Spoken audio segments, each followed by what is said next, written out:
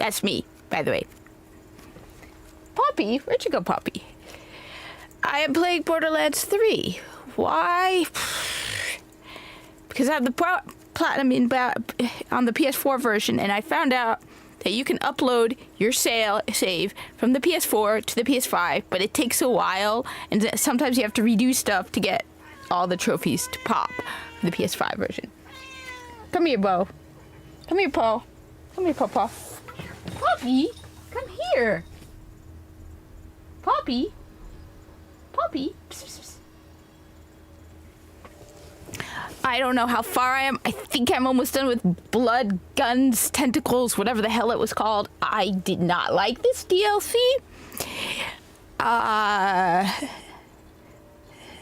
Hey, what's up? Okay, first off, just let me just be clear. I do not like romance in video games at all. That's just me. I am not a big romance, regardless. I think one of the problems that Borderlands has is some characters are just intolerable in big doses. Like Tiny Tina. I like Tiny Tina. I really liked Tiny Tina as a character. Okay? I did like Tiny Tina. But Tiny Tina's Tiny Tina's Wonderland? Oh, God, made me hate Tiny Tina. Oh, my God, it made me hate Tiny Tina. There was just too much Tiny Tina. Okay? The same thing with Blood, Guns, Tentacles, whatever the hell it's called. I like Hammerlock. He's okay as a character. Okay, I don't mind Hammerlock. Okay? But, oh my God, I wish I could have just booted him off the side of a cliff in this game. And they really, I don't care about their stupid romance. I'm sorry, but I don't care, okay? I don't care. I haven't seen the live action. I don't plan on watching the live action, honestly.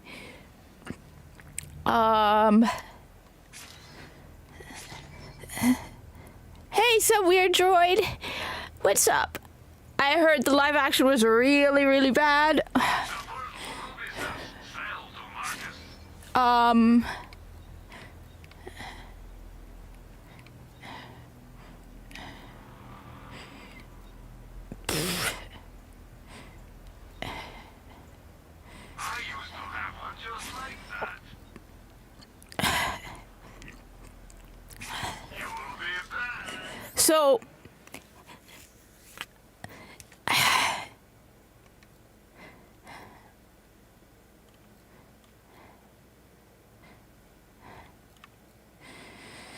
So, yeah, I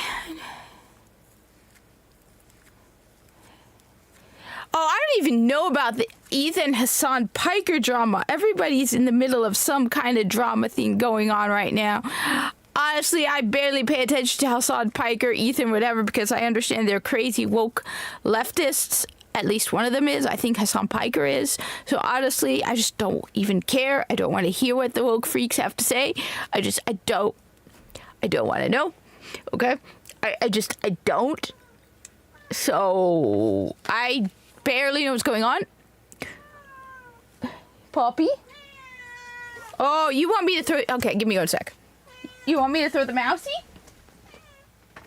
You have to bring me the mousey. For me to have to reach all the way down to the floor. Got it. Got the mousey. You want the mousey? Mousey? Mousey? Whee! Okay. Hey, Clue. So...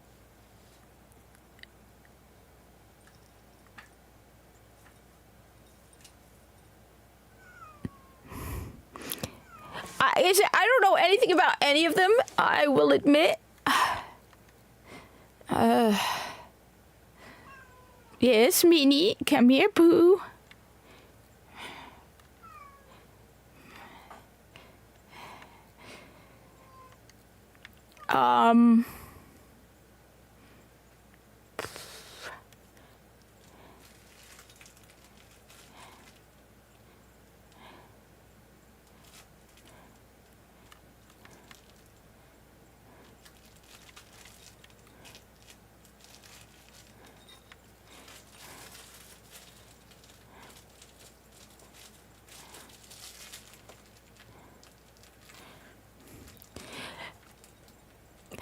For the moment, Borderlands 3, but honestly,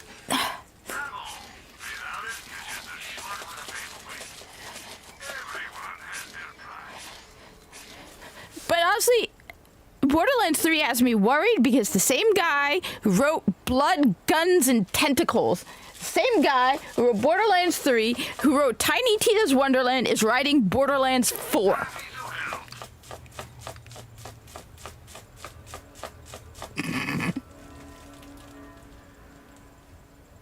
Mina's playing with her toy. So, I said yesterday, I went to something, I biked like 12 miles yesterday, so, yeah. I just want to finish the stupid DLC from this game. I agree. And you know what? The DLC I liked in Borderlands 3 was the one that tied it to Borderlands 2, which is the heist of the Handsome Jackpot. All right? Because of Handsome Jack. But this one, look, I do not like Winnie, whatever the hell his name is. I do not care for Hammerlock in ridiculous doses, and their romance was just annoying as hell. I'm sorry, but you cannot say anything against me with regard to this, because I've made it clear I do not like romance. Okay, fine, let me amend that. There's only one romance I like in all of video gaming, and it's not technically a romance, okay? There's only one, and if you're a Warframe player, you know about the Kuva Lich, all right? You know about the Kuva Lich in Warframe, okay?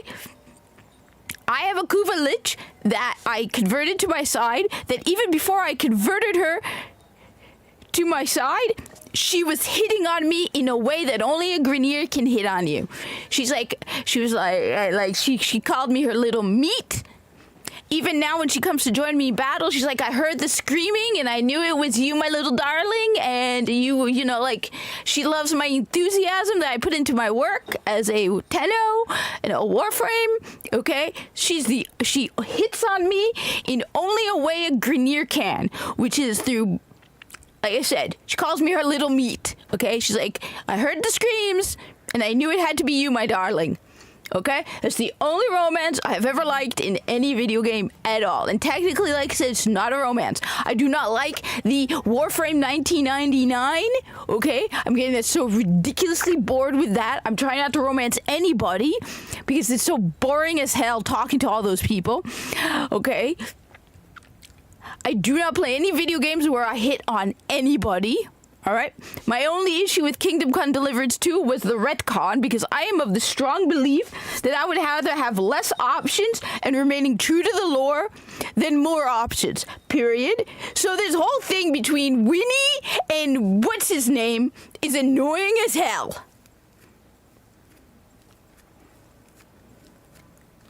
And let me add to the idiot who wrote about Osiris and Saint 14, that guy has never been in a real romance in his entire life.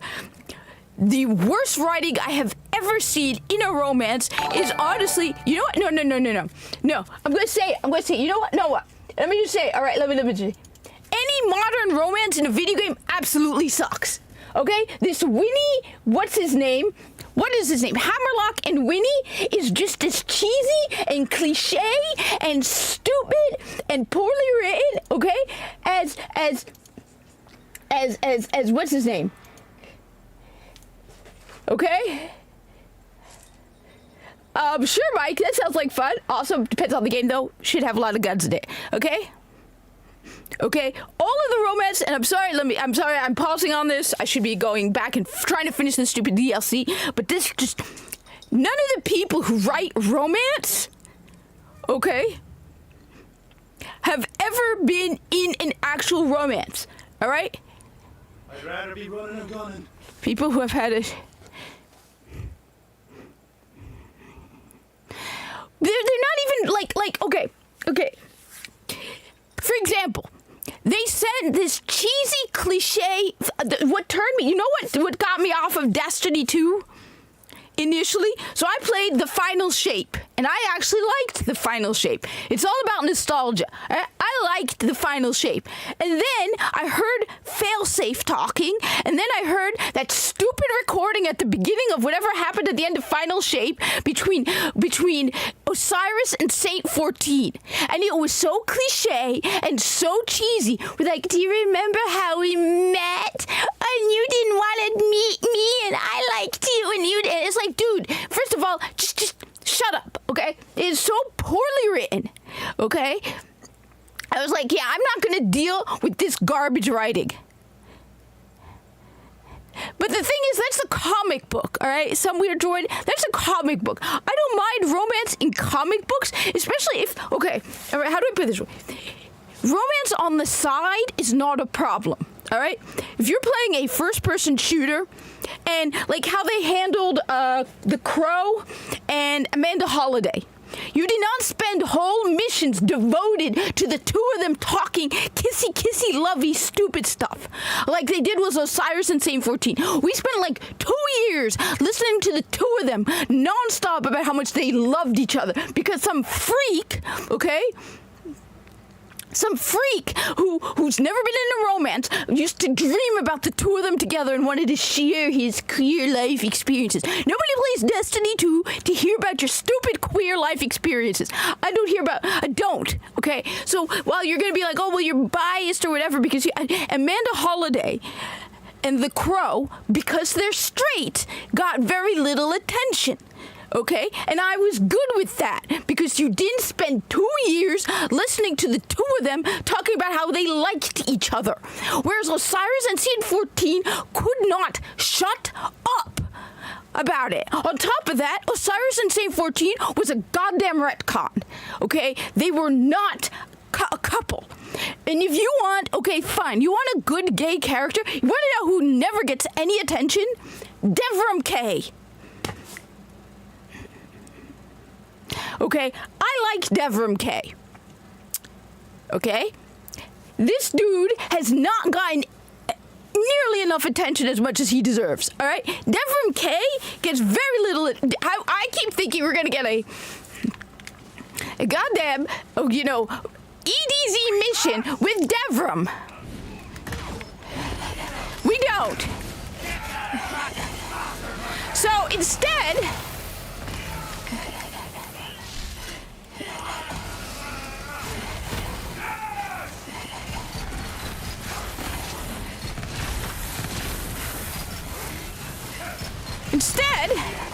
of writing something good with, you don't even have to. It's like the only way you can have a gay character is if they have a romance. And it has to be a cheesy, poorly written one. Winnie and, what's his name, and Hammerlock? Winride and Hammerlock. Oh my god. Dude, my Ikora Ray and Viso romance made more sense than the two of them. Okay? My Viso, and that was meant to be cliche and cheesy on purpose. What about the show-based romances? What you mean? So, like, which shows? Because, I mean, I said, the important thing to keep in mind is the genre and what you're writing for. All right? Destiny 2, for example, is a first-person shooter. Okay? Destiny 2 is a first-person shooter. People, okay, first of all, as for Expedition 33, I don't know. I know it's on Game Pass. It's just, I know it's I might, but I haven't installed it yet because I know it's a turn-based, and I'm not a big turn-based person. No.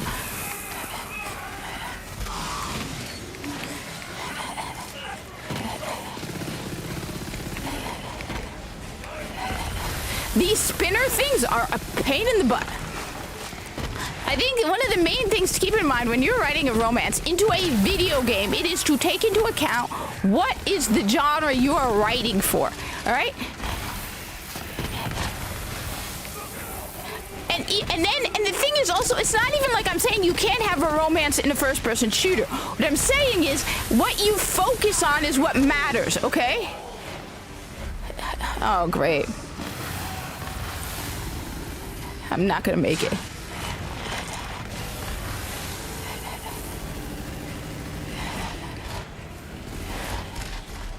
It doesn't matter. I don't have anything to kill. Well, I don't even mean fantasy, okay? What I mean is, I don't mean even mean fantasy. What I mean is, like, as in genre, as in, for example, all right? Destiny 2 is a first-person shooter, right? Okay, Destiny 2 is a first-person shooter. Who is the audience for Destiny 2? All right? I'm sorry, a lot of these woke freaks don't like to hear this, but who is the audience for Destiny 2? 90% of the audience for Destiny 2 are guys. All right? And women who like guy stuff, like me. Okay? I'm one of those women who, when you tell me Doom is going to be manly killing of demons, and you get to play as a buff manly dude killing demons, I'm all in, okay? I am not your typical female, okay? So when it comes down to it, Destiny 2 is an action first-person shooter. Your main story, I mean, that's why the genre has shifted from in Destiny 1 to what is Destiny 2 now. Destiny 1 used to be about being a hero, be legend, kill aliens, no remorse, no guilt, no, oh, we should call them Elixni. No, you are a guardian, you are the good guy, you are the hero, you are killing aliens and enemies of humanity, okay? It's not about feeling guilty because you're Aldrin Sov and, oh, my poor sis, how do I deal with my the thing is also, Assassin's Creed is a different genre than Destiny. Assassin's Creed is an RPG, which is why I have less problem with romance in Assassin's Creed than I do in Destiny. Destiny is not an RPG. Destiny is an action first-person shooter. And when you play the first Destiny, there's no romance in the first Destiny. There's no, it's all about you being the hero, as the genre put it, be legend. You had great female characters, you had great male characters. It didn't matter. Okay? Destiny was about being a hero, okay? Most first-person shooters are not. Even when you put romance into Destiny, it should be a side thing. Like I said, I'm comparing the romance between Amanda Holiday and The Crow with Osiris and Saint 14. Okay? Amanda Holiday and The Crow was on the side. You knew it was happening, but you didn't spend 2 years and like long, drawn-out dialogues listening to the two of them talk about each other, like you did with Osiris and Saint 14, to the point where Borderlands 3. Great, I'm down to 57 million.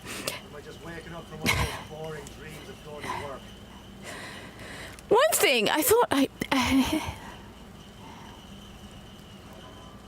yes, if you're to play Call of Duty, I do not expect you to spend long, drawn-out side missions dealing with the fact that you're trying to the romance between two people. Okay, right?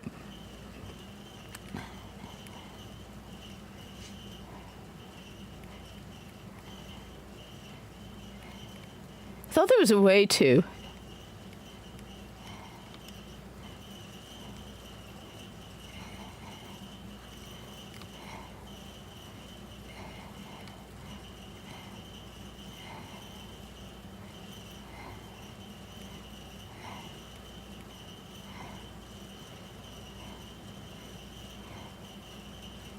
Oh, that's how you do. Oh my God. And the DLC is horrendous. I was just complaining about blood, love, and tentacles, or blood, guns, and tentacles, or whatever the hell they called it. I'm finally almost done with this stupid wedding that you can't even cut. You can't even skip the cutscene between the two of them getting all kissy-kissy. Because that's just what I want to watch. Two people getting all kissy-kissy. Oh, we're Winnie. Oh, Hammerlock. Ooh, kissy, kissy. I wanted to boot the both. So, like I have said, Destiny, from the beginning, the main focus was on basically the focus of Destiny was on you, right? Okay, so first off, you have to know the genre you are dealing with. Bungie, you're making a first-person shooter. You're not making an RPG. No matter what mechanics you add, you are making a first-person shooter. You have very little choice in Destiny. There are no dialogue trees in Destiny. You are making a first-person shooter. You want to know who plays Destiny? Guys. Okay? The Osiris and Saint... I will never... Look, God, I hate that romance so much. Oh, we don't care about the lore of Destiny. We don't care. No, I want to share my queer life experience. Dude, I don't care about your stupid queer life experiences.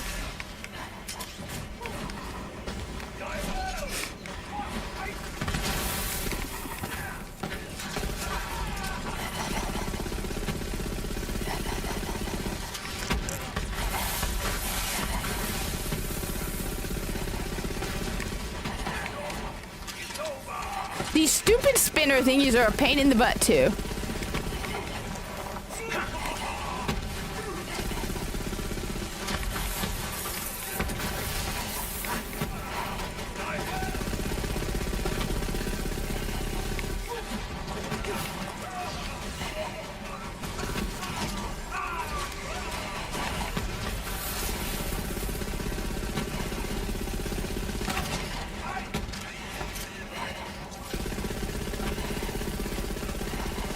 I have not forgiven Bungie.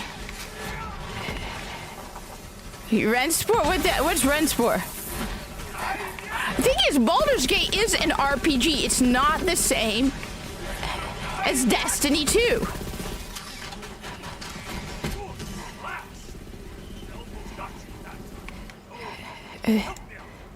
Yo, what's up? What is Rensport? I've said, Looks like you could use a pick-me-up. Can't keep me down. I said, I'll have to train harder to keep up with you. yeah, I'm on Mayhem 5.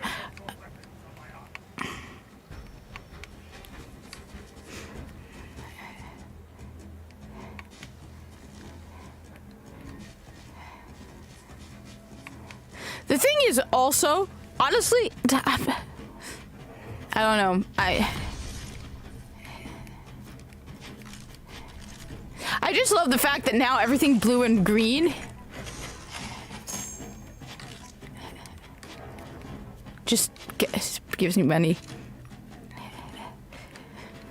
The thing is, if I were the writer of Destiny 2, I would never have included Osiris and Saint 14 as a couple. The moment the guy came to me and said, I've always dreamt about them as a couple, I would have fired him immediately. The moment someone comes up to me and suggests we retcon anything in Destiny 2, just flat out.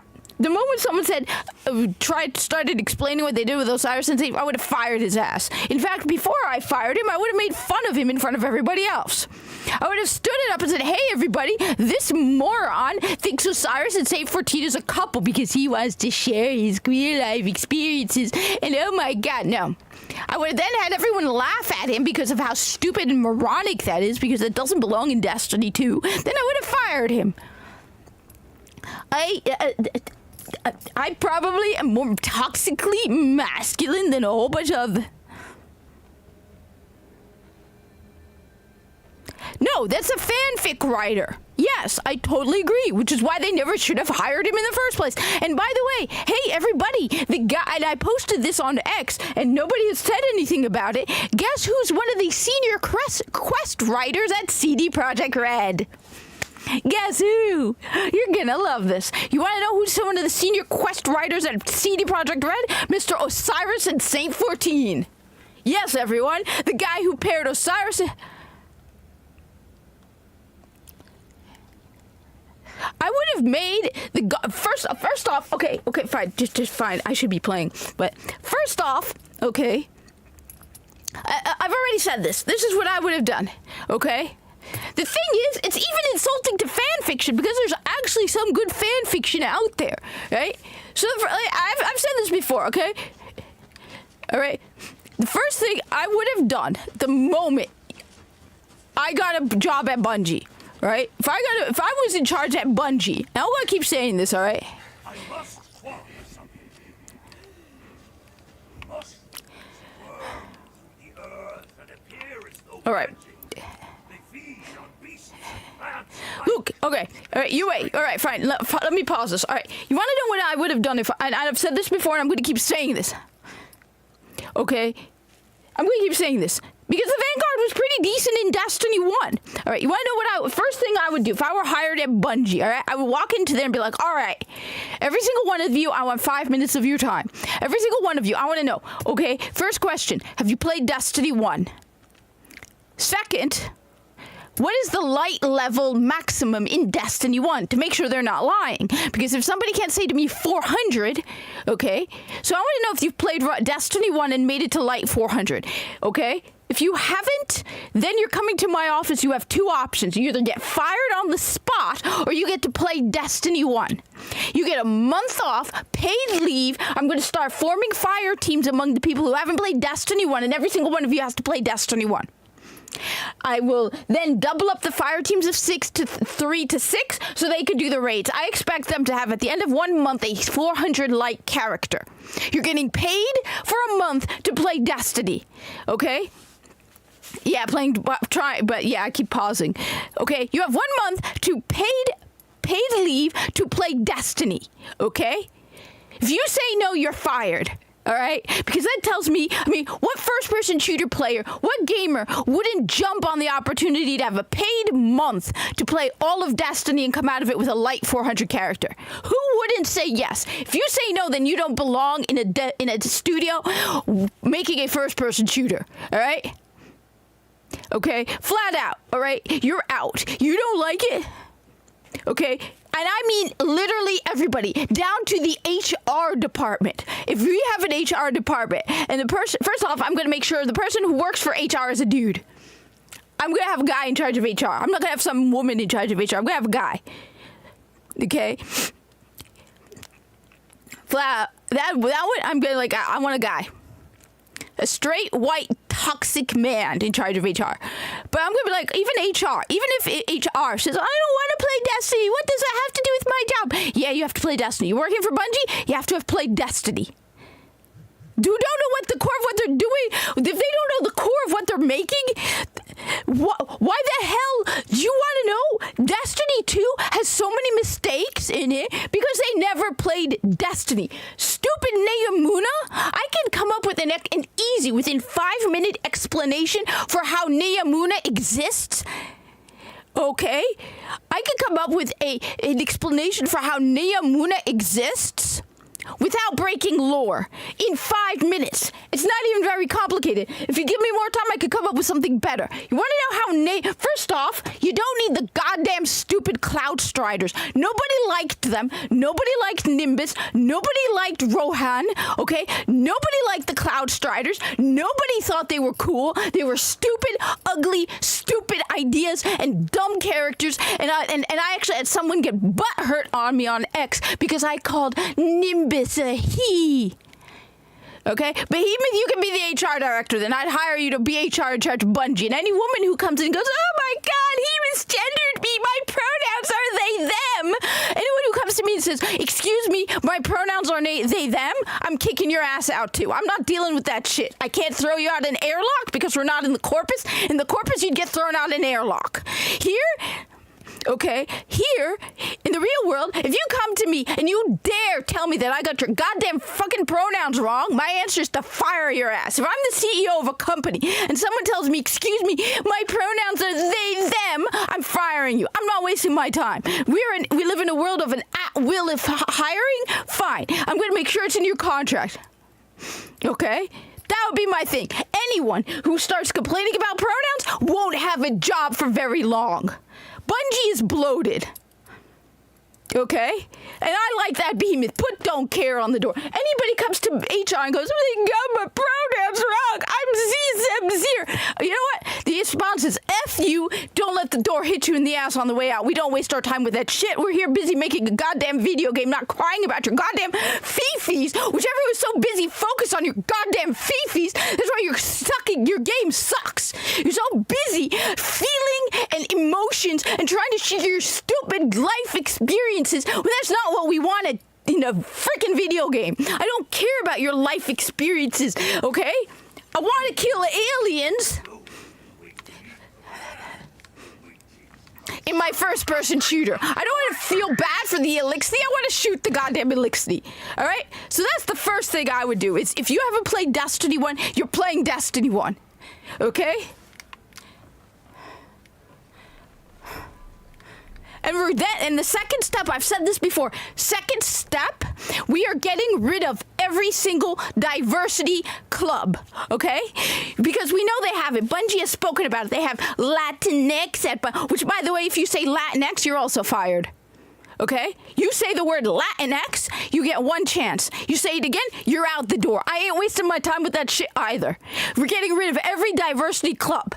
Black at Bungie, Latinx at Bungie, women at Bungie, pride at Bungie. All of them are gone. You have 3 clubs at Bungie, and you have to join all 3 of them. Okay? You have 3 clubs at Bungie, and that's it. And you have to join it. Joining the club is mandatory. You either join Hunters at Bungie, Titans at Bungie, or Warlocks at Bungie. And we're going to have work events where everybody gets to play Destiny 2 together. Okay?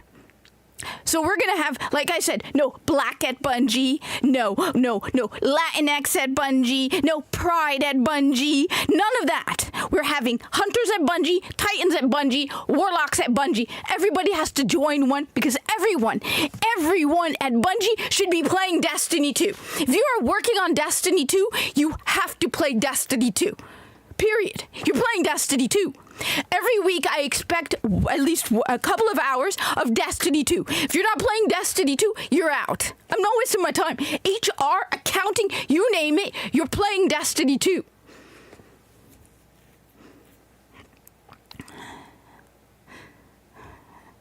Okay?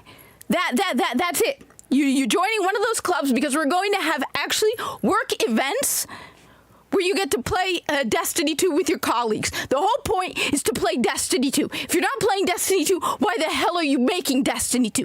Absolutely not. You play Destiny 2, period. Or you're out. That's it. That's the main 2 things I would do first if I ever got a job at Bungie. Those were the 2 things. Okay? It would make a huge, noticeable difference. You want to know how to explain Neomuna so it fits in the lore? You want to know how? It's a city left over from the Golden Age that was empty during the dark when the darkness came, and people knew about its existence, but they didn't think the Cabal knew about it. All of a sudden, Zavala gets an alert that the Cabal have discovered Neomuna and are going there to steal the Golden Age technology. They might have had a few guardians there protecting Neomuna. Okay? What do? That explains why there's nobody in the city except a bunch of guardians. That explains why guardians would head immediately to Neomuna, because the technology there is very advanced, Golden Age technology. You don't want it going into the Cabal. No, not even the Cabal. The Fallen would be going after that technology. The moment the Fallen found out about Neomuna, they would go straight to Neomuna. Okay? So instead of this stupid, roundabout, moronic, the technology in Neomuna is more advanced than the Golden Age. That's a load of BS, and that tells me you know nothing about the lore and you don't respect the lore. All right? What is Neomuna? An abandoned city from the Golden Age that was destroyed when the darkness hit. They have a few guardians there protecting it because it's advanced technology, and they're trying to salvage what they can when the Fallen by chance discover Neomuna. Okay? That would explain everything without the stupid Cloud Striders. You could have a guardian, like, the person, the NPC for it. You could have a guardian there. A guardian who's been there and maybe is a little off his rocker because he's been living on Neomuna by himself. But no Cloud Striders, no Nimbus, no Rohan, none of that shit. There's no people on Neomuna, which tells me Bungie was lazy because the city is goddamn empty. All right? So how do you explain that? Oh, because there was no one ever there.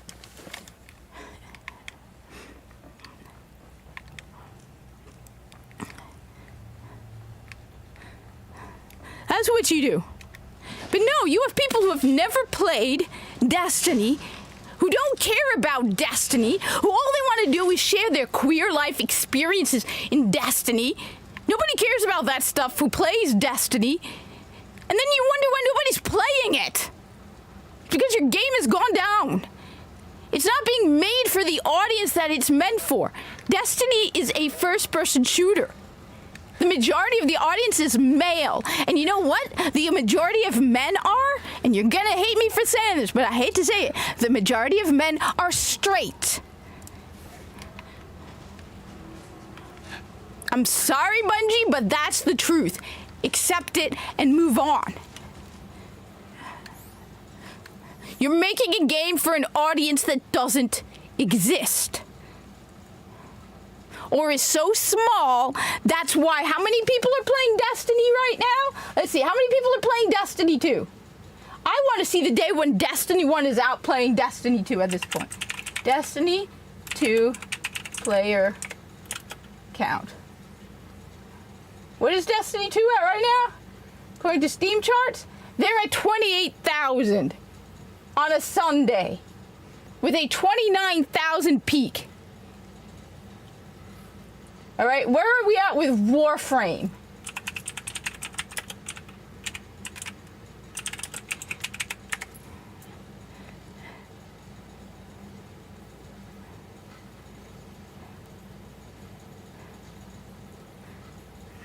The thing is, and the reason is, okay, Warframe's at 53,000. You see, the reason I try not to label all fan fiction as bad is because I personally have seen good fan fiction, and I at least try to write my own. I haven't written in a while, but I need to go back to it. Written, or tried to write good fan fiction. There are people who genuinely love the product, love the lore, and will go out of their way to try and create something that is lore accurate. I've read some Star Trek stuff that is really, really good.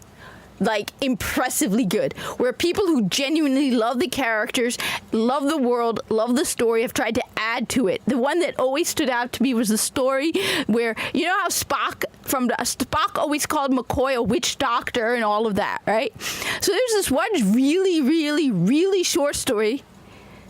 No, it doesn't cost. So you have to and Warframe has a bigger set. So Destiny 2 is on Xbox. So Destiny 2 is on PS4, Xbox One, PS5, and Xbox Series X and PC. Warframe is also on Switch and on iOS. But the story was that Kirk and Spock. Oh, please.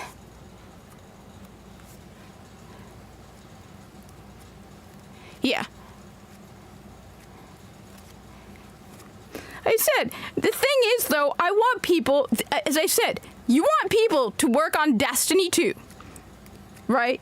You have to have played Destiny. Like, what? You have to have played Destiny. That's all it is. You have to have played Destiny.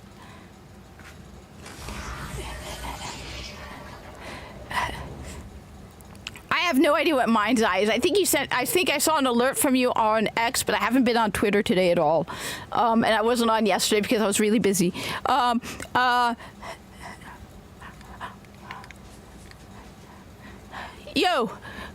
Just ranting about look, I do not like Blood, Love, and what the hell is this stupid DLC called?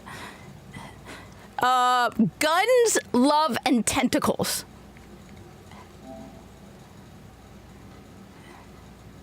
Ugh.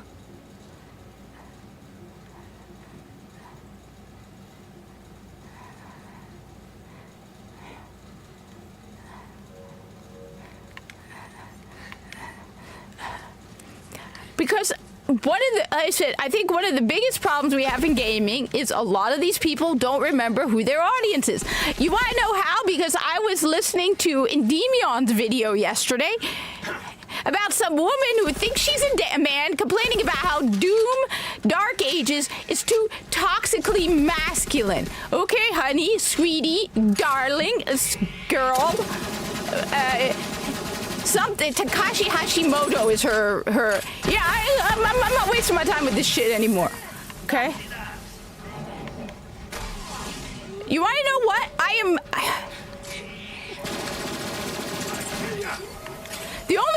I'm hyped about Borderlands 4 is for the guns and the gameplay. Because the guy who... Okay, alright, sorry, I gotta pause this again. You wanna know who's writing Borderlands 4? Alright? You wanna know who's writing Borderlands 4? The guy who wrote Borderlands 3 and Tiny Tina's Adventures. And the guy who wrote Gun, Blood, and Tentacles. What's his name? Borderlands 3. His name is like Scott or something. He was talking about, he was boasting, okay, that he wrote Borderlands 3. He was actually boasting about it, like, hey everybody, I'm the guy who wrote Borderlands 3. Sam Winkler, okay?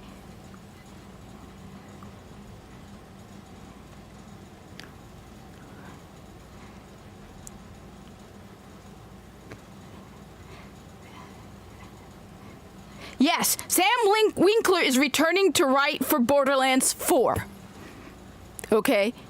And I was pointing out to people, Alex, okay?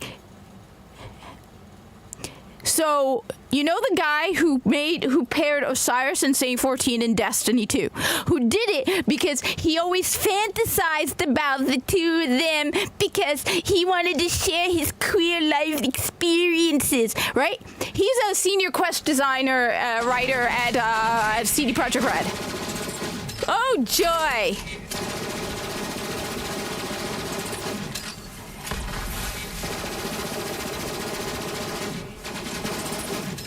So, I have absolutely no hope that the story writing in Borderlands 4 is going to be good. The guy who wrote Borderlands 3, which everyone who played Borderlands 3, everyone who played it, loved the guns, okay? Loved the quality of life updates, okay? Hated the story. I don't think there's a single person I've ever seen who has said, yeah, I like the story for Borderlands 3. I like the characters for... No one liked the story for Borderlands 3. Sam Winkler... Yeah, it sounds like it told us this. Yeah. Sam Winkler. Okay? Nobody liked the story for Borderlands 3. Nobody. And this is the dude who's writing Borderlands 4. And you want me to somehow think that this is going to be... please share my... we need more don't give a shit experiences shared. We absolutely need more don't give a shit experiences shared. Clearly. Okay.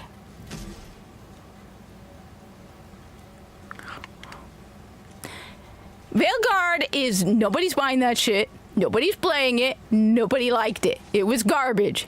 Veilguard was garbage. Veilguard was absolute garbage. And anyone who dared... Again, we need more mockery and toxicity in the world of video game development. Because somebody who suggested Tosh in Veilguard should have been laughed out of the room. The moment somebody said, hey everybody, my character's name is Tosh, and she's non-binary, everyone should have laughed at that person out of the room. The guy, see, I knew about this guy because I won't deny, I trolled him. Okay? I trolled him back about a year or two ago on X when I found out. Because this guy was boasting that he wrote Borderlands 3. The guy was boasting he wrote Borderlands 3. And Tiny Tina's Wonderland. This is the guy boasting about it. Like, hey, everybody, see, I'm a great writer. I wrote Borderlands 3. Have fun. No, Henry, no. It has to be all about queer life experiences and belittling men and introducing romances and cucking the male characters and making them look like losers because that's all that matters. They ruined every male character in Destiny 2. Last I checked, they hadn't yet touched the Drifter. liked. I know it was an unpopular opinion. Okay.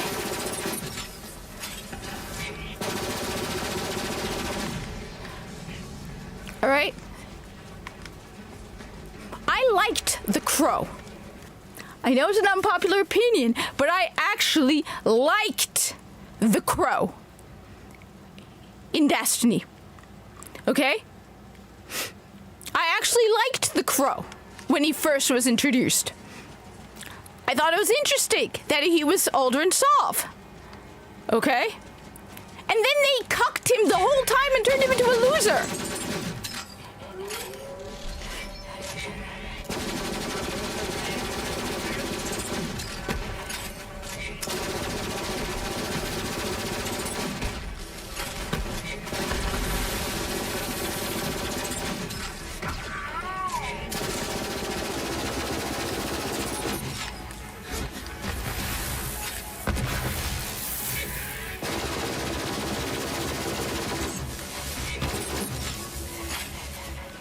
Liking the genre of Veilguard.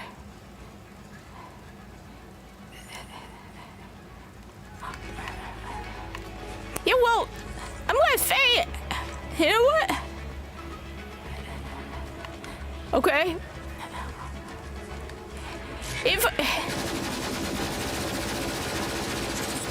the problem is, again, one of the biggest problems we have in gaming is they don't know who their audience is. They're like, let's introduce more. Women who don't like first-person shooters aren't going to play your first-person shooter. I mean, I can't believe I, a woman, am more knowledgeable about than these people making video games. I'm sorry, but okay, you know to hell with this. I'm not sorry. Who plays first-person shooters? Okay? Who plays first-person shooters? Guys. This is a fact. Not 50% of gamers, 50% of people who play first-person shooters are not female. Okay? There are women who play first-person shooter, obviously. Because I'm playing one right now. And I've been playing this all day. Because I want to finish this stupid DLC. I want my platinum trophy somehow.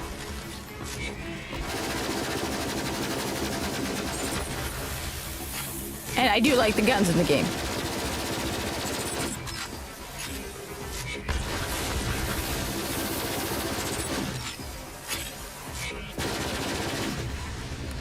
So, I have no idea. Isn't that she the girl who pretended to play video games and it was her boyfriend the whole time?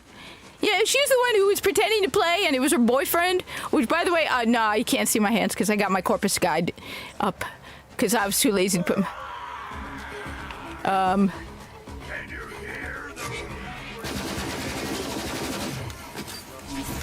You can't see my hands right now because I'm going with my Corpus character because I'm too lazy to wear the hijab right now. Look, I was out all day yesterday. I also need to do my laundry because I have no clothes. But I am wearing clothes right now. But I'm not wearing a hijab.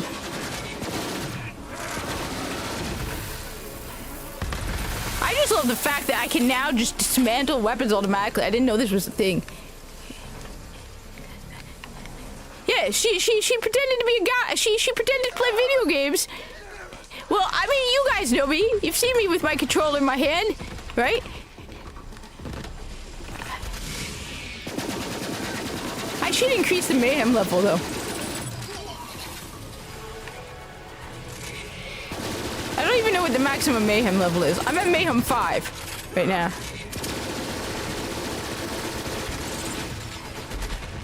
Where did you come from?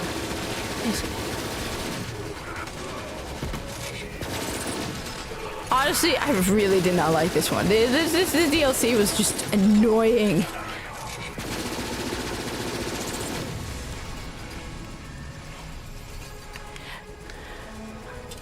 My understanding is, like I said, she was,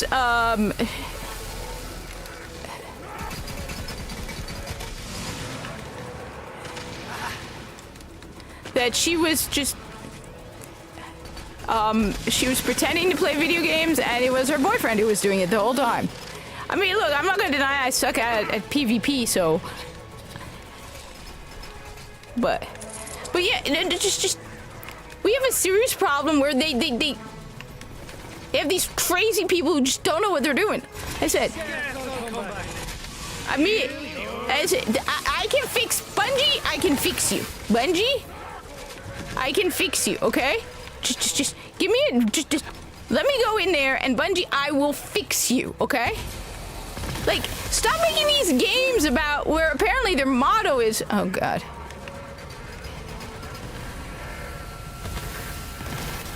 Come on!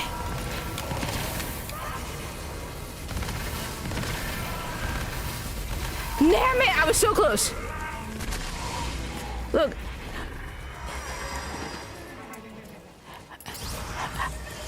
Wait. Look, I've already been corrupted. Look, the thing is, okay, you know, all this stuff going on right now between the Gunnar Gate and whatever, okay? I was getting involved in all of this long before I even was making YouTube. You can go back on my videos. I made a video a while back about how Cyberpunk, there was this game on Switch, and and all the journos were complaining about how the women had big tits in it. I was like, I don't care. Look, as long as you rate it appropriately. No. If you look, I swear, Alex, right? Alex, let me go into Bungie and I will fix it. Okay? For one thing, I would retcon everything up and okay. I know a lot of people like the Witch Queen. I did not like the Witch Queen. First off, I do not like the Witch Queen. I know a lot of people like the Witch Queen. I did not like the Witch Queen. Okay? I thought the gameplay was good. I thought some aspects of the story was good, but I did not like the fact that they took away agency from Savathun. She went from being a bad guy to being a victim of the deception of the darkness. I did not like that. So what I would do is I would retcon everything all the way back to Forsaken and start all over again. I would make Destiny 3 start from Forsaken. Everything after Forsaken, we're wiping it out. That's what I would do. But first off, like I said, I would go through, make sure everybody has played Destiny 1. If you don't want to play Destiny 1, you're fired. If you start complaining to me about your pronouns, you're fired. It's not discrimination. It's, I don't want to deal with it. You're a headache. You're a problem. Okay? I don't deal with that shit here. You want me to care? No. All right? I'm going to put in your contract, all right? You start coming at me, you switching your pronouns, and you're telling me you're fired. All right? Yes. Zenny takes over Ubisoft. I'll take over Bungie. I said, I'm just going to go in there and fire so many people and then start rehiring people who care about video games like first-person shooters. I'm going to hire people back from the old days of Destiny. All right? But on top of that, I'm going to bring back Marty O'Donnell. Okay? And then I'm going to be like, all right, this game is for guys.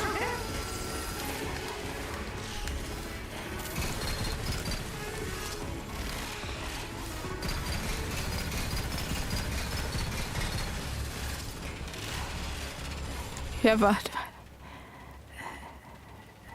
Yes, that's exactly what I would do. I would go to Sony and be like, we are going to revitalize. I would go to Sony and be like, okay, look, things have been bad here, but I'm new, and I'm going to take things back to the good old days, all right? We're like, but Sony, you want Bungie back the way it used to be? We're getting rid of all the DEI shit, flat out. Okay, you have, well, when you're not doing HR for me, all right?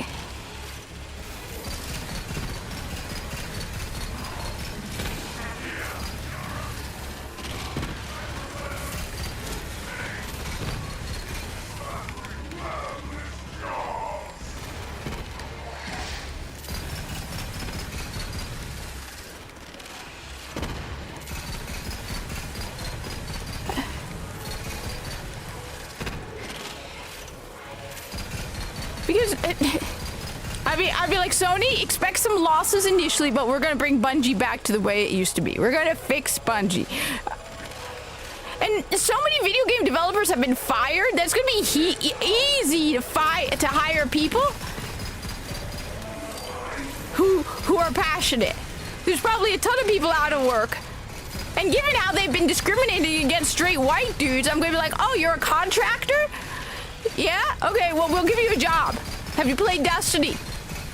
I'm going to be like, we at Bungie need developers. Have you played Destiny?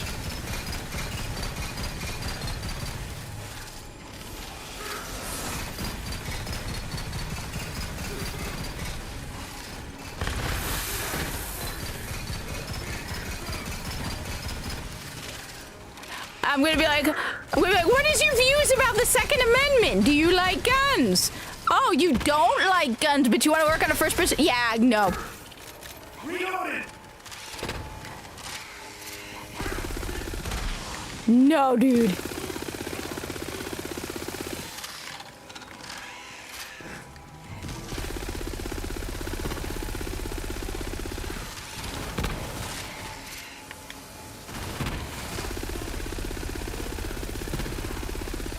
The thing is, I don't understand is why all these people are like so worried about the gaming journos. I'd be like, okay. I said, the thing is, my main thing is first, before story change, you see, I was watching an interview with Marty O'Donnell on Side Scrollers, which was amazing, and he hasn't commented on my video, and I wish he would.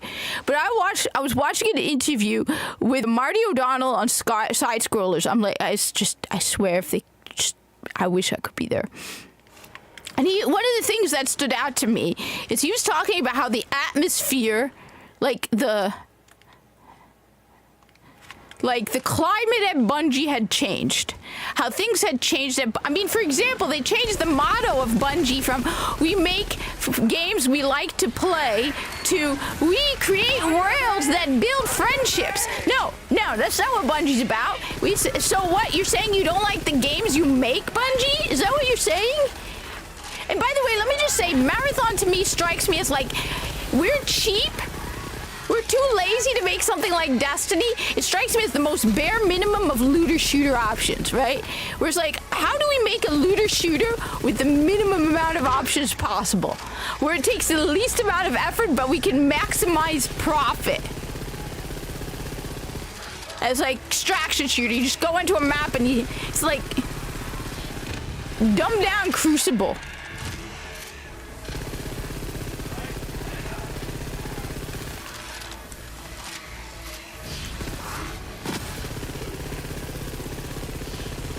These things are so annoying.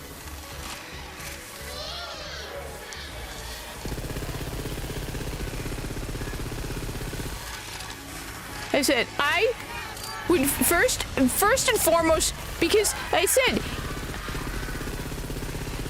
the interview with Marty O'Donnell made me realize just how bad the culture at Bungie and the atmosphere at Bungie is influencing the game. Okay?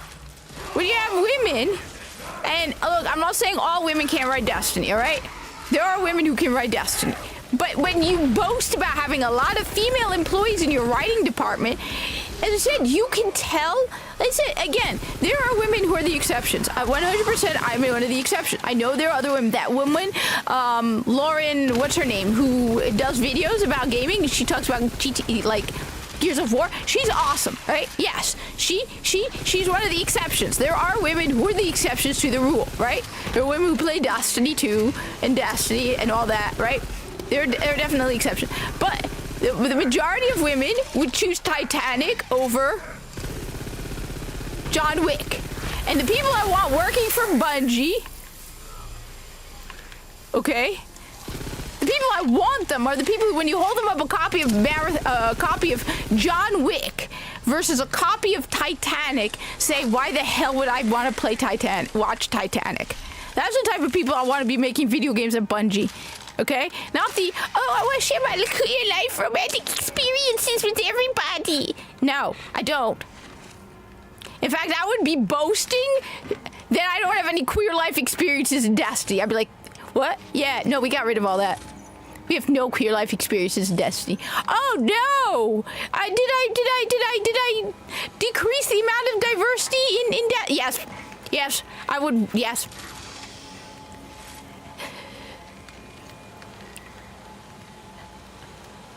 Marathon looks, first off, more importantly than how Marathon looks, all right? I'm just going to, I don't even understand why anybody's looking at Marathon and going, I should take this seriously. No, after what Bungie did, bad member of the,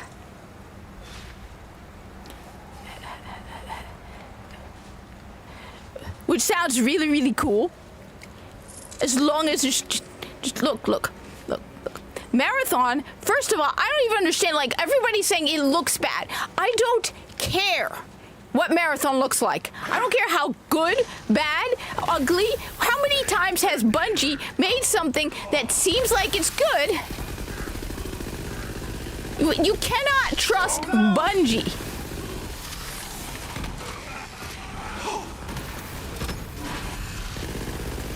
I don't trust Bungie with anything.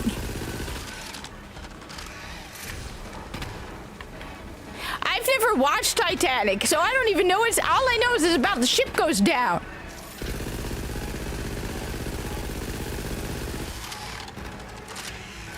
And that there was a love story. I didn't know who's involved in what.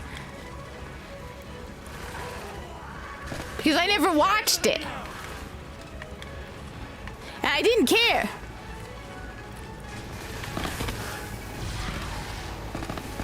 I said,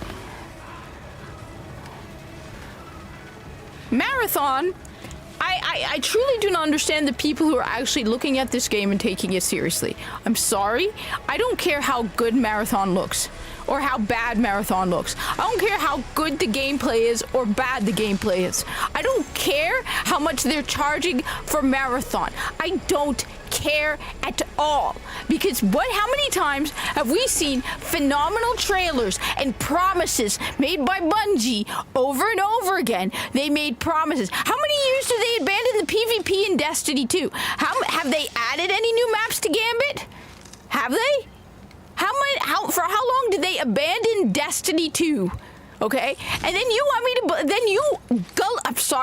gullible idiots go, oh, well, the gunplay's good, the game looks ugly though, but we should give them, no, because you really think, okay, I'm with you, Zenny, I watched a ton of documentaries about the Titanic, but I never watched the stupid movie, okay, I never watched the movie.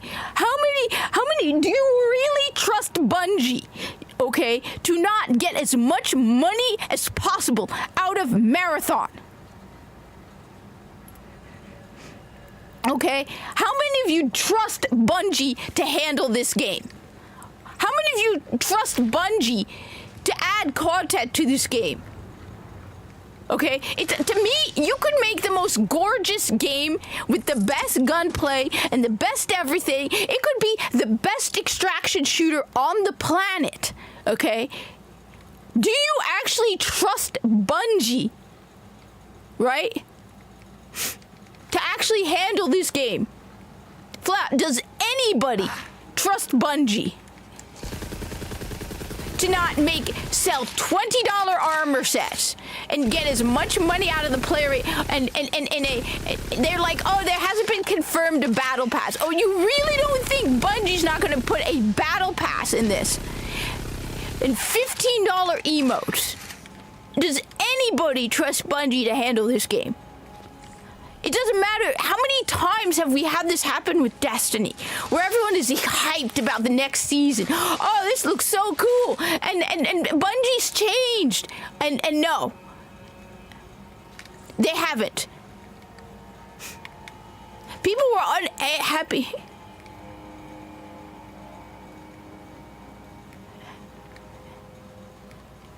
Wait, James Cameron made Terminator 2? Nah.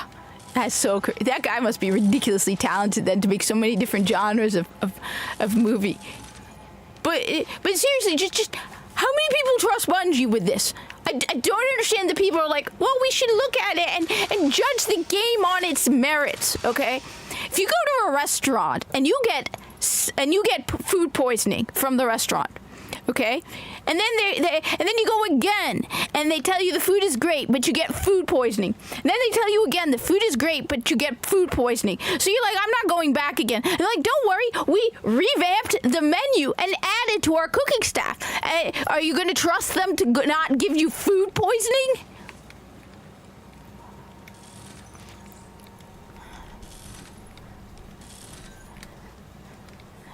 Like. How can you sit there and go, yeah, well, we should give Marathon a chance. We should judge it based on its appearance and its merits.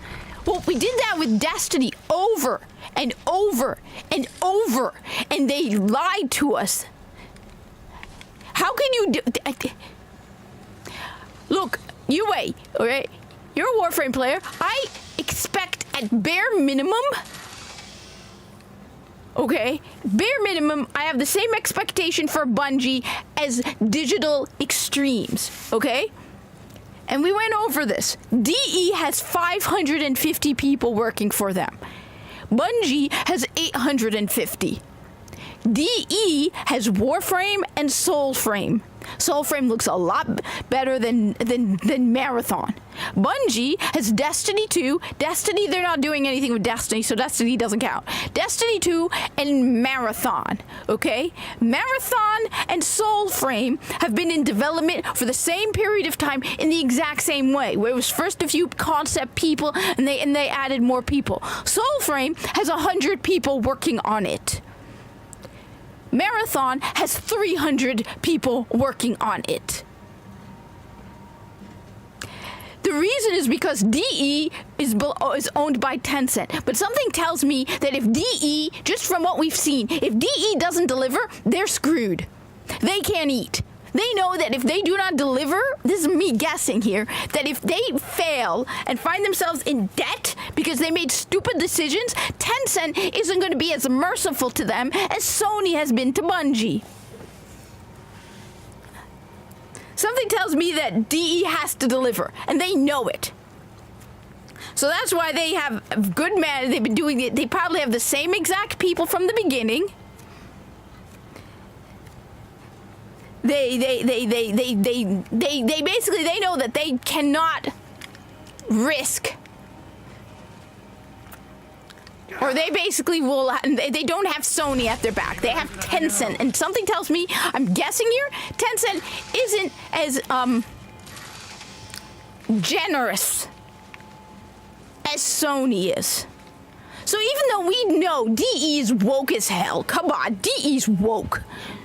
Who had some butthurt loser lose their mind on me because I dared question pride. Well, that too. They wanted to make Warframe. So yeah, you're right. It's not only just that they have to deliver, they want to deliver. They actually play their goddamn game. The people at DE actually play Warframe. Which is why one of the things...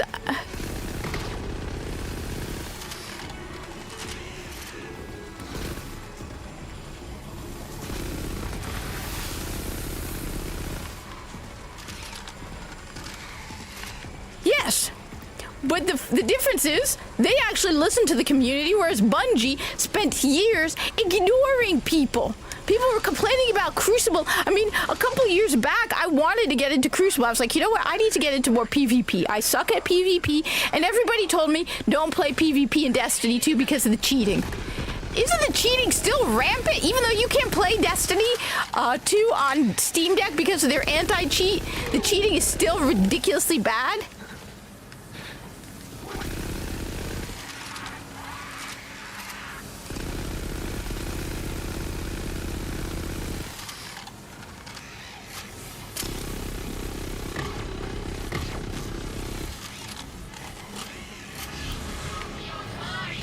And the thing is also, DE makes their money because of the goodwill of the player base, right?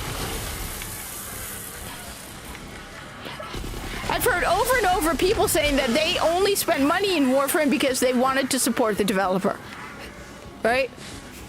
People want to support DE because they're fair, and they put content in the game. So, which, by the way, did you hear about the law? I had heard about the lawsuit between some dude claiming the Red War, and I thought it was the most ridiculous thing. Like, I did not think there was any way anybody would take that lawsuit seriously. But apparently, Bungie doesn't have the Red War campaign. Like, karma is biting Bungie in the ass. I am loving it. Wait, so Yue, did you hear about this, right? You heard about the lawsuit about the Red War campaign and the Curse of Osiris. And honestly, the lawsuit looks pathetic as hell.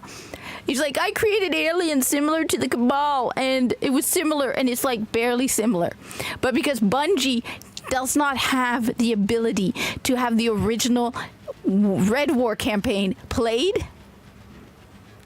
Oh yeah, The Tenogen is phenomenal. The fact that you can play Warframe with Rebecca Ford, people forget that Bungie used to do that.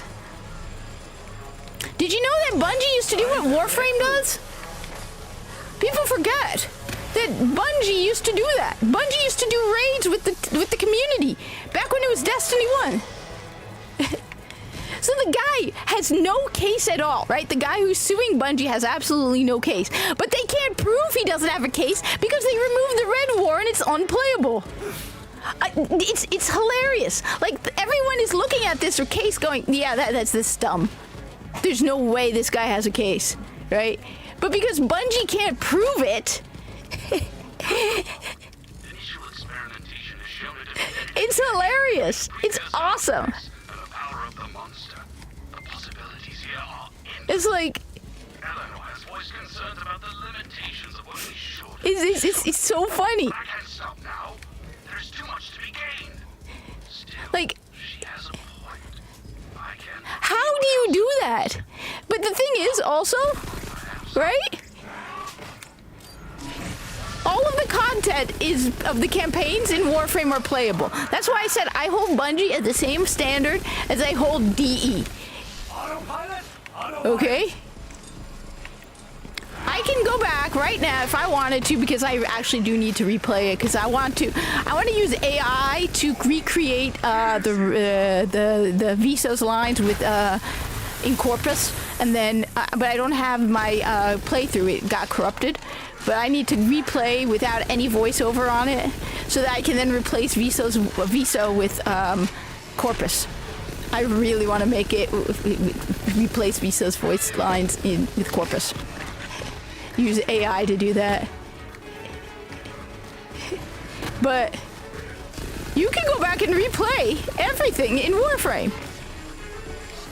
So that's why it's like, when people defend Bungie, I was like, how do you defend that?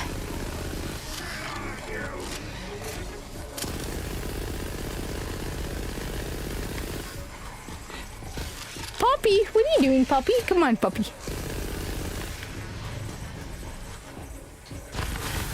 But that's why I said I people. Good. Now we'll listen up. Long ago, Captain Ireland. I said if Digital Extremes can have their entire content in the game, then Bungie should too. Captain Dyer DE. infected the crew, and as he felt his mind slip into the aforementioned. Reworking Vor again? They're reworking Vor again? What do you mean they're reworking Vor again? They're making him look not as creepy? We cannot let Captain Dyer's valiant sacrifice be for nothing. We must reseal the cavern, lest the previous. What are they doing with Vor? Quickly now, dynamite. We need dynamite. Do you see any? I'll admit I don't watch their. I should be watching the all of their videos and updates. It's just I'm too busy playing video games to watch people talking about video games. I'm also always nervous whenever they release something new that they're gonna mess with the corpus.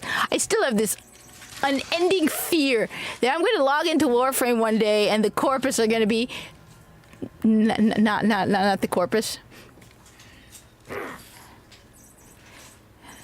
You know, that sounds really good. Thank you for the $10 super chat, Be the Silent Games, and thank you for the food. Collard greens and baked chicken sounds delicious right now. Thank you for that. And thank you for the food suggestion. You're making me hungry now. I mean, Vor looks weird. I won't deny it. Well, I heard they were reworking all of the bosses. I haven't played the Sergeant in a long time because I'll admit I do not fight Corpus. Okay? If you look at my game, I'm at like 50,000 kills of Corpus, and I'm at over 300,000 Greenear kills. So I avoid going into missions with Corpus. So I haven't played the Sergeant in a while. I haven't fought the Sergeant in a while because he's Corpus. And I haven't done any Tenant stuff either because Corpus, I'm stupid like that. I heard that he's an Eximus. Because everybody was comparing Viso to the Sergeant.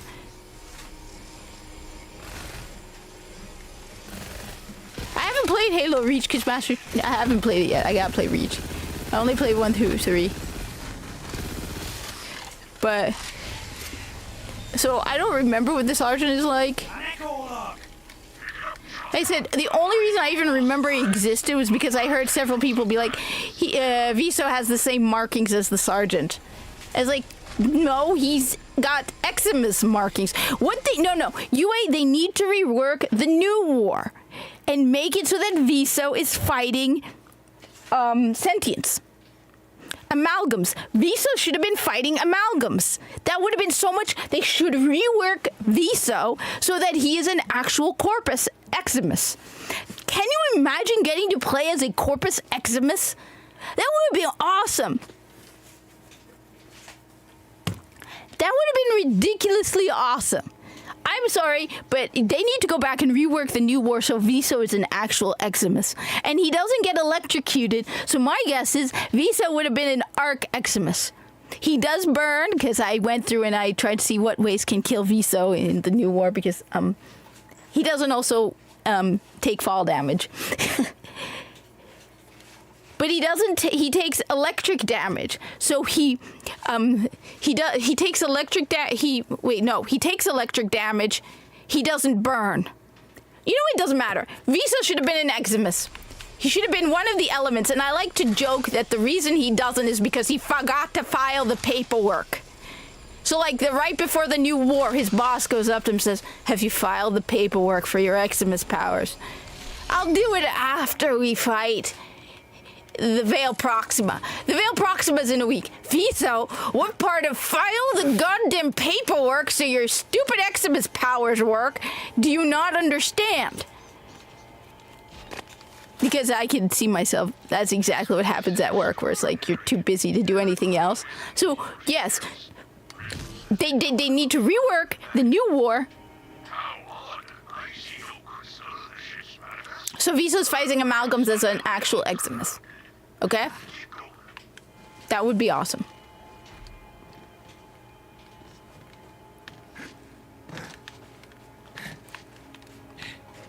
How do you do that? They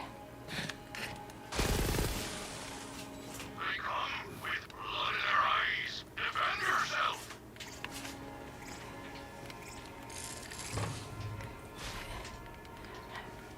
Because, anyway, again, it would be so cool if you got to play Viso as an Eximus. So rework the new war so that you get to play Viso as an Eximus. I don't know what type. Because I can't remember. No, he did take electric damage, but he did not burn. No, he didn't burn. So he's a solar Eximus. Can you imagine getting to play as a solar Eximus? That just would be cool.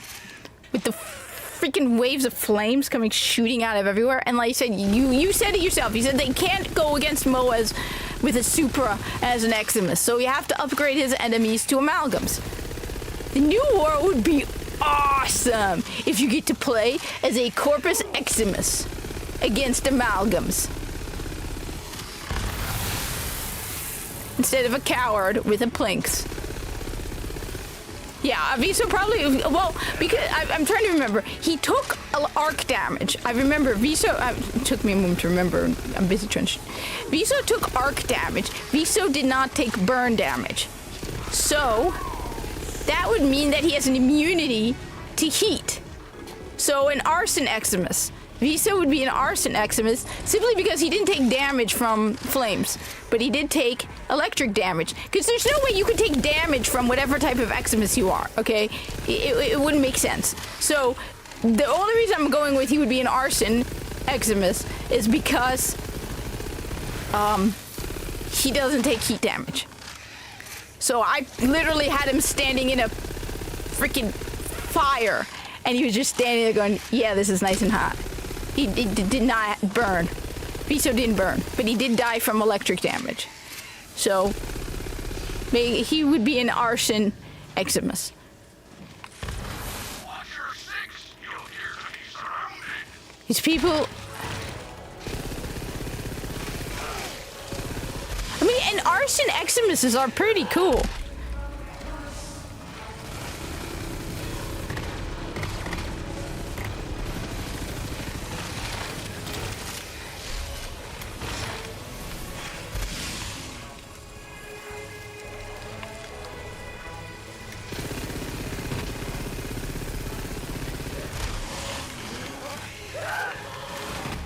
Oh god, I'm getting so tired of this.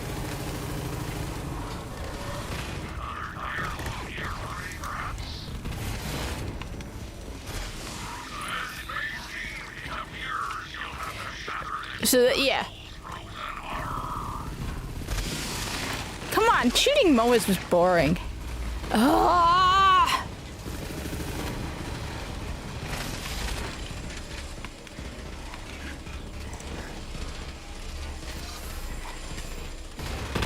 So that's my. But no, like I said, I hold war. I said Bungie. I don't understand the people who can defend Bungie.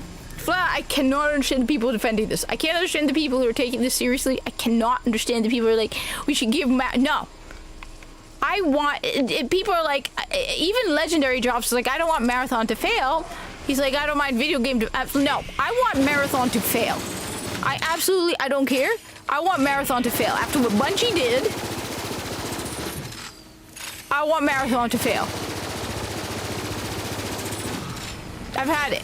They should not have made Marathon. They should have made Destiny 3 or a remaster of Destiny 1.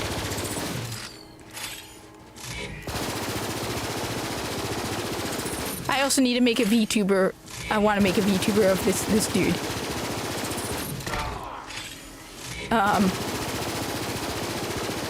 I'm sure there's more images of him. Like I said, he's in the trailer from, so the guy you see on the picture, that's not, I know UA knows it. UA definitely knows that this guy is not Viso. It's not Viso. That is, the guy from the Korra trailer.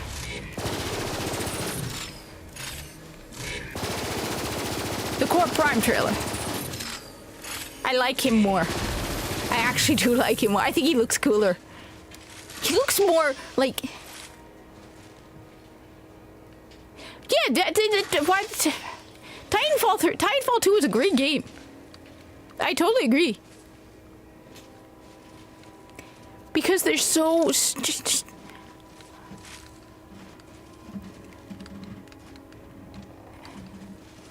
I have to... I mean, I keep hoping that they see these massive games, these single-player games that sell millions of copies and succeed, and are going, well, maybe we don't need a live service game.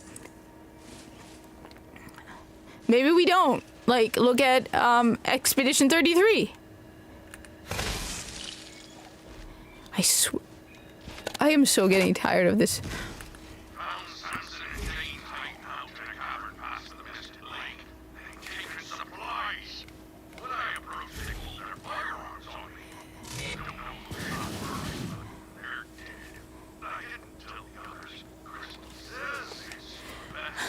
But I don't understand who thought Marathon as an extraction shooter was a good idea. Like, I do not understand who thought abandoning I don't know, maybe, like I said, I think Bungie, my view on, first off, I don't understand the people who are all sympathetic about the losses of jobs at Bungie. They have over 800 people at Bungie, okay? They have clearly got, everyone's like, oh, well, we need to feel bad. But poor Bungie had job firings and people lost, and it was so hard for Bungie. Okay, all right. Like I said, hold them to the same standards as Digital Extremes. And you can't tell me that DE, which is undoubtedly woke as hell, doesn't have all that woke nonsense going on. Yes, Minnie? Who are you, baby? What's the matter? Really? I don't know about that. Come on over here. Okay. What's the matter? Come on. Are you sure? Really? No. Why are you so angry?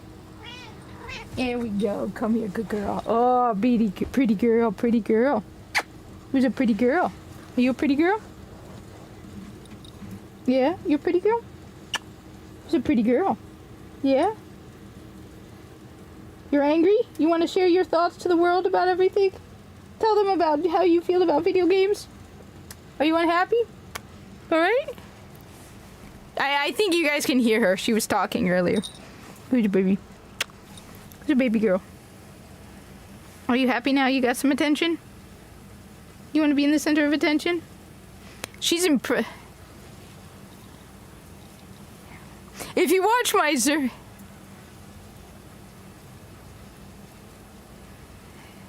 The thing is, also... The thing is, Zenny, you actually do real work, right? You actually do real work, right? These video game developers, like I said, I hold Bungie to the same standards as Digital Extremes. When you tell me that there was 100 people working on Soulframe, which you wait, I want to, yes, baby. There is no way Soulframe is smaller than Marathon. Okay? You want me to believe that you need as many people as the entire staff at Digital Extremes to work on Destiny 2, and the amount of content in Destiny 2 is far less than Warframe. Hell, the amount of free stuff you get in Warframe,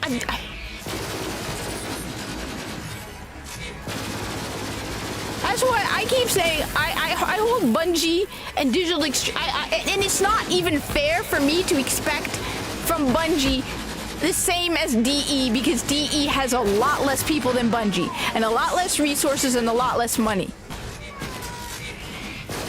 And yet somehow DE is baby. What's the matter, baby? Why are you angry, baby? What's the matter? Why are you angry? Come here. What's the matter? Are you sure? Hey, what's up? Sorry if I'm pausing. It's just the cat's being he's being demanding. What's the matter, baby? Why are you so angry? Come here. Come here. Ooh, come here. Hi. Hi. Hi, baby. She wants to be petted. She wants to be petted. I can't play video games when I'm petting you, kitty. Hey, baby girl. Hmm? Yeah?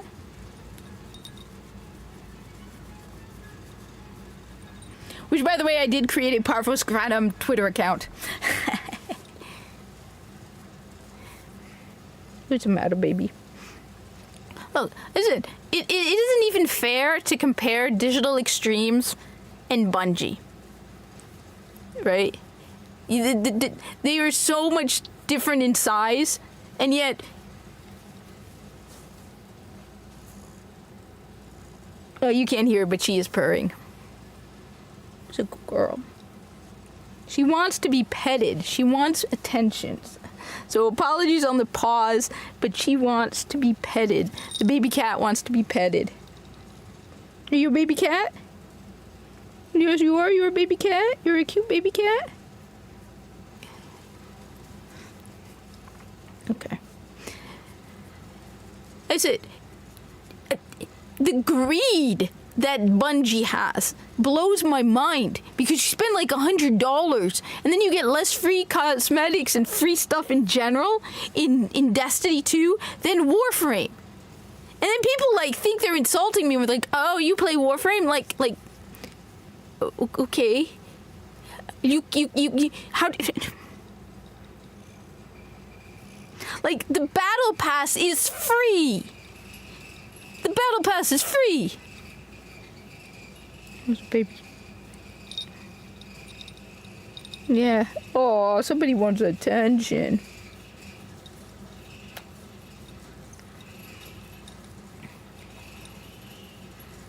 She wants to be petted. She wants to be petted under the chin. Who wants to petses? Here's a good girl.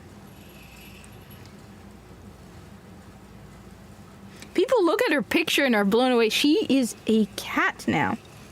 She's not a kitten. You're not a kitten, right? You're not a kitten. You're a cat. You are a full-blown cat now.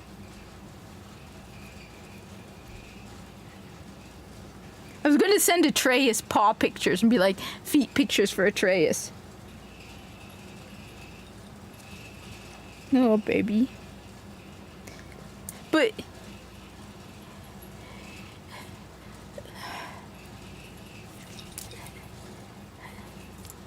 So that's why I've only seen...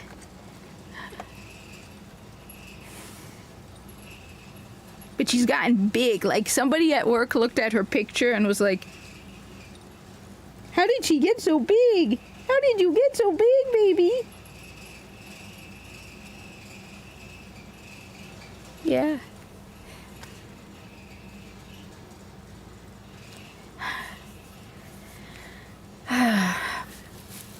Yeah. I mean, I don't know. I haven't... I see all. I mean, I guess all these Destiny YouTubers, right?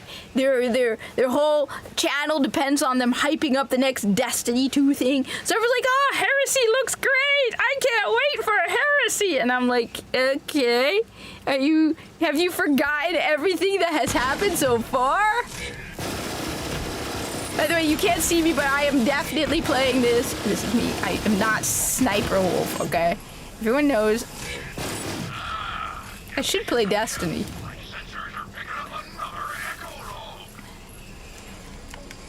This game...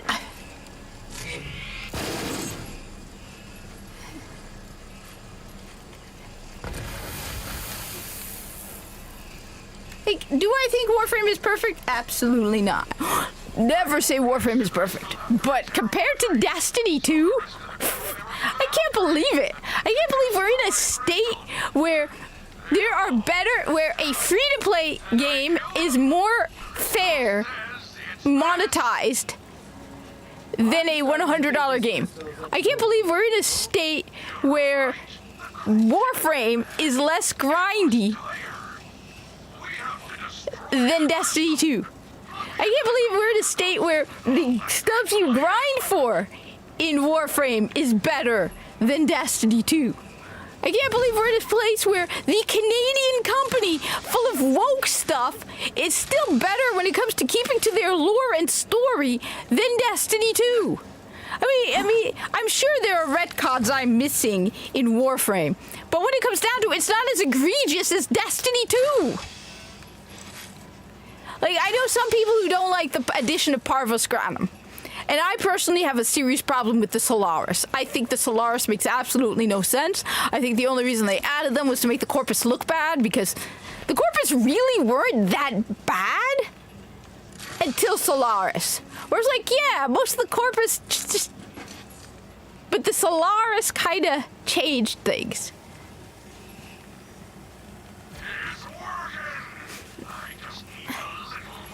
But I know some people, one guy on YouTube, I was surprised because I thought everybody liked Parvus Granum. But I know one guy, at least one guy on YouTube who did not like Parvus Granum. But even when they added Parvus Granum, they still kept true to what the Corpus, the main values of the Corpus, which is give me money, my money.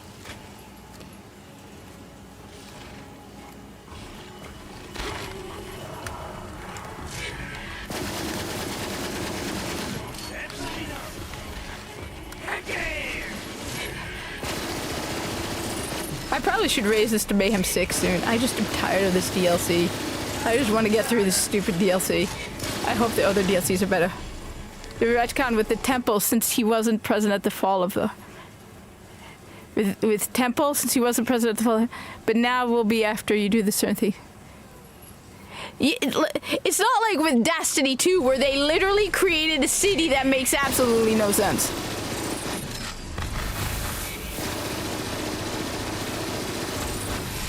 They didn't, like...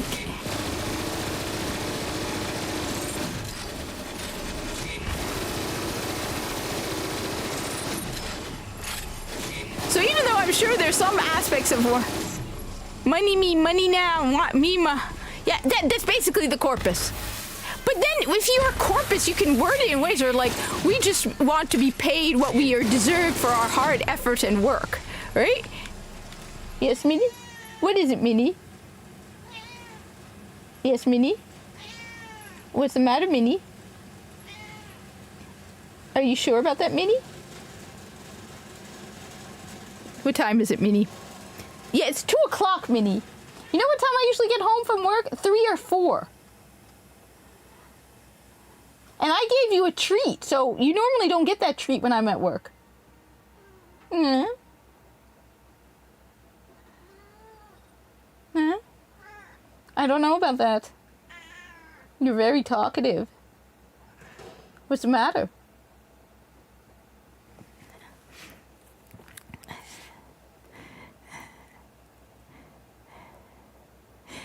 But, like, it isn't stuff that's like, oh, I don't know. Neomuna.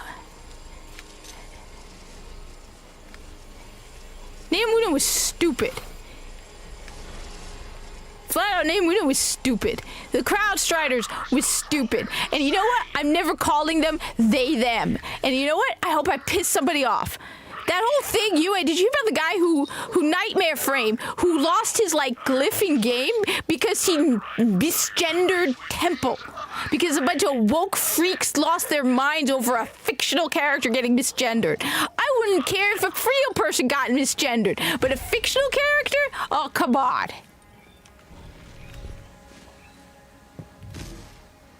Hi, baby. She's back again and wants to be petted. Okay, cutie. Okay, cutie patootie.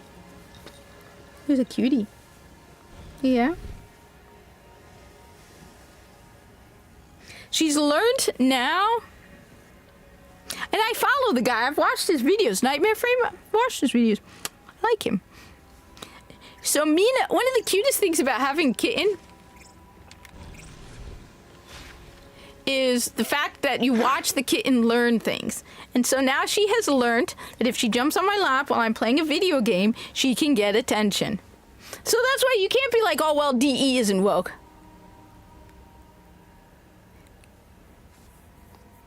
But on top of that, even if it makes sense, which that's why I didn't even know about the lore about Temple, because I still haven't finished the stupid dialogues and have gotten on the nice side with all of them. But even if technically he's a they, them, okay? It's a fictional character. If you're losing your mind because some fictional character got misgendered and you get the guy losing his thing from the game, that's stupid. Like, hi, baby.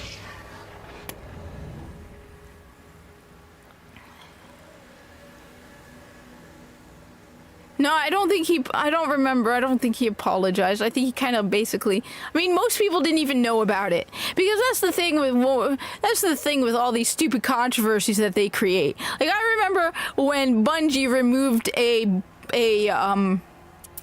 bounty called For Honor because it was too World War II-ish. And nobody really cared. So, you know, the woke freaks probably. The other problem is I'm blocked from play Warframe. That's the thing. A lot of people really don't care. It's like with Nimbus, right? In Destiny 2. The only people who like Nimbus are on X. The people who actually play Destiny 2 aren't on X talking about Destiny 2. They're too busy playing Destiny 2. It's the same thing with Warframe. Like, I'm on Warframe constantly trying to find out on X if there's anybody who likes the corpus. You know, basically, if you were to go on X right now and type in hashtag Warframe corpus, 90% of what you will get was posted by me. The only reason I knew about it was because somebody told me about it. But honestly, it wasn't really made a big deal about. It was stupid. It was really dumb.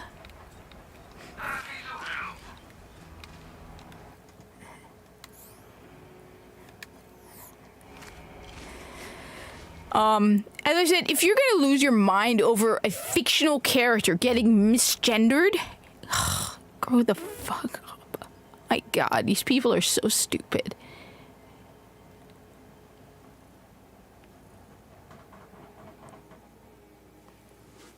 You want attention. So the cute thing is Mina has now learned that if she wants attention, she can jump on my lap and sit on my lap. It's her new thing. It's fun watching a kitten grow and learn things. Things like she does not meow to wake me up in the morning. Most cats meow because they want you to wake up. Not Minnie here. Mina will wait until it will poke me with her nose. So she'll just keep poking me with her nose, trying to wake me up. She doesn't meow, she pokes. But then once I'm up, she starts meowing. So now she has learned that the way to get attention is to sit on my lap, on top of my hand, so I can barely use the controller, and purr. Because you can't hear it, but she's purring. Yeah, I can't do anything. You're sitting on my hand. You're sitting on my hand. The cutie sitting on my hand.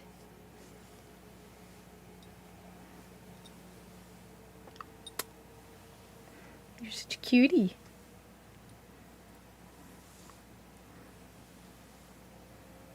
Why are you sitting like that?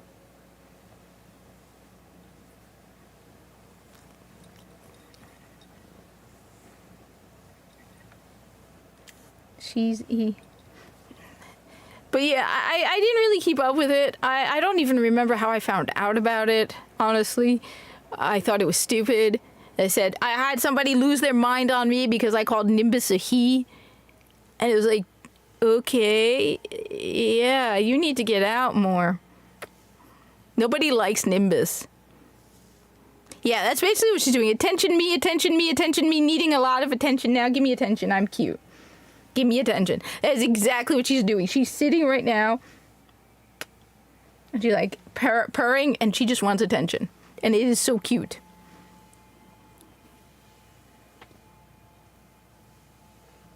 Right? Are you a cutie? You're a cutie. Stop being so cute. But, so, you can't even say that because a company is, woke. I don't know. As I said, I expect from Bungie the bare minimum that I expect, I expect from Bungie at least at the bare minimum the same as Warframe, okay? I expect from Bungie the same as Digital Extremes. You come to me 6 years later with an extraction shooter with 4 maps and like 6 playable characters, and you want me to be like, oh, good job, Bungie. And then you have the people going, oh my God, thank God, good job, Bungie. And I'm sitting there going, but Soulframe looks phenomenal. Have you played it? I know some people have gotten their hands on Soulframe, and I'm curious to know what it's like. I mean, I'm not... Look, I already put all my time in Warframe, okay? You know? Yes, baby? Yes, kitty? What am I supposed to do with you, kitty? You're being cute, kitty. Hmm? You're a cutie patootie? You're a cutie patootie. Right? You're a cutie.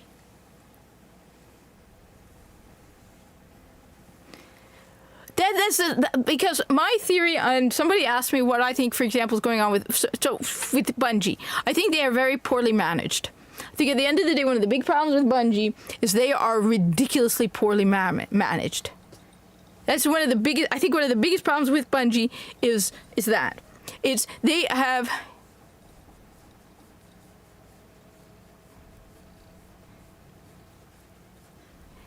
I think that's the main problem. That Bungie is so... First off, I think Bungie has 2 problems. The first is they are poorly managed.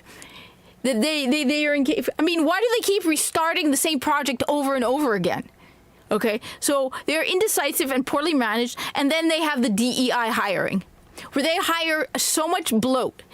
There are places where you cannot do DEI hiring because you don't hire enough people to do DEI hiring.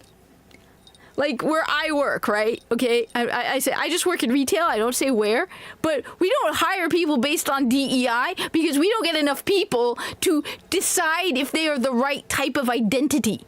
Where it basically comes down to, can you do this? I don't care what you are. Can you do this? Because not enough people have applied for a position, right?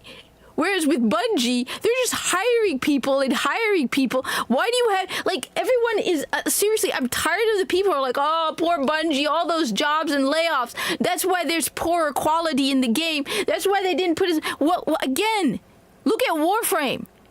Look at Soulframe. They have a fraction of the number of people working at Digital Extremes, and yet they're able to deliver. Why? Why can Digital Extremes deliver? Why can Game Science make Black Myth and Wukong for with less people and make a better game? Why do we see so many small developers? Minnie, I want to play video games. I know you want to be petted. I think it's because, like they said with Assassin's Creed Shadows, they said that like more than half the people working on Assassin's Creed had never made a video game before. So they all have to have their hands held because they don't know what they're doing. So they hire all these people that shouldn't be doing it, bloating it up, and then you need have poor management controlling that. Like this whole thing about repeatedly, you want to know what they should have done with Marathon? Flat out from the beginning. They should have made it a first-person shooter. Single-player first-person shooter. They should have remade Marathon. I've never played Marathon. People say good things about it. They should not have made it an extraction shooter. They should have been like, we have a live service game. It's called Destiny 2. And they should have put attention into Destiny 2. And Marathon, with a fraction of the number of people who are working on it right now, should have made it into a first-person shooter. They should have remade Marathon. They would have made a lot more money. Hell, you want to make money, Bungie? Fast, quick money, Bungie? Fast, quick money. Right now.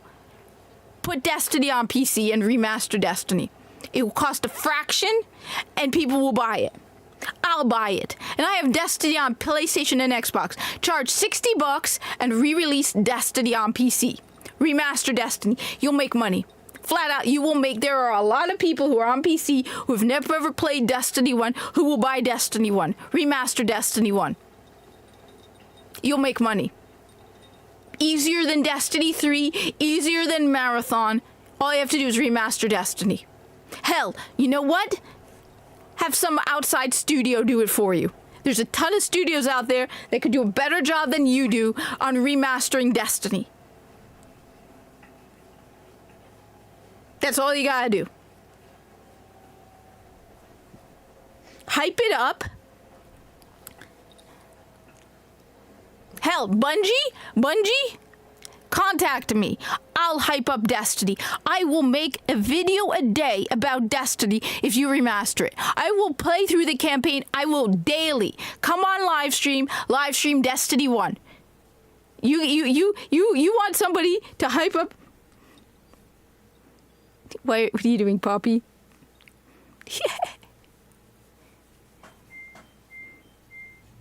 Well, they have Destiny 2 on PC. It doesn't matter. The thing is, it doesn't matter. If you hate it, it doesn't matter. They need money. They are. You think when you work in retail, customers are always great, right? She really wants to be petted. Like, I wish I could show it. She's just sitting here pawing at me and wanting to be petted. Like, she's got her little paws on my face and she's like, wants to be petted.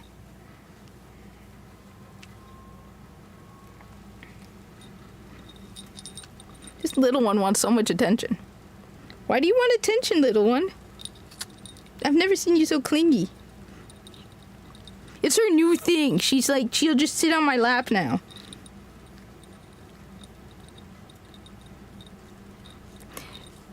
It doesn't matter what they feel about PC gamers. At the end of the day, it doesn't matter, right? Right? There's her little bell. She's got a little bell on her collar. Mama.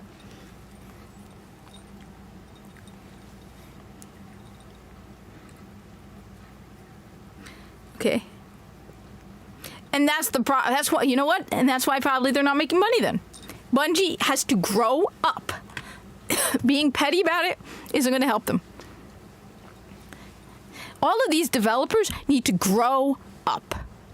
Because, for example, they don't seem to like the fact that their player base is primarily male. Excuse me. They don't like the fact that their player base is primarily male, right? I'm sorry. It doesn't matter what you feel. It doesn't matter. You are a company. It's like everybody needs a little more corpus in their life. You need a little more corpus in your life, okay? On the one hand, Nintendo is taking it too far, but on the other hand, Bungie is not.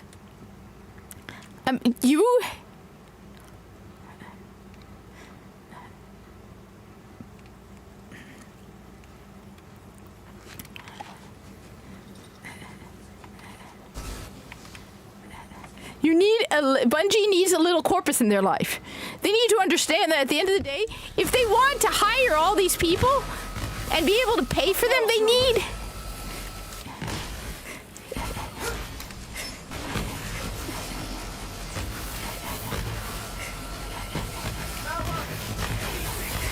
money.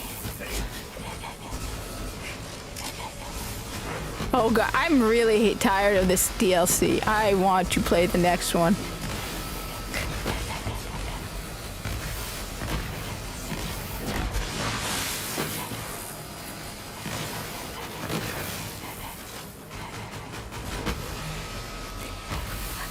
Let me put it this way. Everybody I know wanted a Switch 2. Everybody was excited. Like, I remember asking a bunch of guys, right? I'm like, hey, you guys, does it matter what the specs are for the Switch 2, right? Every single person I knew was like, I'm like, hey, does it matter what, because I work with a lot of gamers, right? I know a lot of gamers, right? I was like, okay, does the specs for the Switch 2 matter? I was like, nah, I'm definitely getting the Switch 2, right? The moment they started talking about the Switch 2, everyone was like, I don't know a single person who now wants to Switch 2. Like, and now, thanks to them, Microsoft is going up in price.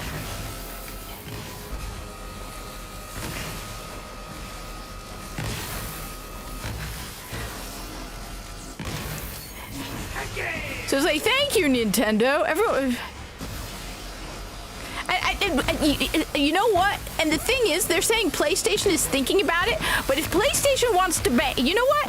If PlayStation wants to make bank, if PlayStation wants to just make just take over the gaming market, don't raise the price. Can you imagine if PlayStation doesn't raise the price, what's going to happen?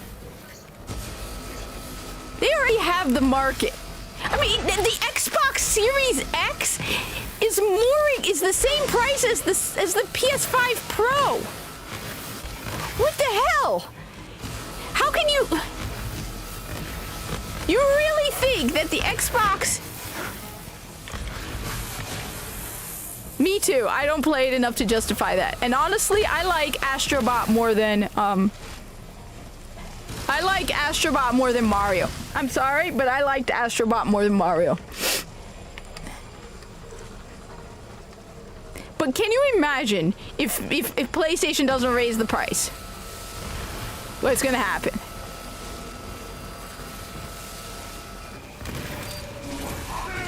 Basically, the market is PlayStation's at that point. Because anyone who wanted... It means the PS5 is a better deal than the Switch 2 and the Xbox. I mean, the PS5 Pro is more powerful than the Xbox Series X, and yet it Oh no, Nintendo was never our friends. And you know, as a member of the, you know, card-carrying member of the corpus, I have to, you know, at least compliment them on the ability to form a loyal audience who will pay anything for their products. Very good, Nintendo. The corpus applauds you. I'm very proud of you. So, like I said, as a card-carrying, devoted member of the corpus, I'm impressed. I've been sharing all of these escapades with my boss, you know, because I don't work for any one company. I work for the board as the marketing manager of the corpus itself. So I work with, of course, the chairman of the board is Frode Beck. So I speak with Frode Beck, because he's the chairman. So I work for the board, and the board is very impressed by Nintendo's actions. I cannot deny there is a sense of impressed among the corpus when it comes to Nintendo.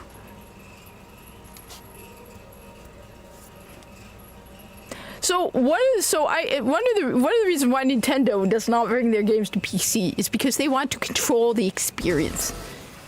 Like, the thing is, so someone else put it really, really well on YouTube, and it was very well done. They pointed out that Nintendo was a second console for most people. Most people would own a PC and a Switch, or or an Xbox and a Switch, or a PS5 and a Switch, right? Your Switch was your second console. Everyone who had, because most people do not buy a Nintendo Switch for first-party titles, all right? You can play Borderlands 3 on the Nintendo Switch, but the question is, do you really want to play Borderlands 3, which already has loading times out the wazoo on PS4, right? Okay, the loading times for Borderlands 3 are a pain in the butt on PS4. All right. Once you play on PS5, you go, how did I tolerate this game on PS4? Okay. I had to log into the PS4 version of this game, to upload my save file from the PS4 version to the PS5 version, right? And I'm like, damn, I forgot how long. Can't see Jack. Oh, I'll find it. Yeah, no, you can't. But then you're just surrounded by stuff that's like, you don't even need to see anything. I'm not even looking, I just know there's something in that general direction. I don't like this gun at all, but it also does a lot of damage. But, right, most people don't buy a Switch because they want to play third-party titles, right? It's good to have them. Like, I have played Warframe on the Switch. That's why I have like 4 Excaliburs. I had a Switch, PlayStation, Xbox, and PC. So, like, I have 4 Excalibur because of that. Right? Yes. So, if the Switch 2... If the Switch is weaker than a PS4, who's going to want to play Borderlands 3? Right? On the Switch. Most people did not buy a Switch for third-party games. They bought them for first-party. And that's why the Switch was cheap enough that you can buy it for first-party games. You'd be like, I'm not going to buy it, So, like, there are some games that are third-party that are okay on this, like Hades. I played Hades on the Switch. Games that aren't graphically demanding like Borderlands 3, but you're really not buying. I mean, I played Doom on the Switch because I was in Egypt at the time. I was on vacation in Egypt, and Borderlands, Doom on the Switch. I didn't have internet. I didn't have a console, so I didn't have at the time a Steam Deck or any of that. So, and it was horrible. So you know what I did when I came back to America? I played Doom on the I can't remember what was it on, Xbox or PS4.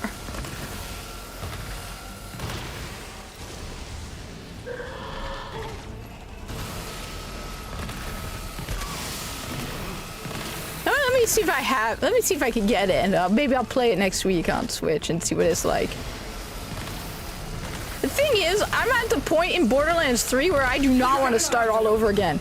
Because I have like 58 million credits, and I'm level like 70 something. So it's great to be able to upload my save from Borderlands 4. I was like, I do not want to start this over again. It's like with Warframe. But nobody really buys the Switch unless you have kids, right? For third-party titles. Most, like the guy on YouTube said, which he made a valid point. He said that the Switch is a second console.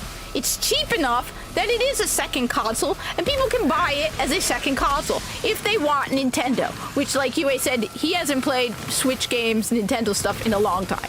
So if you want to play Nintendo, You used to be able to be like, all right, I'll get a Switch in addition to a PS5. I'll get a Switch in addition to a PC. Most people who own a Switch, it's their second console. The Switch 2 is too expensive to be a second console. A lot of the thing, like I said, my prediction for this is my prediction for the Switch 2. My prediction for the Switch 2 is simple. All right, it's sold out. I bet you at least half of those sales. Honestly, I'm getting bored with this DLC. I just want, like I said, I want to get the platinum again. And my understanding is, since I uploaded my save, it should be easier. I like Borderlands with the guns. The story, I can't tell you anything other than these two idiots are getting married, and why is this a thing in my goddamn video game? But it's fun. Borderlands is fun. I won't deny it. Borderlands is fun. Even Borderlands 3, the gameplay is fun. But no, my prediction on the Switch is we have a lot of resellers who bought it. I have no doubt at least 50% of those sales are probably resellers or people with more than one. Because I've heard numerous people who are like, I don't know if my pre-order went through with Walmart, so I ended up getting it with Best Buy as well. So I've heard of people who have like two because they're not sure if any of their pre-orders went through.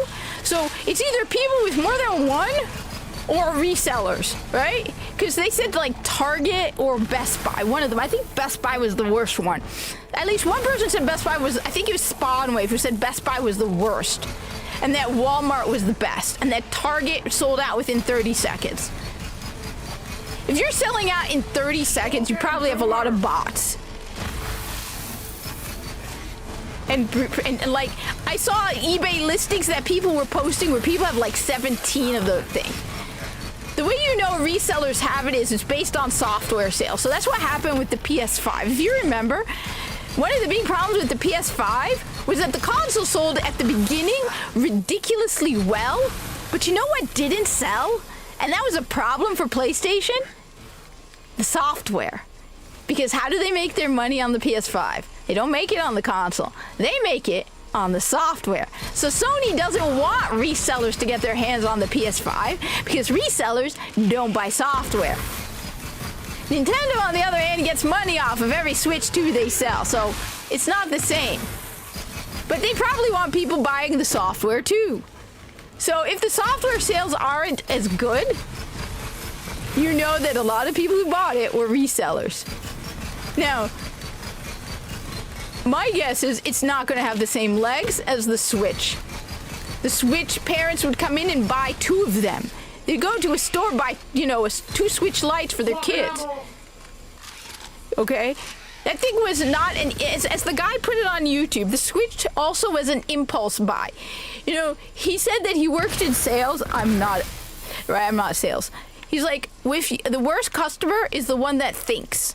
Because then they pause, they change their mind, they'll put it in their shopping cart and decide maybe I don't want to get it. So the customer who hesitates instead of buying impulse. Switch was cheap enough for some people that it was an impulse buy. You bought it, you went into the store, you weren't even planning on buying it, and you're like, I need a Christmas gift for my kid. I'll get him a Switch. Right? Even the OLED Switch.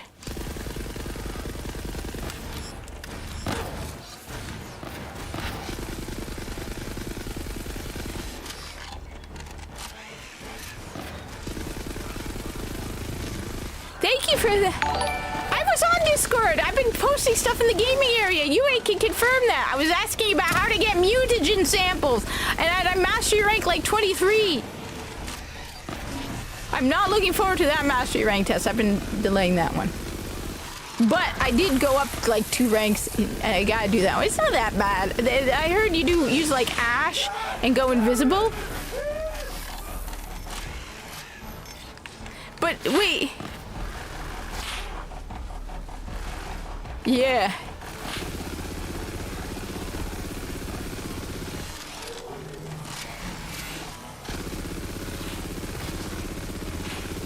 Hey, personally me, I probably need a new bicycle soon.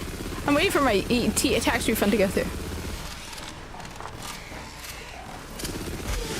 I will interact more, but mostly I've been in the gaming stuff, making it like pissed at Nintendo over the Switch, and then Warframe.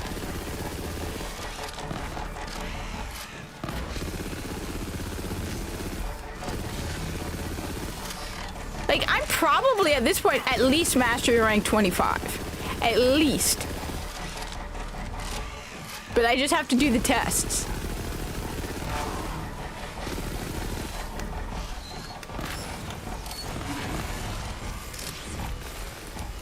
Oh wait, no ammo here.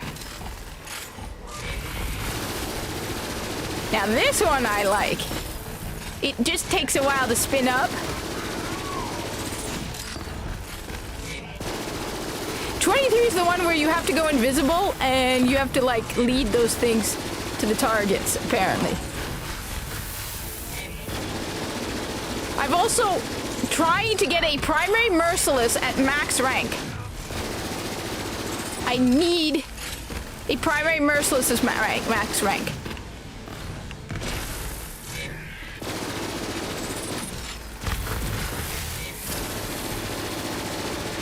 I have a secondary merciless and a secondary deadhead at max, but I do not have a primary merciless at max. And they're like, and it's like I'm at level 3. I think I need 6 more. Or 7 more, or no, I'm one level left from a max level primary merciless.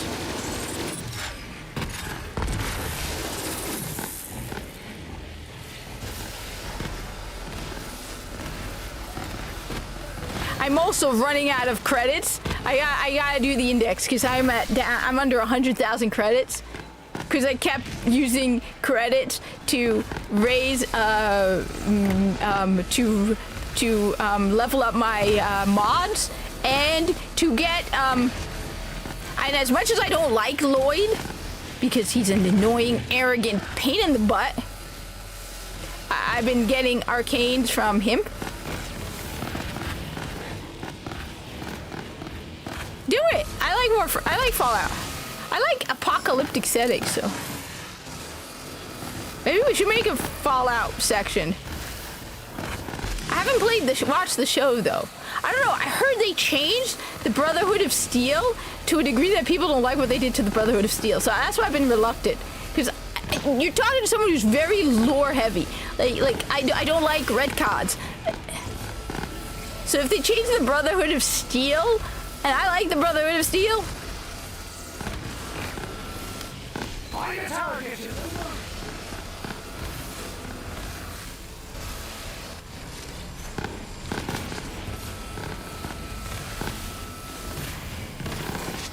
What was the wrong answer there? I don't like the Brotherhood of Steel. I mean, they're cool. They have, look, I am Corpus heavy, okay? Who would be the closest in Fallout to the Corpus? Probably the Brotherhood of Steel. Because we're talking about the people who take all the technology that they considers themselves the descendants of the Orchid.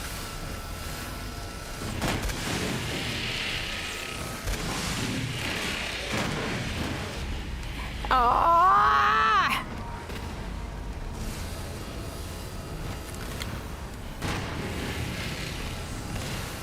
I'm not gonna make it. Come. Oh, never mind.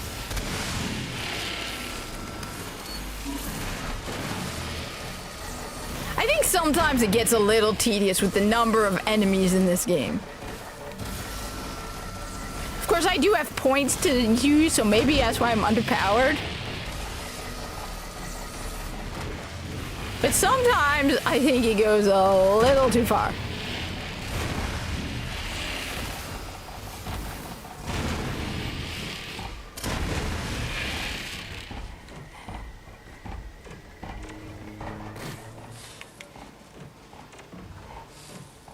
I'm not gonna tell you to spring. Like I said, I don't know what they did to the Brotherhood of Steel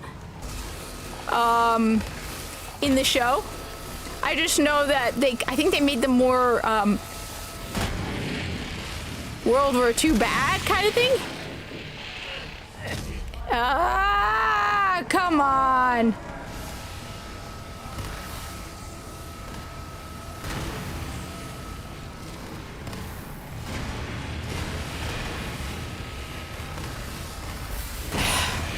This is so annoying. Sometimes this game gets so annoying with the number of enemies to the point where it's just, I'm sorry, it gets so annoying. It's like, dear God. You can't go any... It's like Diablo 4. And one of the reasons why I got fed up with Diablo 4. Alright, here's it. I played Diablo 4, alright? I haven't played the most recent season. I only played a little bit of the last season. And you know what pissed me off about Diablo 4? Is the fact that the map is so ridiculously big. Okay? Okay? The map is so ridiculously big. And if you start the new season, you have to re-unlock all of the fast travel points. And it's like you cannot go anywhere in Diablo 4 without being constantly spammed. And it's like you just want to unlock the stupid spawn points in Diablo 4 so you can then after that, but no, it's like I just want to go through and unlock all of the waypoints and then I'll settle down to killing enemies.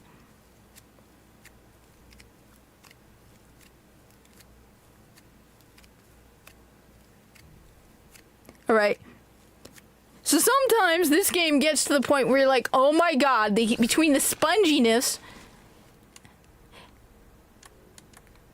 and why is it that there are so few spawn points? Where it's like, okay, now I gotta go all the way through that all over again. And these guys are just sponges to a degree. Well, first of all right, let me... Okay, I have skill points to spend. Okay. Alright.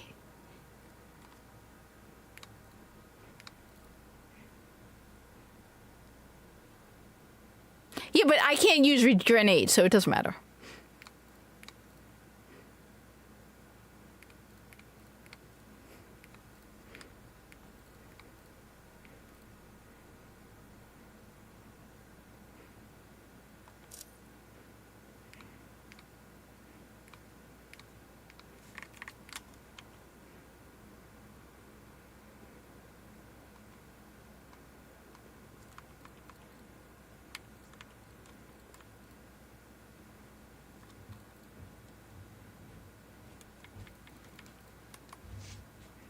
Oh, I have not.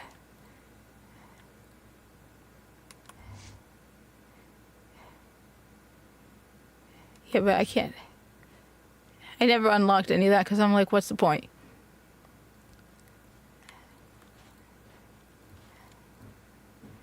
Kill skill.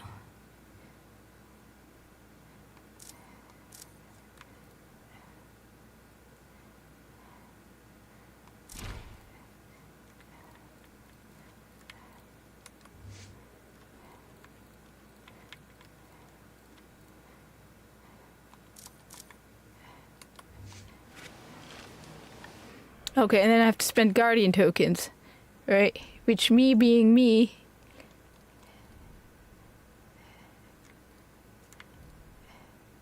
Yeah, I don't care about that. Okay, so...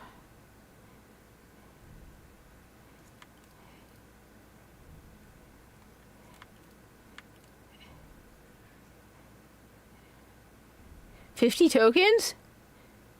Wait, how many tokens do I have? I only have 10! So I can't do anything with these stupid tokens right now. I need cost 50 tokens? Cost 50 tokens.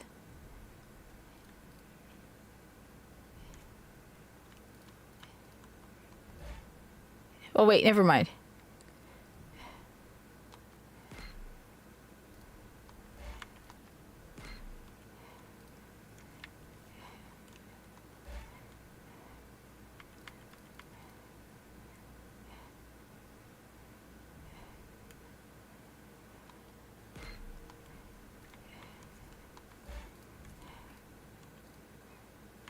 Well, grenade damage is pointless.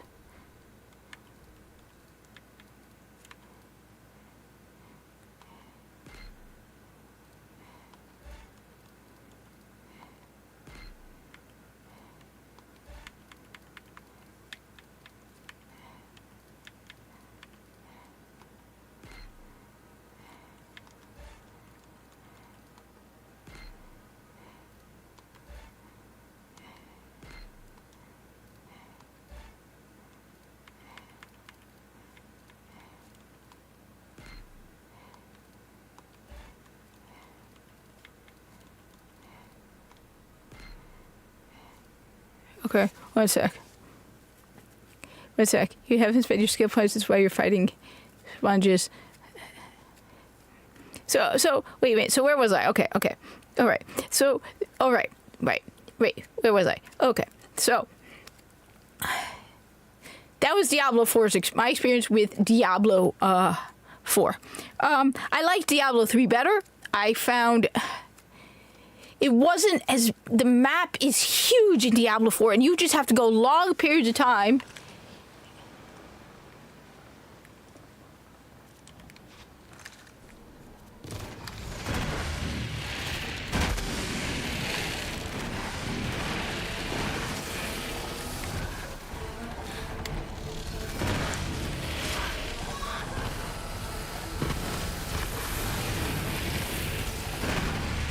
So that's me with Diablo 4.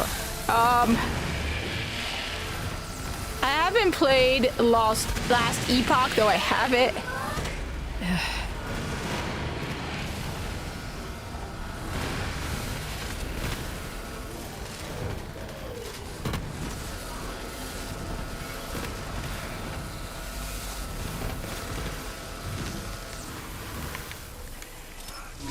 I found these spinny things also very, very, very annoying. I'm sorry, but I just find them very annoying. I don't like this DLC.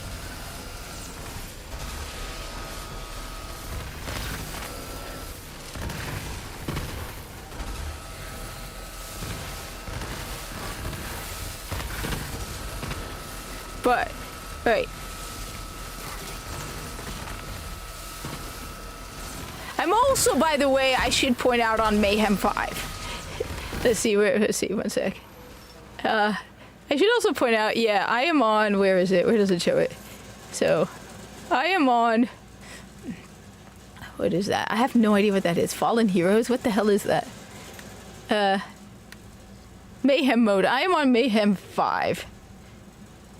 So, what is the maximum Mayhem level?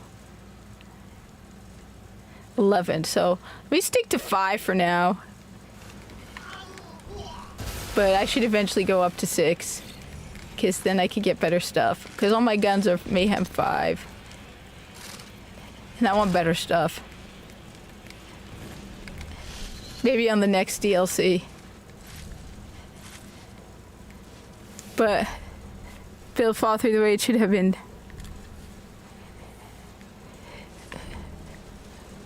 Well, the rumor is, by the way, I don't know if you heard this, but there was apparently a leak where they were talking about all the stuff that Bethesda was working on, and so nobody believed them. But when the Oblivion remake came out, which was on the list, they're like, maybe that rumor was actually true. And one of the things on that list was a Fallout 3 remake.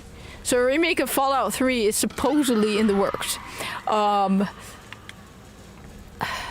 Do I trust them? I mean, the only change they made to Oblivion was the stupid body type A, body type B, which makes absolutely no sense. As I pointed out, if I were to call Mina body type, pet type A, does that make her any less of a cat than calling her a goddamn cat?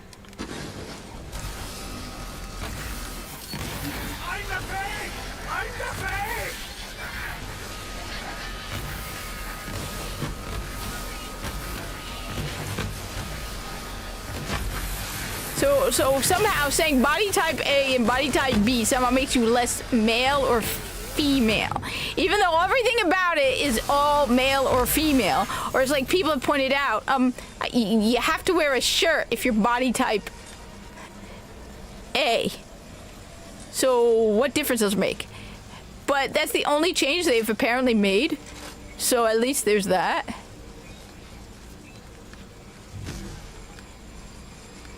So maybe they're just going to keep Fallout 3 to what it's supposed to Fallout 3 and not change it.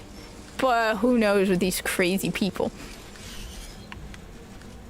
Like just... I said, it's like if you were to say pet type A and pet type B, and Mina is pet type B. Does me calling her pet type B make her any less of a cat? By calling her pet type B.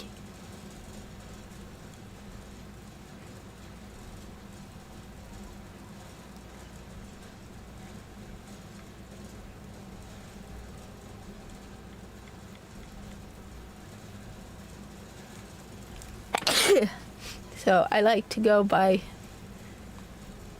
785. Does more damage but has a smaller magazine. But I like this thing. That's the thing. I like this thing. It does a lot more damage. But again, a smaller magazine. This guy's got a nice magazine, so I like this thing. Even though it's a 701, I like this one. I do like this one. It does a lot of damage, but it's probably not up to par with everything else.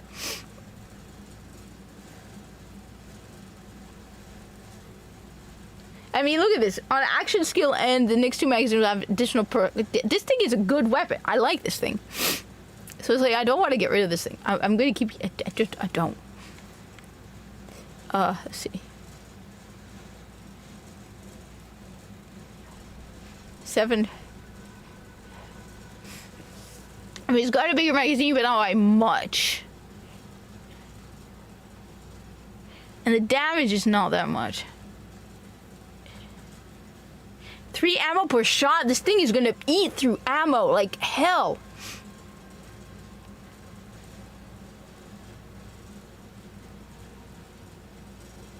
Wait, how do you swap places with your Digiclone? Because I forgot how to do that.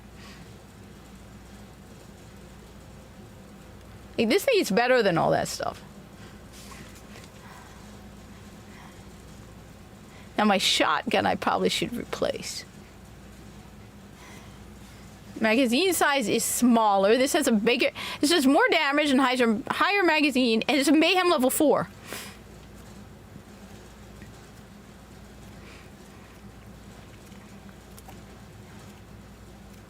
Highly effective versus shields. Yeah, well, I already have a...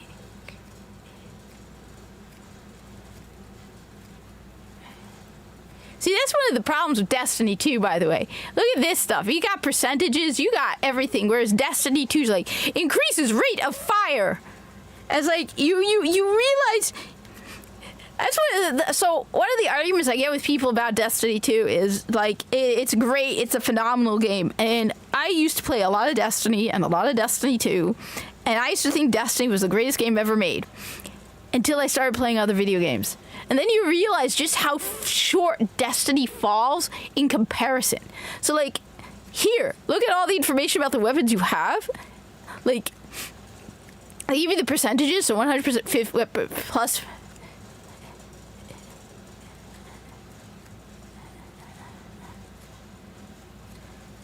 So like, people are like, they praise Destiny like it's the greatest thing ever made, and then you look and you're like, no, it's not. And if you actually, so it's like, one person I got into an argument with about Destiny 2, and I'm like, dude, you clearly haven't played a lot of first-person shooters if you think Destiny 2 is the greatest thing. And I'm like, look, I was like you, man. I was exactly like you. I used to think Destiny was the greatest game. I still put Destiny at my top. I absolutely love Destiny.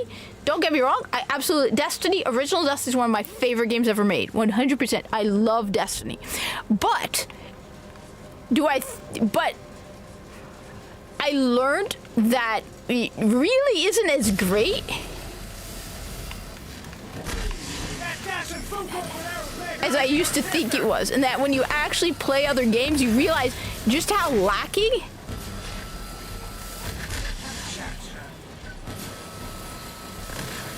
Destiny 2 in particular is. I'm good. How are you? What's up? Interesting new name, Console Creed. Well, I recognize the icon. Only you have that. What you been doing?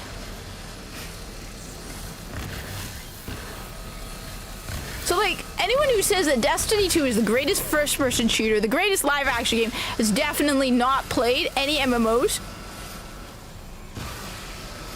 It hasn't played, dude, die!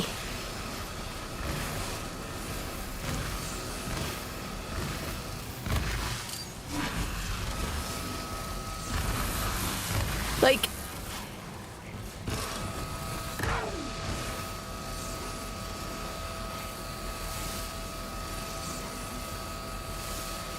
I mean, here's that sidearm, right? That sidearm? This thing. I love this sidearm. It just...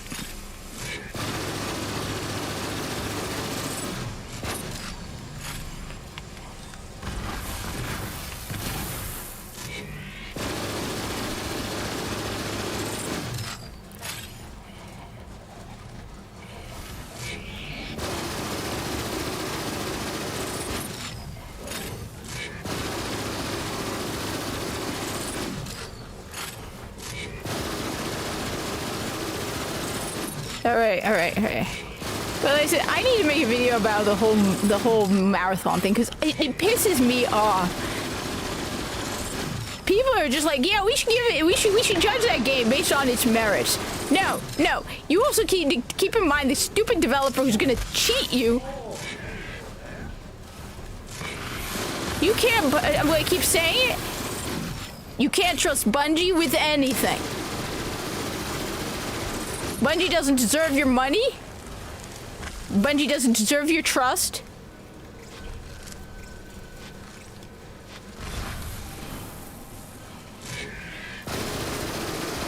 And no matter how good Marathon is right now, do you really trust Bungie to not monetize it to hell? And abandon it when the next project comes along. And put in the bare minimum effort into it in the first place. Because come on, they've been working on this stupid game for 6 years. And it's 3 maps. Well, no, 4 maps. One of the maps isn't even done yet. They're like, we haven't even finished the lore. All you had to do is make a first-person single-player game or a co-op game for Marathon. Instead, you made an extraction shooter because you're so lazy and cheap. Because the cheapest, laziest way to have a looter shooter is an extraction shooter. I'm sorry. Look, I haven't played extraction shooter, so you can tell me I'm wrong. But when it comes down to it, you can either have something like Borderlands 3, which is a looter shooter, which is a whole game with a whole campaign and a whole bunch of stuff, and they keep adding to the game. Do I think Borderlands 3 is great? The story is garbage, but the guns are awesome. Okay? Destiny, when it used to be, required a lot more effort to make it looter shooter than what does an extraction shooter require? Oh, a bunch of maps and vendors, and that's it. Because even you probably don't even really need NPCs and bots, because but you could add them in to add to the experience. But when it comes down to it, right? You just need people who shoot at each other.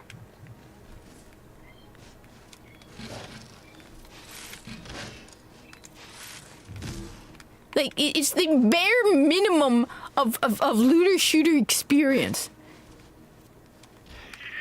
Yes, it is done. Bring the Urumlai to me. Extraction shooter is the bare minimum of looter shooter necessity. It's like, how can we cut out as much effort as possible to make a looter shooter where we can sell skins? They're like, okay, we're Bungie, we're lazy, we don't like to put efforts into our video games. What can we do to put the bare minimum amount of effort, the bare minimum? They don't even have cutscenes anymore in their stupid games. Right? Let's put in the bare minimum amount of effort so we can charge as much money for skins and emotes as possible. That's Bungie for you today. Right? It's Bungie for you. And then you have people going, yeah, I'm going to give this game a fair chance. No, I truly 100% hope, beyond a doubt, I hope this game fails. I absolutely hope this game fails. I want it to fail. There are a few times when I want a video game to fail, all right? Very rarely do I want a video game to fail. But after what Bungie did to Destiny 2, I hope it fails. I hope it crashes and burns. I hate them for what they did to Destiny 2. And you have to be a gullible idiot to trust them.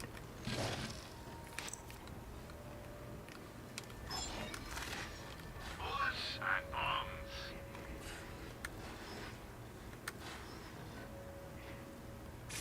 Have some money. Now I have spent it. It requires level 72, so let's see. Let's keep that. I used to have one just like that. Yeah. How wealthy am I?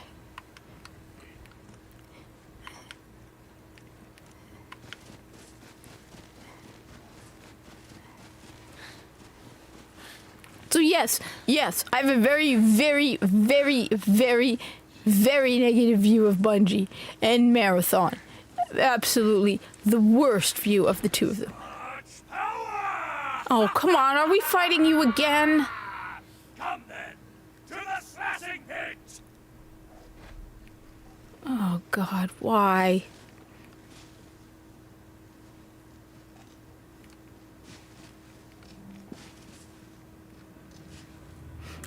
point to this?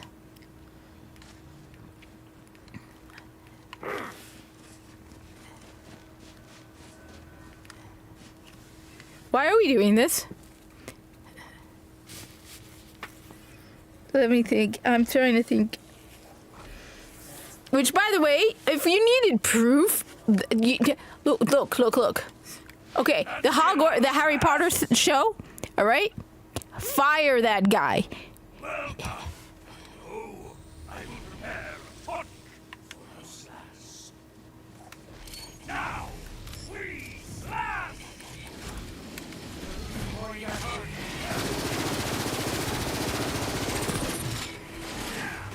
Fire the guy who's already saying nasty things about J.K. Rowling. How can you get the role of Snape and then start talking ill about the person? Dude, you should have just kept your mouth shut. J.K. Rowling, fire him. For the love of... Just, you really think that getting this guy to work in... is going to somehow make the Wokies like you? Rowling, they're never going to forgive you. I've told the story about the voice actor that even though we never spoke politics, hated my guts because I didn't 100... No. Rowling, don't waste your time. They hate you. Okay? These freaks hate you. They're not worth it. They're a fraction of the population. Okay?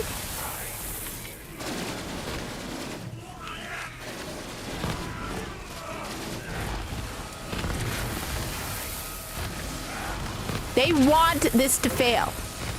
I wouldn't be surprised. I said my theory was that they were sabotaging the show on purpose. That they put this guy as Snape on purpose to sabotage it. She's the executive producer of this. Supposedly no decisions go by without her making them.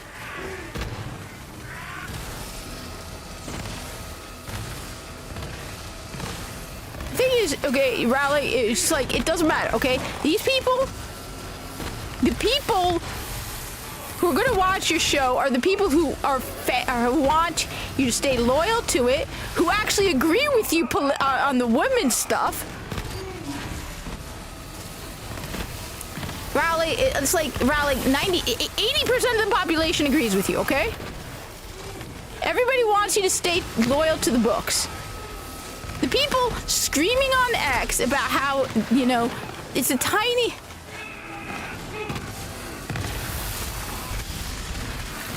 Fire him!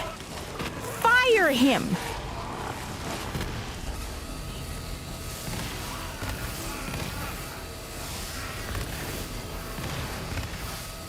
He shouldn't even be separate. And the thing is, making Hermione black is also a bad idea. Because remember, Draco Malfoy bullied her. You cannot change the races of these characters. You're adding so much to it that wasn't intended by doing that. Malfoy bullied Hermione for being a mudblood. Remember? So if they make Hermione black, and the blonde white kid is bullying her. Oh, great. Wonderful job. You cannot race swap these characters. You're...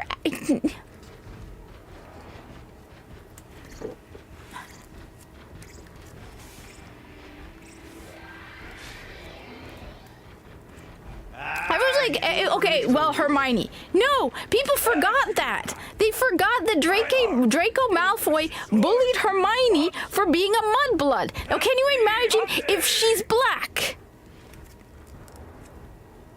Yeah, that's not gonna work. You don't want that.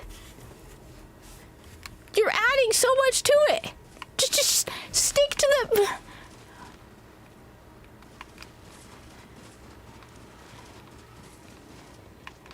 It's gonna be just don't try to appease to the woke lefties. Don't. It's not worth it. It's not worth it. Okay?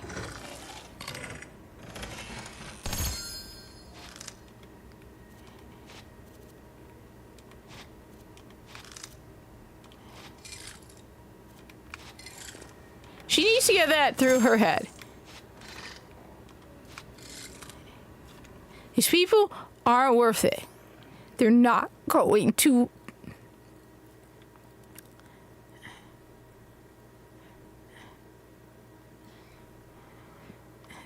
They're not going to change their minds. Trust me, I know from experience. And it's not just the person I've mentioned multiple times, but that person in particular had no reason to hate me. Even admitted, thanked me for being nice to them. Okay? These people don't. They're not worth it. They're not worth it. Stick to your fan base. The people who want to watch your show. Rowling. That's what she needs to do.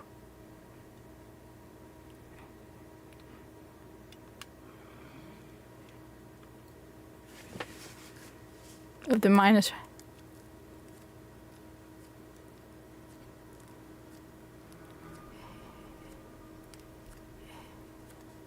So yeah, race swapping her. Just don't do that.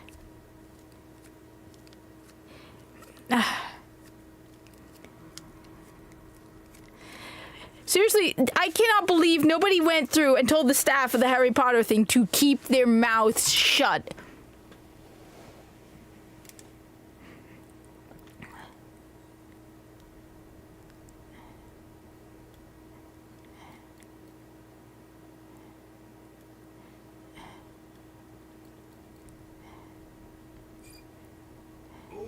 But I learned something.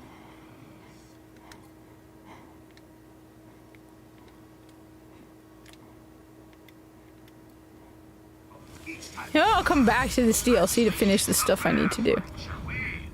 From life comes strength. I speak of But yeah, those slain by the monster Komathi. trying to think. So like I said, I haven't played Expedition 33, but another tiny game with not a tiny game, tiny studio with a small team that managed to make a better game than people like Bungie. Your mother provides you, whether man or beast, plant or mushroom. There is wisdom in this, Kaido.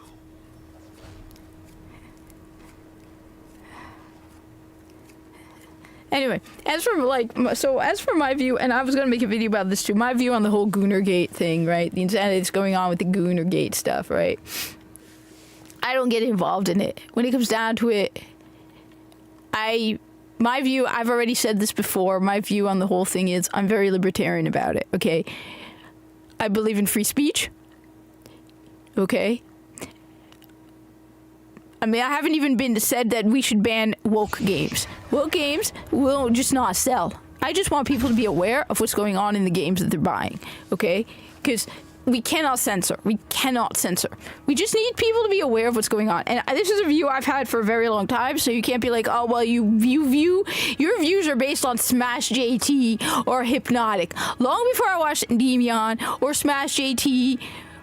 So Goonergate is so as some people put it, there are three groups involved right now in the video game thing, right? You have the far crazy left extremists, which are mostly gaming journos, who want to shove everything into woke ideology to everything. They want to put their whole politics into everything, so you can't play a video game without having 5 trans characters and retconning everything and top surgery scars and all of that. Then you have the people like me who are the libertarian view, which is basically the majority of the gamers who are like, we don't want any politics, right or left, in our video games. We don't want censorship. It's just basically, you know what? If you don't want it, don't buy it, okay? And then you have the far right, which are the ones who basically want to censor video games. They don't like sexy women in video games. They tend to be Christian conservative. As I said, I have not interacted with them because I know a lot of them won't like me. There are a couple, not all of them, but there are a couple of them who I don't even interact with because I know they don't like me simply because I am Muslim. And at least one of them has said that, you know, they want to convert all the Jews to Christianity. They want to convert everybody to Christianity. I'm not converting, okay? I've had my own experiences, and I'm not converting, okay? I had someone basically flat out say they don't like Muslims. Another person who said we're all Terries. But then he changes his mind left and right, where it's like, dude, okay, make up your mind. Where he's like, he called us all Terries. And then, so it's like, all right. So I tend not, so I by default, I have no place in the far right because they don't like I barely interact with them anyway because, like I said, I know they don't like me. Okay, just because and look, this isn't me trying to be a victim or anything. All right, they said a lot of nasty things about Master of the TDS too because he's Jewish. So if they don't like him for being Jewish, they like me even less. Okay. My view, and it has not changed, and I hate the people who are like, oh, you think that way because of Smash JT. No, I was talking about this stuff long before we were calling it woke. Okay, you know, one of my earliest videos that got discovered by Geeks and Gamers was me talking up against what happened to Gina Carano. I have known about this garbage since we called it woke, not woke, SJWs. We were going against the SJWs. I knew about BLM long before any of the stuff that happened in the Summer of Love. That's why at the moment I heard about the BLM, I'm like, oh great, the crazy woke lefties who used to protest free speech talks on college campuses. So that's how I did. I had nothing to do with that because I knew who they were as an organization long before all of the Summer of Love stuff went along. My view has always been simple, all right? And you can look back on my old content as well. Okay, you can look on all my old content. I have been doing this for years. I haven't been making as much content in the last couple of years as I should. But you can look back. I made a video years back about a game on the Switch called Cyber Something. And in it, the woke journalists were complaining about how the women have big tits. And I said the game was appropriately rated so people know it has women with big tits. And if you don't want it, just don't buy it, okay? I'm like that, all right? I believe strongly and you should make sure people know what's in your video game before they buy it. So don't be, putting rated, NC-17 stuff and telling me it's rated T for everyone. All right. I want to know what's in the game before I buy it, which is why depending on the game, there are very few games I will pre-order. I'm definitely pre-ordering Doom because I know what's in Doom. But like Dragon Age: The Veilguard, I knew what was in it from early on. I wasn't going to buy it. Okay. My issue with Kingdom Come Deliverance 2 wasn't because they were two dudes smooching each other. My issue was retcons. And if I were not to speak up against Kingdom Come Deliverance 2 because of the retcons, I would be a hypocrite. I have been very, very vocal against retcons. I have a series. I mean, one of the reasons why I have not watched the Fallout TV shows because I heard they changed things. Okay? I really don't like retcons. And I know a lot of people are like, oh, well, it's, what is it? It gives you more options, okay? No, I don't care. If I would rather have less options and, I would have less options, but for it to be more lore accurate, okay? Test. Hey, Vault Hunter. That's my belief, okay? Whether you like it, I believe that, I think I need to quit it. My view is, I would rather have less options and more lore accuracy. So, no, I don't think making Henry bi, especially after, it's not even like you can be like I said it in the video I made about the whole thing. I said that, okay, look, people were saying, well, he may have discovered he's bi, which I highly doubt given that time period. Everyone would be putting it in his head that those bi feelings are a sin. Don't follow through with them. But let's just say, all right, my issue is the fact that the developers themselves said that Henry was a straight white guy. That's it. The moment you made it into concrete that Henry was straight and white, you do not go around retconning it. I have serious problems with retcons. If in order for me to be able to continue to complain about what they did with Osiris and Saint 14, I can't be like, oh, well, Henry's okay. I think personally, if they wanted to add a gay character to Kingdom Come Deliverance 2, they should have. And then they should have given us the option to turn that person into the authorities because I like to be evil sometimes. And so having being responsible for the guy getting burned at the stake would be a lot of fun. Okay? So that's just me. But my view at the end of the day, it has always been because, you see, the fact that I'm a Muslim is why I'm like that. All right? I have never forced my religion on anybody else. And I do not want people to do the same, okay? If I don't like it, if it goes against my religion, I don't buy it, okay? So, for example, okay, I gotta quit it because I think that's how I get to the DLC. If there's pork, I like McDonald's, all right? Okay?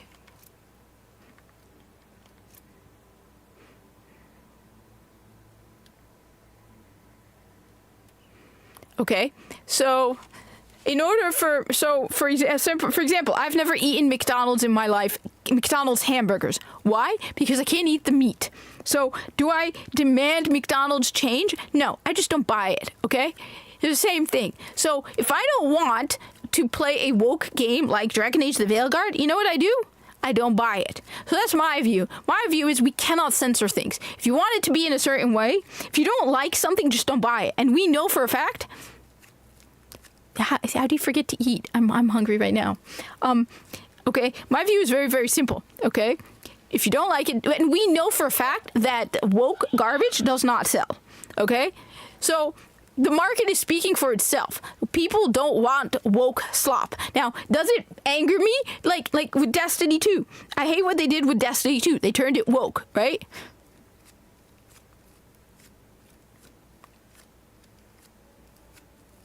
Yes, I'm the same behemoth, right? I don't play games I don't like, but I don't care if they exist.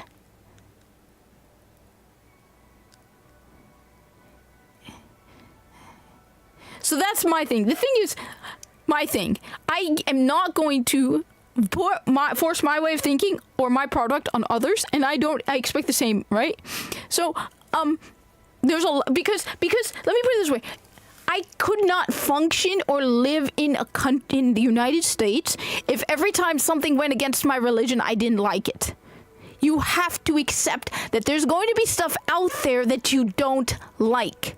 Whether you like it or not, that is how it is. That is free speech. That is what we have in America. You cannot, just because you don't like it doesn't mean it should not exist. Okay, there are a lot of things out there that exist that I don't like. I don't buy it. That's it. So that's why that's my view on the whole thing. I've never had any negative interactions with some of these people because I barely interact with the people, right? Because I know there's no point in interacting with them. They don't like me, okay? Flat out, they don't like me. No matter what I say, they don't like me because I'm not Christian. And I'm not going to convert to Christianity. I'm just no. You and you can't say I have been disrespectful to Christians. I have a lot of respect for anyone who's religious. Okay, we need more religion in this country. I don't think not forced, not like we shouldn't become a theocracy. Religion is a choice. Okay. Because if religion is forced, then it really isn't as good as when you choose it. So, look, that's why I haven't interacted. That's my view on the whole thing. It's heavily influenced by the fact that I am a Muslim living in America.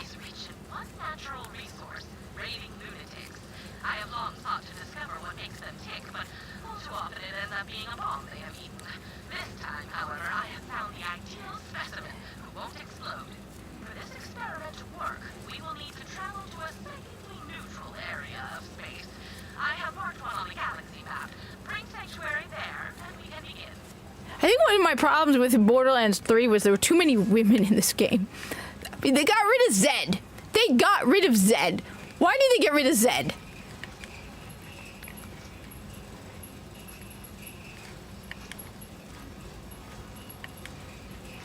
I was not happy with my favorite character is Zed. Yo, my kid didn't use the air filtration unit at the bottom opener. Yeah, I agree. I started playing the first Descendant, but honestly, I stopped playing it because to me it was a cheap Warframe.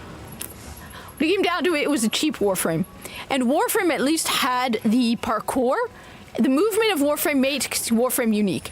Warframe's parkour is unique. So for me, I was like, okay, why am I gonna play a second-rate cheap Warframe? Yeah. No, I totally agree with you, Yue. That's what I said. To me, it's Temu Warframe. We have Warframe at home. Okay? So, is it fun? Yeah, it's definitely fun. It's cool. But I'm not going to devote any time to it because I would rather than be playing Warframe and devoting more time to Warframe. I still have not maxed out, I see a lot. yeah. I said the parkour of Please don't hurt yourself trying to understand. Any sufficiently advanced technology is indistinguishable from impossible nonsense. On go. Tannis, I wanted Zed. I hope Zed is... Wait, okay, I got just one thing I gotta check. Is Dr. Zed in Borderlands 4? I like Zed. So apparently, according to the lore, the reason Zed was not in Borderlands 3 was because he went to get his medical license free. Yeah, well, that too. They were worse monetized than Zed in...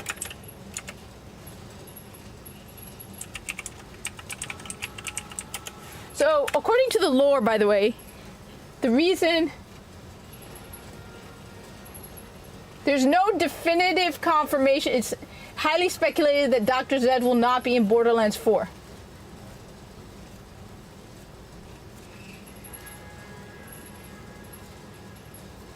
No, I like Zed. He has that. I love his southern accent, too. How can they bring back Zed?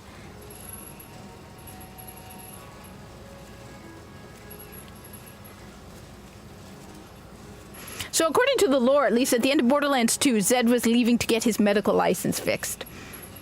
I actually had this whole idea in my head about Zed just doing crazy experiments and running off back to Pandora, and thought it'd be cool to make an AI comic about Zed and how Zed, you know, was like doing crazy experiments, and that's why he fled. No Zed? So the question is, should I boost it? No. You know what? I'm taking too long to kill as it is. No, I shouldn't boost it to Mayhem level 6 yet. I need to up my gear. But yeah, the main reason I didn't really get into it is because it was just a cheap Warframe. It's like, you know what? I might as well just keep playing Warframe. I still haven't maxed out the Zaraman faction. And there is so much cool stuff in the Zaraman faction for me to get from my... I haven't even decorated my Dormy Zone. So... What goes through the mind of a psycho? Surely something crusty and sharp. About their thoughts, their memories, their dreams. I have studied the psychos of Pandora for decades, and I believe they all share something in common. A single idea so powerful that it breaks any mind that contains it. I call it Valhalla. This is Krieg. He's a Crimson Raider, a friend, and most importantly for today, a psycho. Say hello, Krieg. Maggots wriggling down into the fester. Communication is not his strong suit, but yours wouldn't be either if your mind looked like his. As such, in order to get answers, we must seek them out ourselves. What is the origin of a psycho? What lies within Valhalla? Same. Mine is all in my orbiter.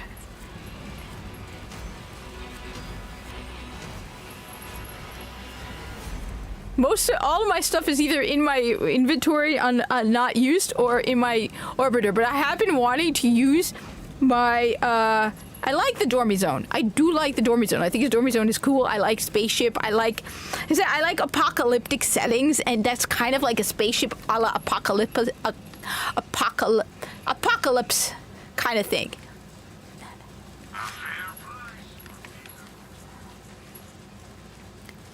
Now, the question is also, can Borderlands 4 possibly...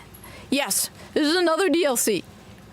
Which, that's the thing. How can Borderlands 4 come close to Borderlands 3 with all the planets you could just randomly go to? Like, there's so many random settings in Borderlands... Hello! I am speaking to you by way of my custom brain link technology. Patent denial appeal pending. Patent denial appeal pending. Yeah, apocalyptic. Sure what I'm looking at? Hey, Tannis, I'm thinking this might not be the right place. I doubt I made a mistake. I do not usually do that. Why? What are you seeing?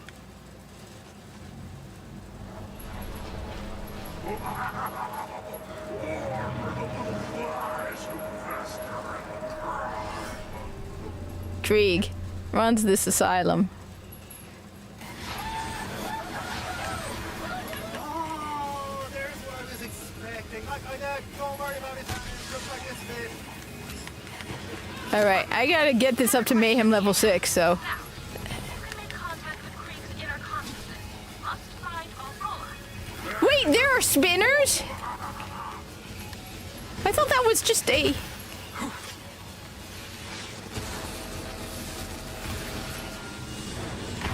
Damn. Slathering jawbones ring fury across the trembling floor.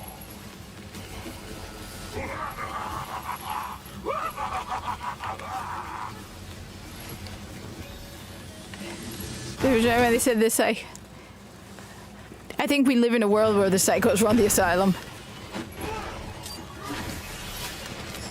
Barrels of gore lie built upon a sliking ground.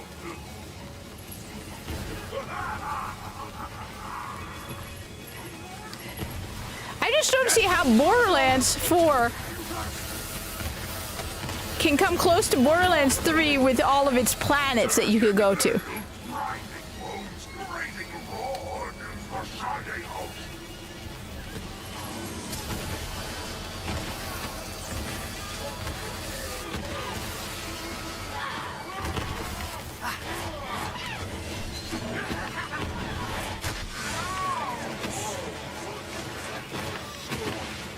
Wait a minute, if I go up here, I don't have to worry about any of that. I can just shoot them from here. Piece of cake. There's nothing.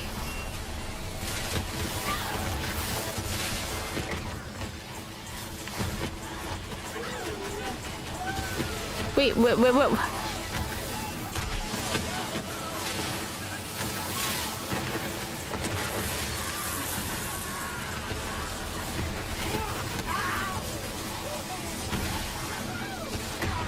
I swear, if they've gone all sensitive and delicate and happy-minded and, you know, in Borderlands 4, I will be pissed. Borderlands is all about being...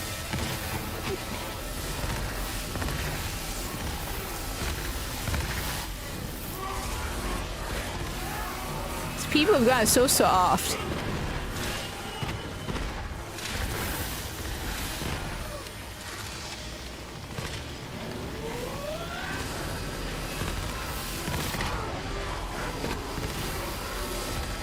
Do I want to risk?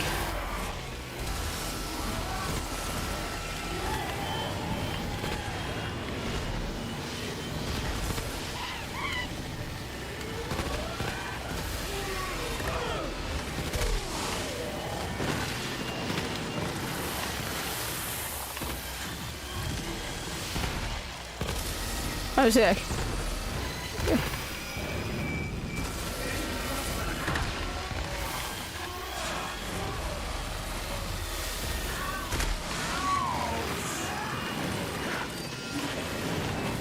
Right. So, yeah. I don't know if I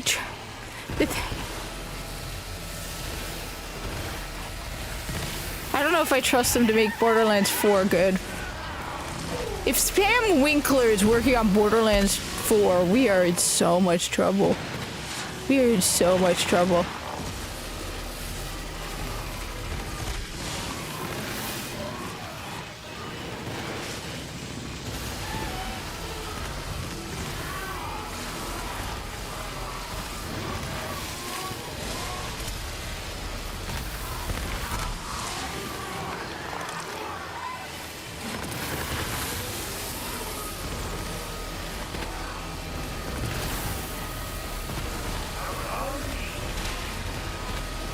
Alright.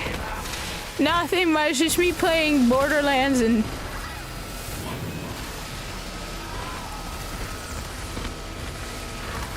Talk about my views on Goonergate, aka. It basically, I said, if anybody has known me for a while, they know my view is pretty obvious. It's no surprise. I mean, most people probably, anyone who doesn't know me will probably be like startled by my view on the whole thing because they'll see a Muslim and they'll think, oh, she's very, very conservative. Yes, but I don't force my conservatism on other people, basically, when it comes down to it. It's like, okay, I don't force my conservatism on other people, okay? That's when it comes down to it, okay? I just don't buy stuff. What? A plaything's tasted with the wrapping shreds. What? I don't know who you are, but you're not gonna survive my friend here's welcoming party. But I've got a place so we can talk. Come on in. I'm just on the other side. But back and forth fighting where the good were thin. Yeah, no. She needs to understand, if she thinks that by somehow appeasing to these people, that bringing in the Black Snape guy, having him talk against, no, these people. Sorry about all that. The madman pretty much runs everything these days. The rest of the place is pretty messed up, but he leaves me alone here, so we're safe for now.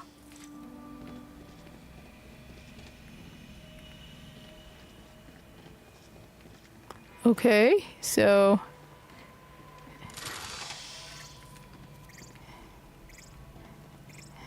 This one I'm curious now about. I got tired of the. If we're stuck in here together, we might as well find a way to pass the time. I've got a joke. Ready? Diversion. Okay, here goes. Why did the skag cross the road? Give chase! They scatter my shadow! Disembowel! Belly foes! We feast!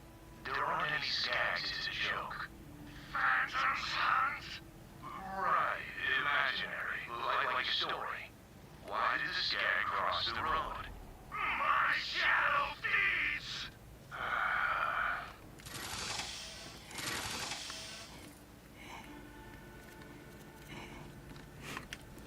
Let's go around grabbing stuff first. Yeah, look. It should be part of their contract where it's like, okay, so you're making Harry Potter. Shut up about the politics. Shut up about the politics. Shut up about the politics. Okay? Stop bringing. It should be like part of the contract. Do not even say the word trans. Period. You just don't say it. It's part of your contract, okay? You're banned from saying that word ever in public. Okay? In private, go right ahead. In public, absolutely not. In reference to the game, no. We, no more. Okay? That should be in the contract, all right? Be like, okay, you're about to make a lot of money, okay, on this show, Harry Potter show, okay? Right? You want to make money, right? You want to make money, okay. You're banned from saying that word in public. You are to have nothing to do with any causes or any of that, okay? That's it. You're like, okay, if you want to do this job, that's one of the requirements, okay? You're not allowed to say the words, okay? That's it. You are now under the employee, and just stop. All right? I think that makes sense. Given how much money these people make to make that show, I think that seems very reasonable. They have like a 10 years worth of contract, okay? Asking them to not say the word trans and to not get involved, I think they get paid more than enough to cover that. And if you do, you're basically fired. Okay? I think that's very, very simple. Is that too much to ask? It will harm the project otherwise. You saw me on this doll where Harry Potter touched you. I'm just saying, okay, this will harm the production, right?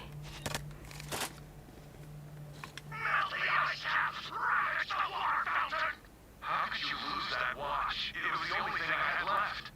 The man's an animal, and seconds are takes that drain me of dark embers. I don't care if it freaks you out. How are we supposed to live together if you don't respect my stuff? No, I hold the mirror, you hold the snake. Just get out of here. I need some space. Yeah, no, see, non-disparagement clauses are a real thing, like Thug McCoy just said. So no, you need a non-disparagement clause saying, yeah, just don't bring it up. We're not talking about it. You do not talk negative about J.K. Rowling. You do not talk about trans. You do not say the word trans, period. If somebody comes up to you and says, how do you feel about J.K. Rowling and her... I am not going to talk about it. It's all you say. That's it. You just say that. Because we do not want the show harmed because of your stupidity. Because you people are stupid. Actors are stupid at this point. You can't shut up about anything. And it's like, no. I got a whole bunch of new stuff.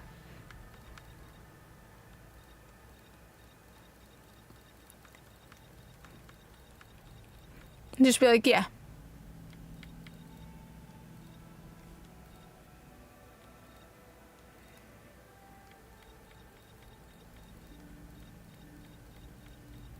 Which one am I using anyway? Oh, the wolf one.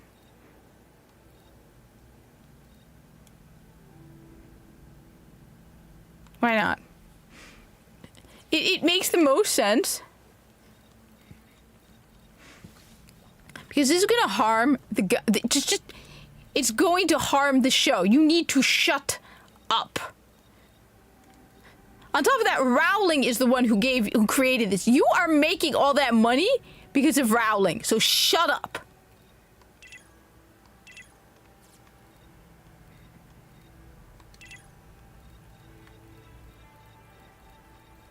Just, you need to shut up. Period. Just shut up.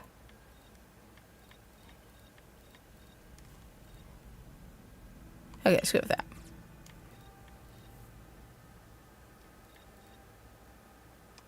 Looking sharp, anybody?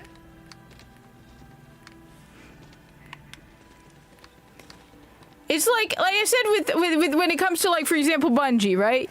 Where if you put your employer's name in, if you want to talk shit about your employer, don't put your employer's name in your bio. Do not even say it. It should be private. So, like, all the people who work for, like, Bungie, right, who feel the need to insult gamers. No, you are using Bungie to get attention. The only reason so many people follow you is because you work for Bungie.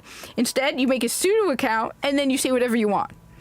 Okay? You cannot resist the urge to talk about trans. Pseudonym. Period. But you do not disparage J.K. Rowling, and you just don't talk about the stupid gender stuff. Period. It's the only way this show is going to succeed.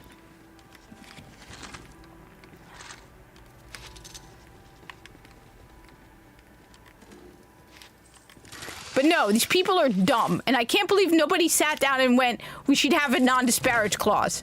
Are you surprised? He should never have been allowed to sign that. All right, let's see. I'm curious about this DLC. So. Welcome to my home, I guess. I'm not really used to having guests around here. Who are you? Here, I think. And if you're not Krieg, who are you? Well, I'm also Krieg. At least, I'm the part that remembers how to be more than a screaming murder machine. How did you even get in here? Oh, that Stanislav sent me in here sort of what makes you psycho so creepy. She called it Valhalla. Tannis, should have guessed. As for what makes the madman mad, I've wondered that myself. But I don't think he wants me to know. See that? If your so-called Valhalla is anywhere, that's where it's gonna be out there. Maybe you can sneak, worth a shot.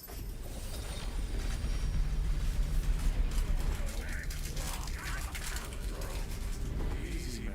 They're just looking around. You through the ears. Yeah, we got it, you drama queen. What I wouldn't give to be rid of this guy. You're my own saucy amputation. Good, we're on the same page. Maybe I'll just leave with the ball. Guarantee I can make that happen for you. Think about it. If Tannis can get you in here, she can probably get me out, right? Yeah, but where? Maybe put me in like a robot body. At this point, though, as long as I don't have to move or reach out anymore, it's certainly being involved in that. Well, Nothing we can do. Oh, absolutely. Store a human mind on a memory card the size of a postage stamp. I have a drawer full, but All you gotta do is open up the door to Valhalla for our guests, and then you get what you always wanted. Me out of here. For good. Got the chain link to razor ribbons. Let's dance the blades. Sounds like he's just as excited to be rid of me as I am. I guess, sure. With who?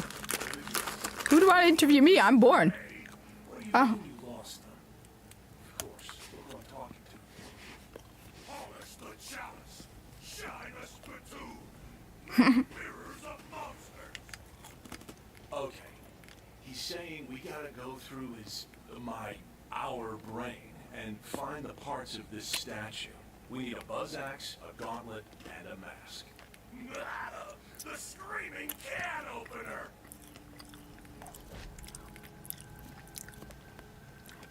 Another day, another orb. What do I do? Chase the meaty man. Huh?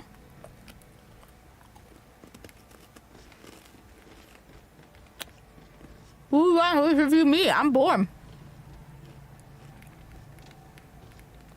Give the baby its milk bone. Okay.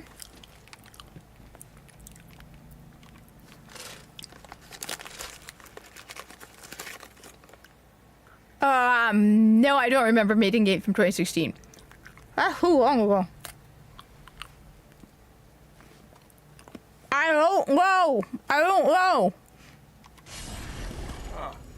That's an old memory through there. Or at least it was before this guy had his way with it. Hope you're up for some weird stuff, Balzander. Alright, man. What's first on this little scavenger? The judge's gavel. You heard him. Well, they're trying to help because they want to. Let's go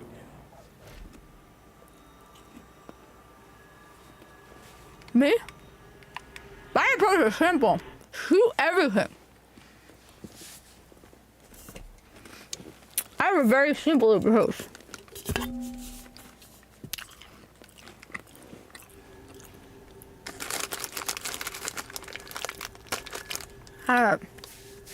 I'm eating cookie, okay? Come here a minute.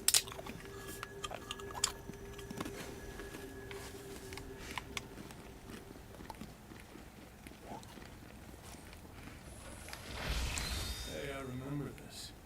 Lilith sent us on a mission to assault the COV stronghold.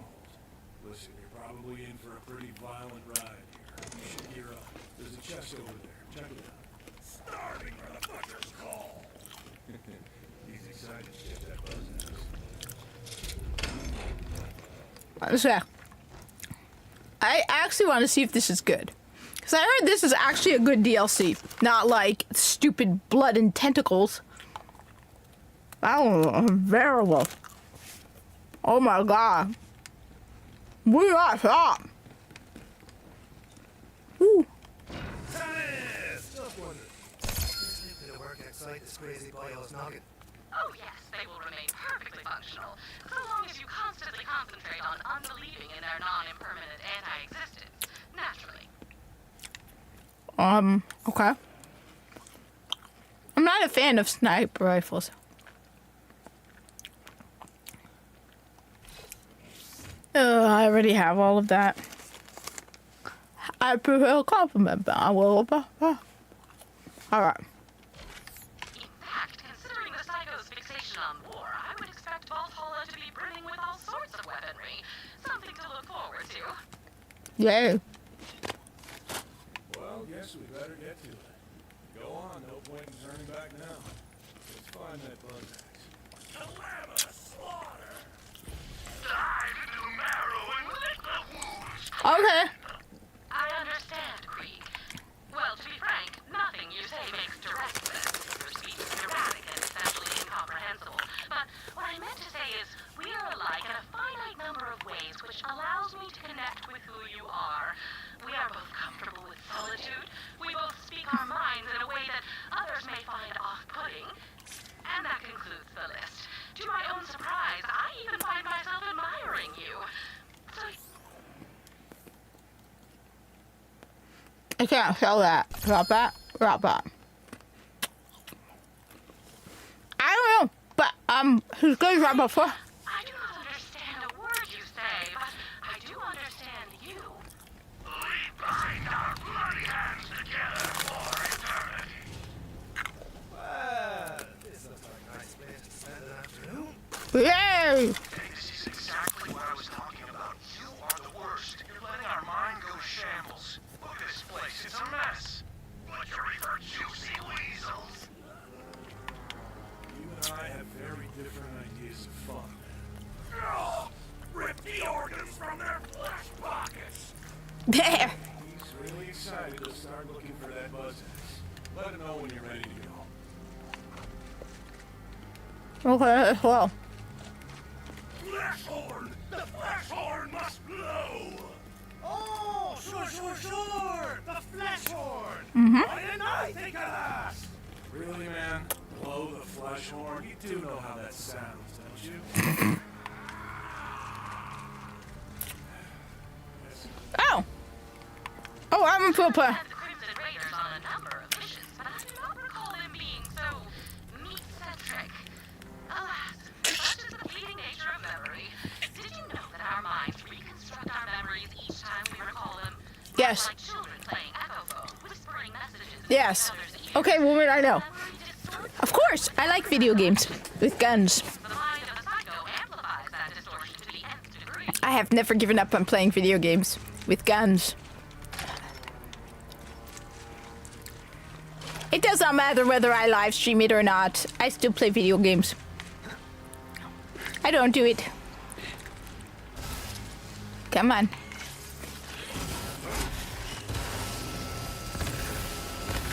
Oh. Shoot! You did not see that!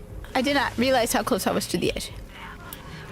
Yes, it was. That cost me a fortune and it was a stupid mistake. How much money did I lose? 700,000! Alright.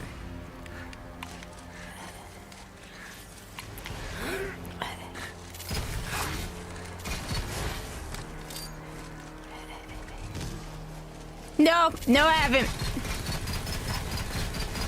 It's on my list of stuff. I know. I'm bad. Too many video games to play.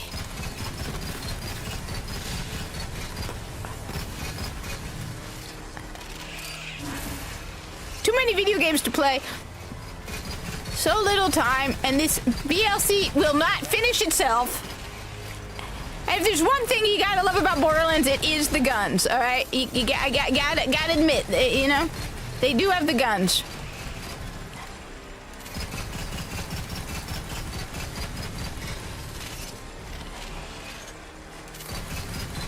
Now the key question is, do I want to up it to Mayhem 6 or not? I'm going to be here for a little while longer. Then I have to do laundry. And play with the kitten. And feed the kitten. I got Red Bull. I like turtles. Actually, I don't. Turtles are okay. I'm more of a cat person.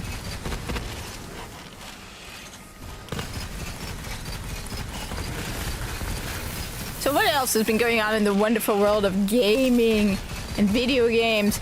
And apparently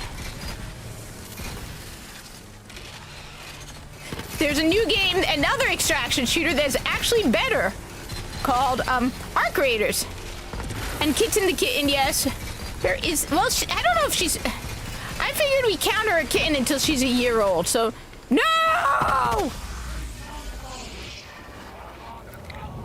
I like cats.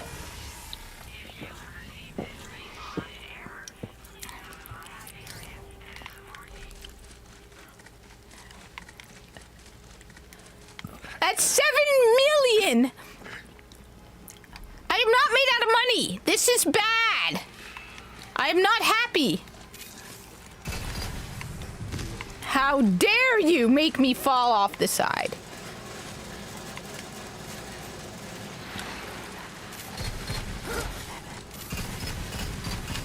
Actually, what I should be playing is Doom, not this. Doom comes out before Borderlands 4.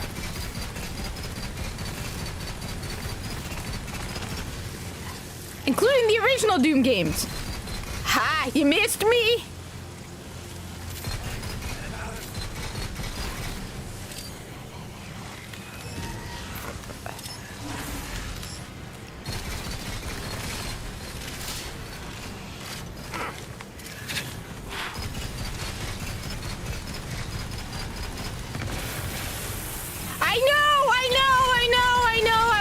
stupid. I fell off the side twice. I'm gonna have to make it up.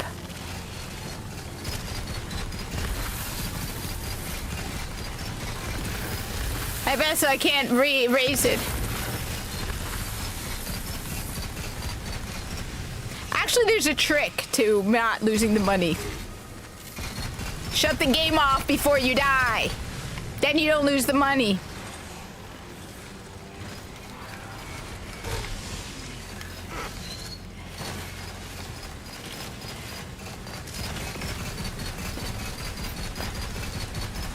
But it feels cheaty.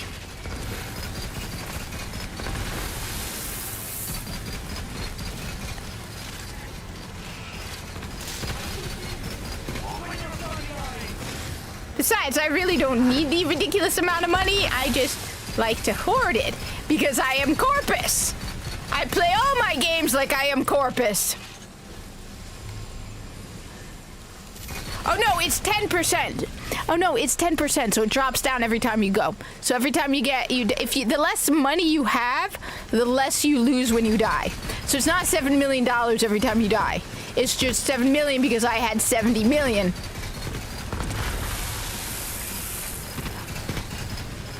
If I didn't have 70 million, it wouldn't be 7 million. It's because I'm so... Look! Being Corpus encapsulates everything you do. Your entire existence revolves around being Corpus, alright? You play video games through the mindset of all things Corpus. You view everything. So that means 70 million is not enough for someone who's devoted entirely to the Corpus.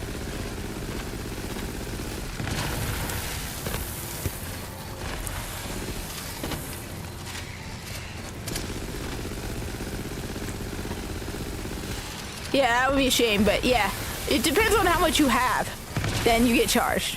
So, because then when you because when you first start the game, you don't start with negative. If you die, you don't start with negative.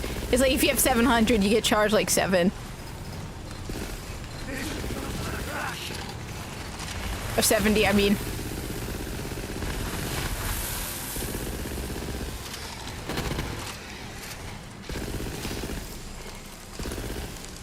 But on the other hand, I found out that you can actually do this awesome thing where you auto loot. So every time I pick up a green or a blue, it automatically adds money. So now I don't have to go around selling. I didn't know this was a thing until I discovered it while I was looking.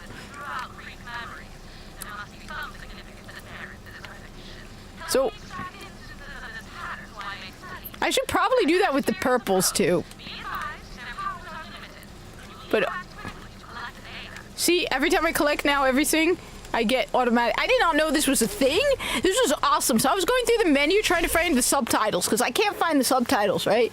So I'm going through the menu of the options trying to find the subtitles, and apparently you can see right over here. Okay. Right, options. Right. Gameplay. See? So you can do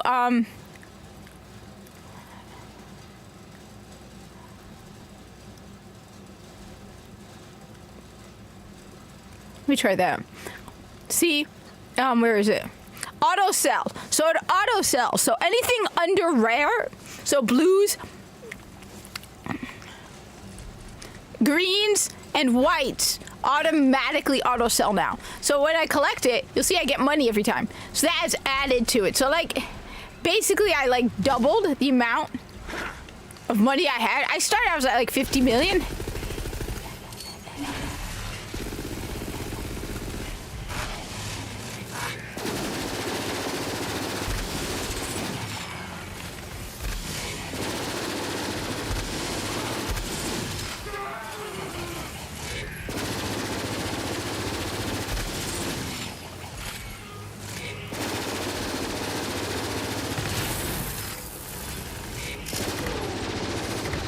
I like this gun though.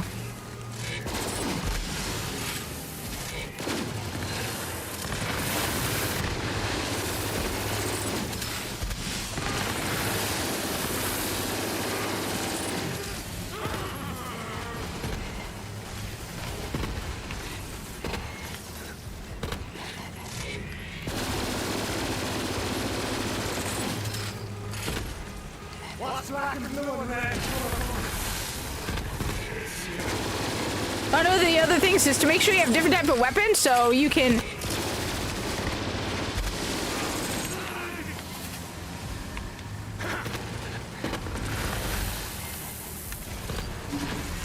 One of the good things also is to make sure you have different types of weapons so you have different types of ammo so you don't run out.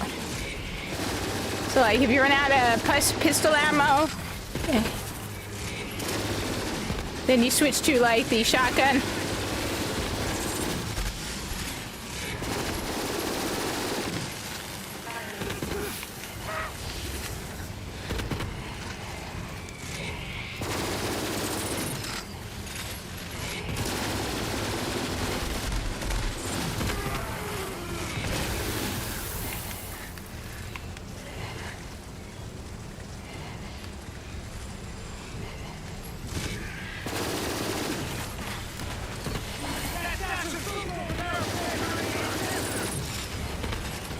See?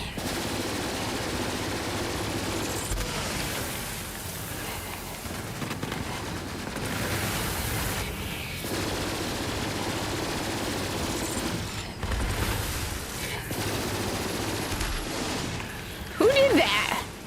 Where did you come from?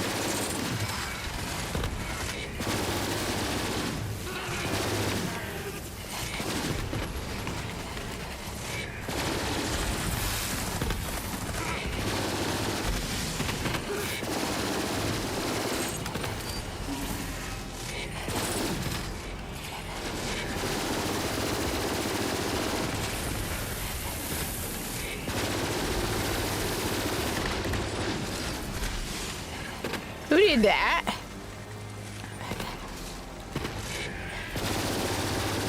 You are pissing me off with your spiders. Why does he have spiders in his brain?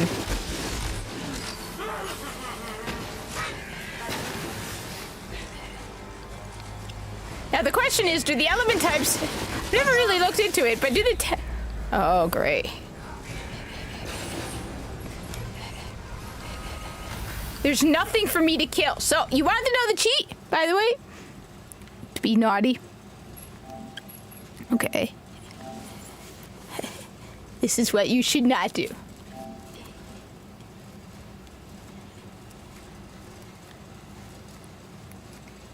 Do not want to lose another 7 million. Well, no, it won't be 7 million. It'll be more like 6 million. Now, this is actually fast load times. With it, on the PS4, the load times were abysmal. So apparently this game is being released earlier by 2 weeks, I think. It's being released now before Marathon. Which, by the way, I need to learn how to make a... I like this guy. This Corpus guy is my favorite. I like this Corpus guy. Alright? I like him. Here, 1 sec. While the game is loading. 1 sec. Oh, one sec. Want to see him? There we go. 1 sec. So, to those who don't know, by the way.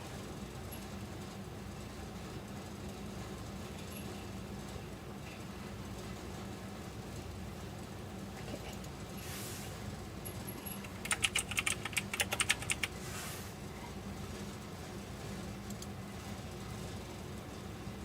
One sec. All right. So this, by the way, is where that Corpus guy... Okay, I'm just going to show this off because I like him. Okay, this is where that Corpus guy came from. Okay.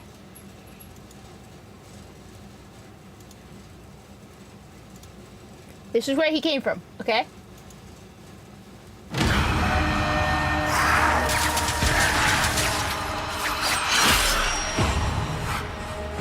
None of them truly understands how much I lost when I... Which, by the way, they use the new model of Corpus, which is cool. I lost her. One sec. Nor by what subtle art my dead love now lives. Within another's Dude, gleaming you're sky. deluding yourself. All right, nobody cares. So tonight, we shall celebrate in her honor and mine. There he is. So he's the one in the center, right there. That's him. That's him. The one with there. That guy in the center without the helmet on. That's. I call him Top. All right. He's the one with the. I know the. Oh God, I can't remember the name of the gun. I've used that weapon he has. Yeah, that's him. All right. There we go. Okay. Too loud? Too loud? Sorry, too loud, too loud. But he's Corpus. Can never. There we go. I shall unveil a new creation, a harmony of mistress. There he is. See? That's him. He's an Eximus. So that's my dude. My dude. He's got the upgraded gear like Viso, which is cool, but he's cooler. There he is. See? That's exact moment I have him. Right there. See, he's like telling everyone to shoot. That's him. He's cool. I like him. Look, see, he's got the upgraded armor from the new war, so he looks more like a person is wearing armor instead of just. There you go. And monster. And then she slaughters them all. How dare you, you evil woman!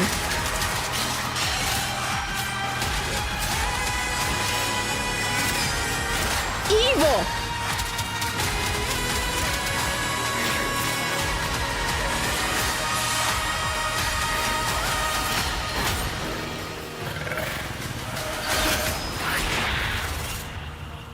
So yeah, you don't see him die. I don't think you see him die, but he probably. I like to think he didn't die. Okay?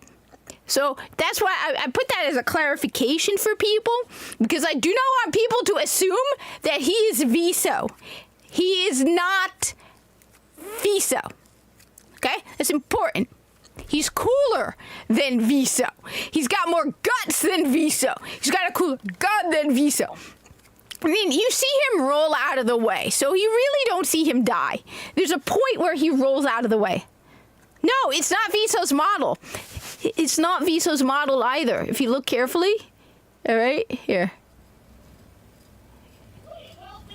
He's not Viso's model. Look, this is him. And let's see. He has the same body as Viso, but his head is not the same. Here, one sec. Where's Viso? Where's Viso? Where's Viso?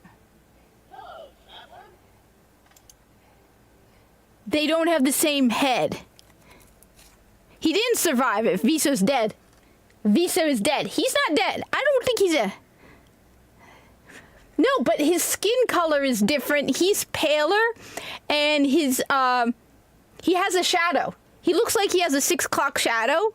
Like, you notice he has a faint facial hair marking? Where's Viso? There we go.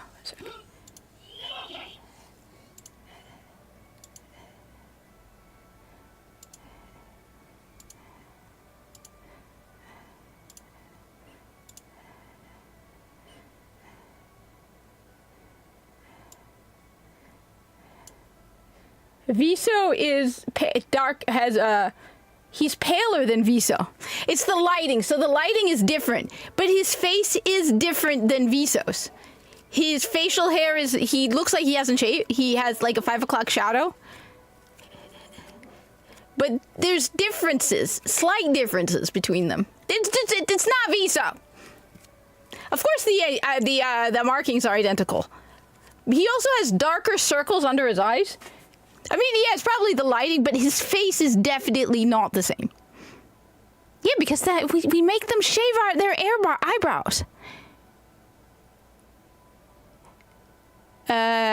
No, Viso is from the New War. Let's get that's Viso. The one on the left is Viso. Okay? One sec. All right, one sec. One sec. All right, here.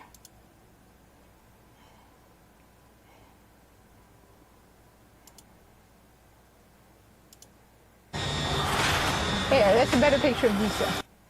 That's Viso. That's my buddy. Their faces are not the same. No, you want to know how you know my buddy didn't survive? Did survive? Look, okay. First off, that's Viso. All right? That's my buddy, Tav.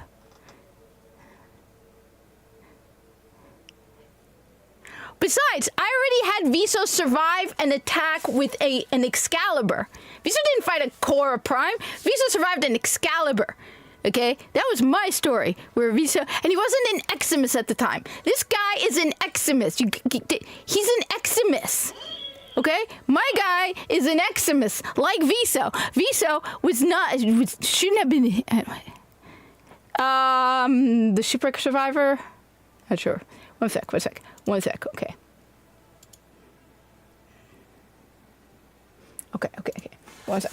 All right. What is it going to look like? Korra? Why do I get the trailer? All right. Look, if you look carefully, okay, there's a point where my buddy, my dude, ducks out of the way at the last moment. See, look. Look. Of mistress There he is, right? and monster.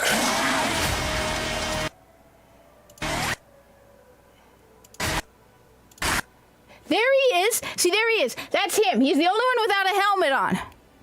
Okay? Well, look. Watch him, okay? How do we slow this down? There's got to be a way to slow this down. Okay? All right. Watch him, all right?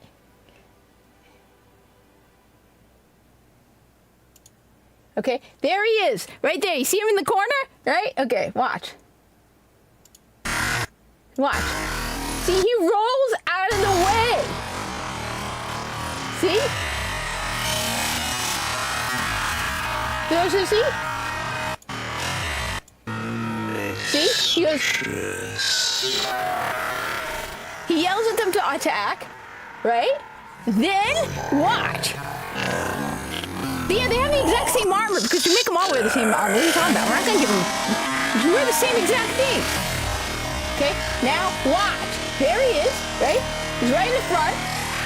And then what happens? He dives out of the way. See? He dives out of the way. Okay? There we go one more time. Okay? There he is. He dives out of the way. My buddy survived the Korra attack. And he's not Viso. What would Viso be doing with a Korra attack? He'd be in the Korra crying and pee-peeing his suit. My buddy's a real corpus. And at the end, you notice they don't have anyone hanging there without a helmet on. All the corpus hanging dead are wearing helmets. Okay? They're all wearing helmets. But my guy, Tav, all right, that's a Romulan name, all right? That's what I was thinking. Okay? Tav, right? Okay? Tav, right? Let's go with 0.75, right? Right? He's not wearing a helmet. See? He's wearing a helmet. He's wearing a helmet. All of the dead dudes are wearing helmets. So my buddy probably rolled out of the way and managed to survive the attack. A deathless. All right? So they're all wearing helmets. Okay? Except for him. Look. They're definitely not the same. My dude is not the same as Viso. Okay? They don't look the same. They have the same gear. I will agree. They have the same equipment. They're wearing the same tan. But my dude is cooler than Viso. Come on. Look at him. He's cool. Compared to Viso, come on. He's got a coolness to him. We get a view. Where he gets angry, switches fleet control back on. Yeah, I can get you over here. All right, fine. It's called Viso's Sacrifice. Viso's Sacrifice. All right. There. Okay, fine. We'll slow it down too. All right. So we can put this here. Okay. All right. Let's take a look at Viso. Okay. Being pissed off.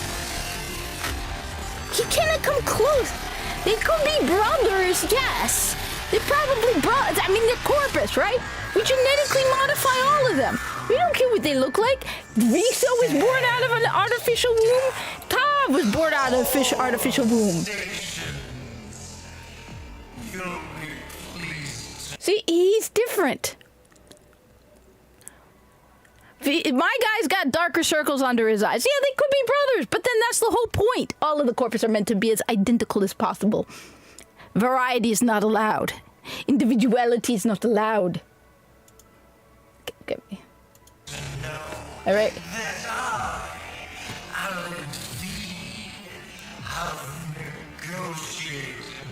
But yeah, they have the same gear. They definitely have. I mean, that's one of my favorite things about the new war. Okay, for me personally, one of my favorite things about the new war is look at his gear.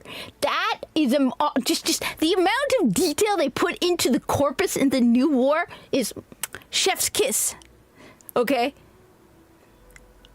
Okay, they're similar. They could be siblings, but my dude is cooler than Viso.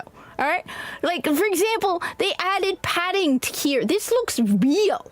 Like, you can see someone, they added the metal band around the chest to hold the helmet down so it doesn't go flopping up and down. The helmet is wider, which is smart because it's harder to get them in the chest and the lungs. This thing here protects them from in the front, and the piece in the back protects them from behind.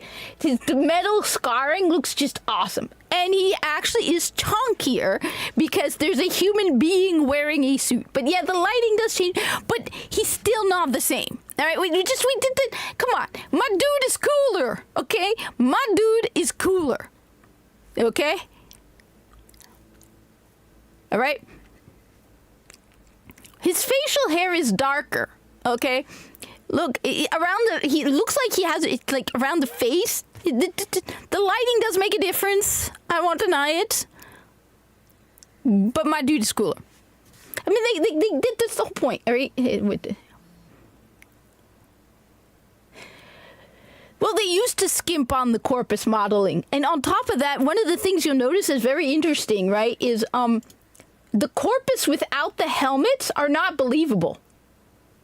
If you look at the corpus without the helmets, I mean, with the helmets versus the ones with the helmets, it's not the same model. What I mean is, the corpus with their helmets on are not the corpus with the... The corpus with the helmets on are not modeled as a person and then they put the helmet on. The helmet is slightly off. If you were to put a corpus with a helmet on next to a corpus without a helmet on, it really wouldn't match.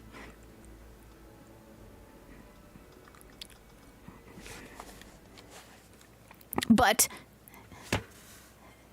look, they are similar, okay? Yeah, I can see it in the cheekbones. They have the same cheekbones. All right, they're similar. There is a lot of similarities between them because they're probably from a similar genetic group, okay? We don't really know this guy's name, so you know what? We can call him Tav-R. All right? He's probably from the same genetic group as Viso. They're probably genetic siblings because the corpus probably have hundreds, if not thousands, of siblings. So, you know, they might be genetic siblings. The front part is sloped forward.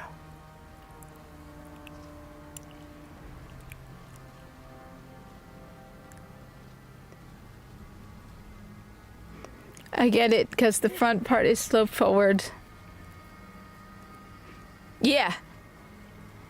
I think those helmets are probably pretty awesome. They probably have all different kinds of system sensors and all that on the inside.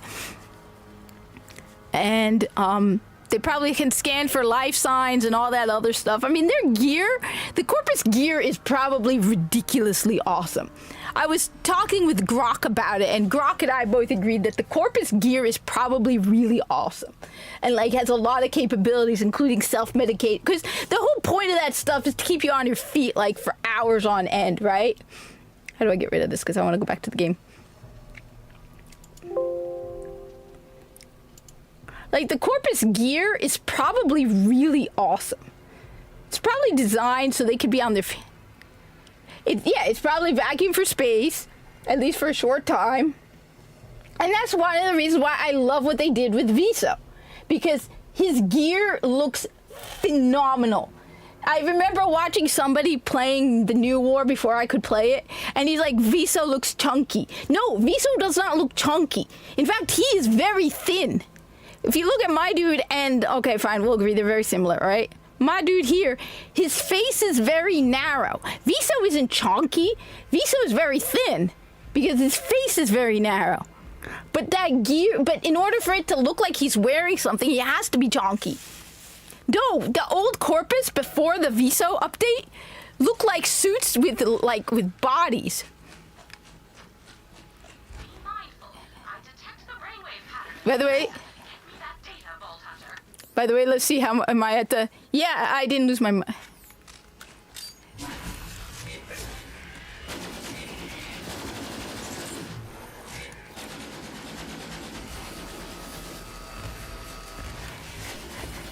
So the Corpus gear must be... I mean... The whole... If you want... Okay. You want these dudes on their feet as much as possible. That's why it has medical built into it. I mean, the Corpus used primarily auto docks. And honestly, Yue, I'll admit, I made a mistake because I was talking with Grok and I underestimated the capabilities of Corpus medicine. Corpus medicine is much more advanced than even I realized because I was going with Grok about it, and Grok and I were theorizing about how advanced it was. And... that suit probably has the ability to keep someone suspended and sustained even after very, very serious injury.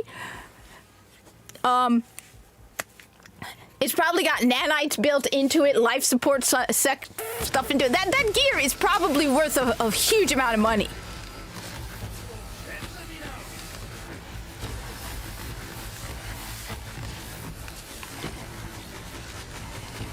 I mean... One of the things to keep in mind with the Corpus gear is Frode Beck is wearing that stuff.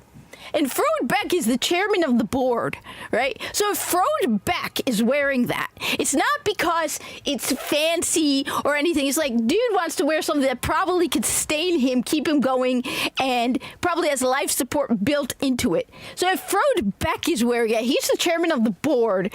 That stuff must be good.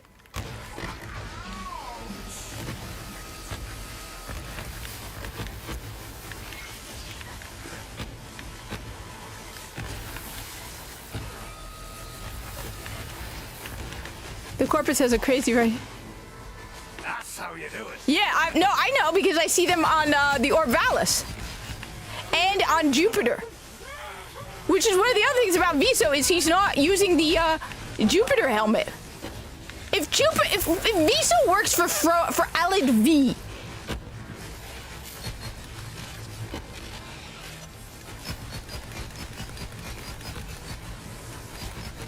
he's not wearing the gear from Jupiter.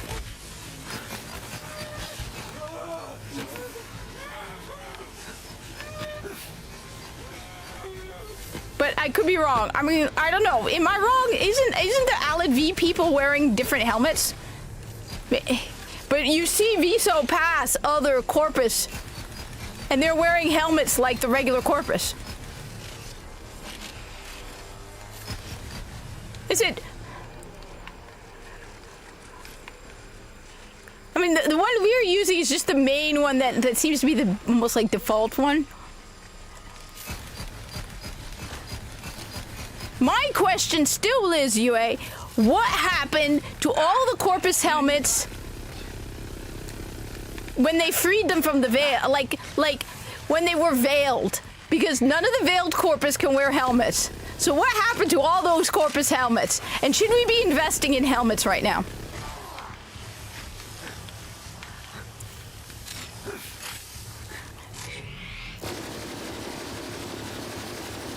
I gotta have better guns. Come on.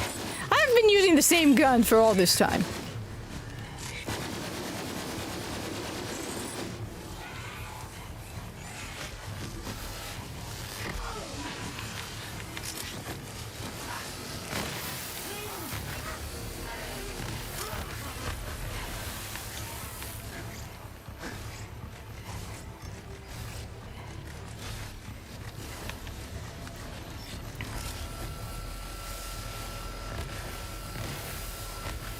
What I don't understand is why haven't they stolen the armor from... Yeah, so... I mean... I'm impressed Alan V has any ships left under his control. Like... I mean, is that the only pillar ship he's got left in his fleet? It's like, we are the last of Alan V's ships. We used to be under the employ of...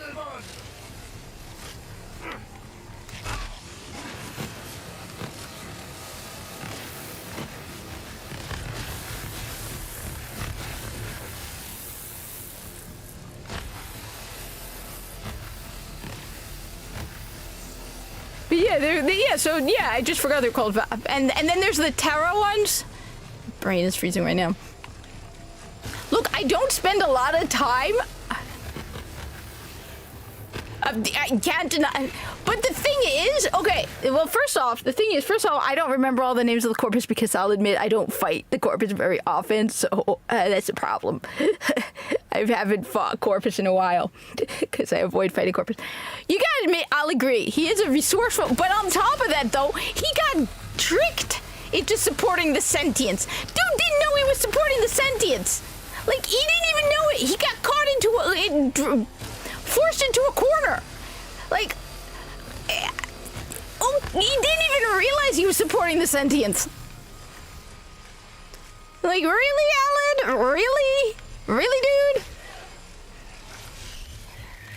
Kind of respect you more if you knew what you were doing. But I guess even Alan V has enough common sense not to go with if he willingly supports the sentience.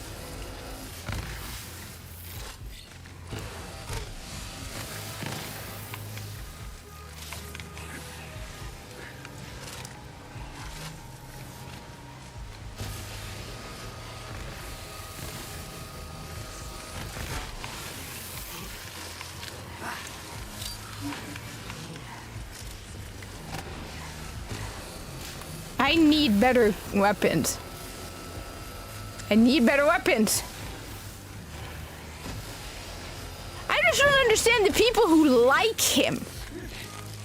When it really comes down to it, Alan V is one of the most evil people in this game, in Warframe. By far, Alan V is one of the most... I mean, other than Nafanio, Alan V is like evil. He literally experiments on his own crewmen.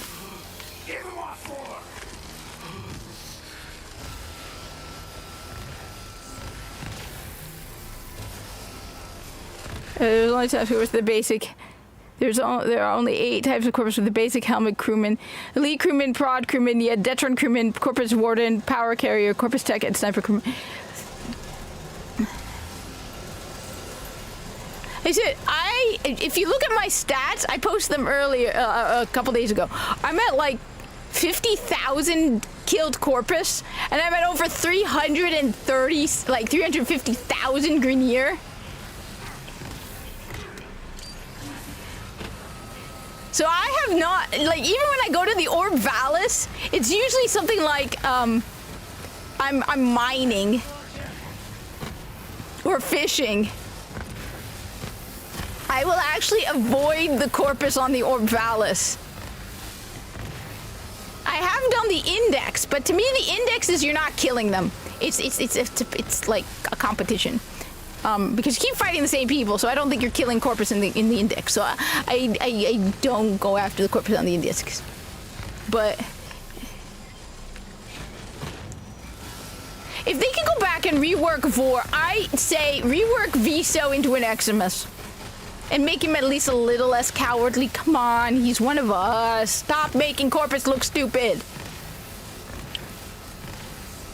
You think he would have survived corpus training like that? We would have bullied the hell out of him until he finally managed to grow a spine. Alright?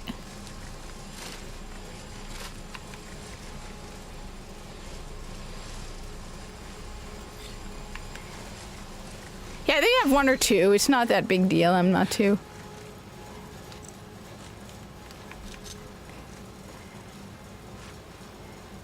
The warden and the sniper's not... true that headshots on their helmets are not counted as headshots? See, this is the great part. I now no longer have to collect stuff to make money off of the stuff. Profit. So much profit. I am getting so much profit. Which, again, I haven't killed Corpus in so long that I don't even remember. Like, I have not fought Corpus, actual Corpus, in forever. Visa's the one who survived the new. Oh, okay. Visa's the one who dies in the when the ship explodes. Fighting Alad. He's the one who pee-pees his pants. Runs around for a bit, takes weapon control away from the Corpus fleet, then realizes that he shouldn't have done that. And because his ship was docked with the Murex, when that thing went, his ship went. Which is probably a good thing because Alad V also died. Because if Viso and Alad V had both survived, you do not want to be Viso. Yeah, you definitely do not want to be Viso if Alad V had survived that. You really don't want to be Viso. Alad V is evil. Okay? The only way, if I've said this before, if Viso had not died in the New War and Alad V had not died in the New War, Viso would die screaming if Alad V got his hands on him. So the board would have to step in and get, and basically, yeah. You do not want to be Viso then. Of course, Alad V couldn't remember his name, so if Viso had survived the New War, Alad V would probably spend like a couple days going, so who's that Corpus Tech who defied me? His name was Vico. No, my lord. What was his name? Tico.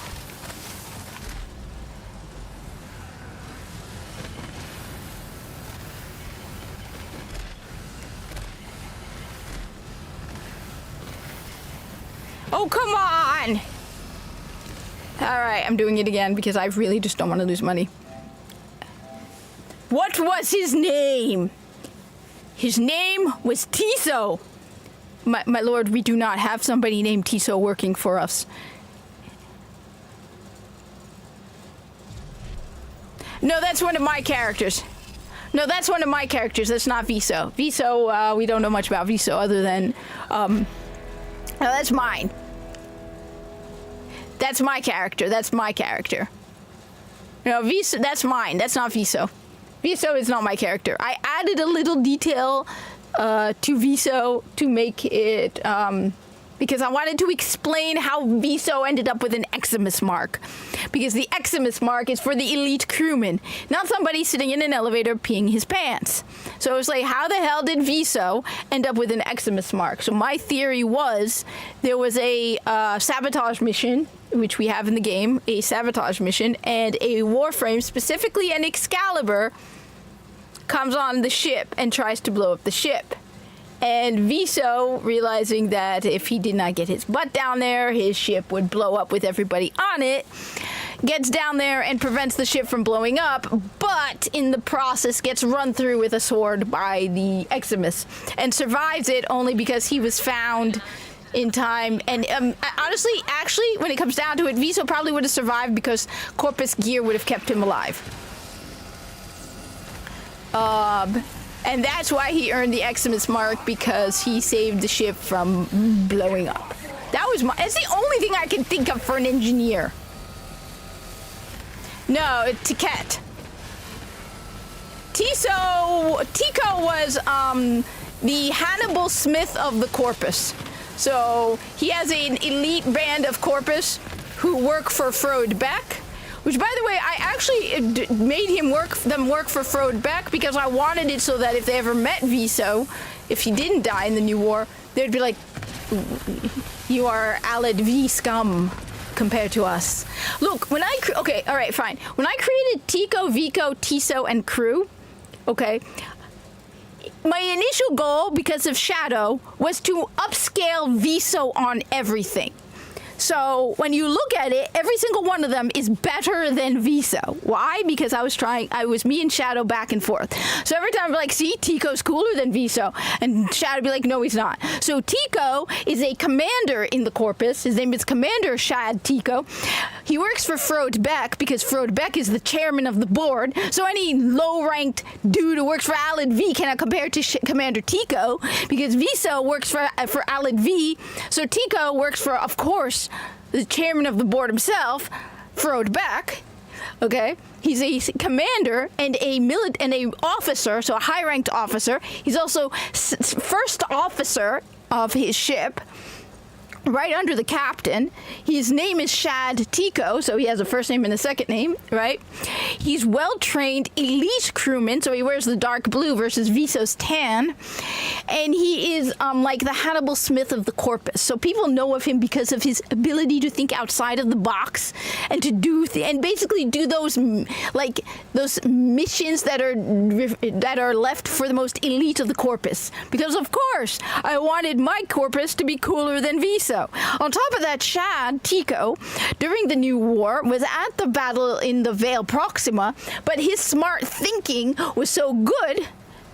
Yeah, he's an executive officer. Yes, he is an executive officer, but in the Corpus, he's an elite crewman, too. They're called elite crewmen, and they wear blue. So he's elite, but he's also an executive officer, whereas Viso is probably an ensign or a lieutenant junior grade. Tico is a commander. His thinking, his quick thinking and hard training of his crew was such that his ship survived the Battle of the Vale Proxima with the least amount of damage and the lowest number of casualties, whereas Viso's ship went kablooey. So everybody died on Viso's ship, whereas on Shad Tico's ship, the majority survived without incident because he thought through how to handle Moas taking over their ship. Kai, Lieutenant Commander Kai, is a lieutenant commander and an executive officer as well. He can outthink Viso because he was raised as a vent kid, so his skill with Corpus systems outdoes Viso's. So he's meant to be better than Viso with that regard. He's a lieutenant commander. He's an espionage expert and a demolitions expert because demolitions are just cool. So, of course, Viso is just a tech, whereas Kai is a demolitions expert. And he's a very good liar. So Kai is known...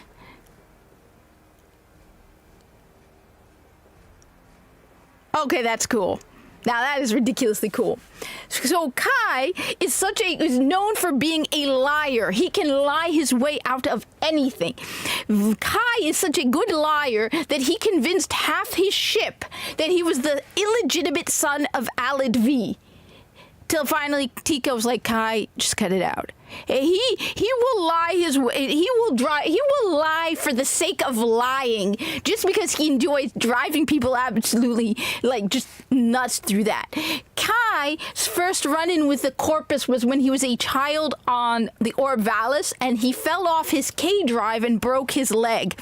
And one of the Corpus crewmen grabbed him by the scruff of the neck, dragged him to an auto dock, then sent him on his way, saying if he did it again, he'd break his other leg for him. So Kai actually owes his life to that Corpus crewman. So I like to give each one of them because I honestly... Okay, that's cool. That is actually ridiculous cool. I want to try that out, but I don't want to kill Corpus. I'm as crazy as this sounds, I don't think most of the Corpus hate being a part of the Corpus. I think one of the problems is we look at the Corpus and think they are oppressive and that they must be miserable. When I write about the Corpus, I make them proud to be a part of the Corpus and actually have reasons to be happy for owe it to the Corpus. So Kai remembers as a child, his leg broke and he was saved. On top of that, he had another run-in with the Corpus. So he is an idealized Corpus. He's very much a follower of Parvos Granum, and he has almost, even though he's a lieutenant commander, oddly he seems to be a little more naive and ideal to the Corpus. Tiso is one of my favorites. He's a lieutenant. He is a master sniper. So Tiso worked for Alad V, and in fact, actually, it was a joke, but he knew Viso. And he worked under Viso for a very short time and was a terrible tech. He sucked as a tech. He was horrible, like just terrible tech. But he has a phenomenal aim. He is a phenomenal marksman.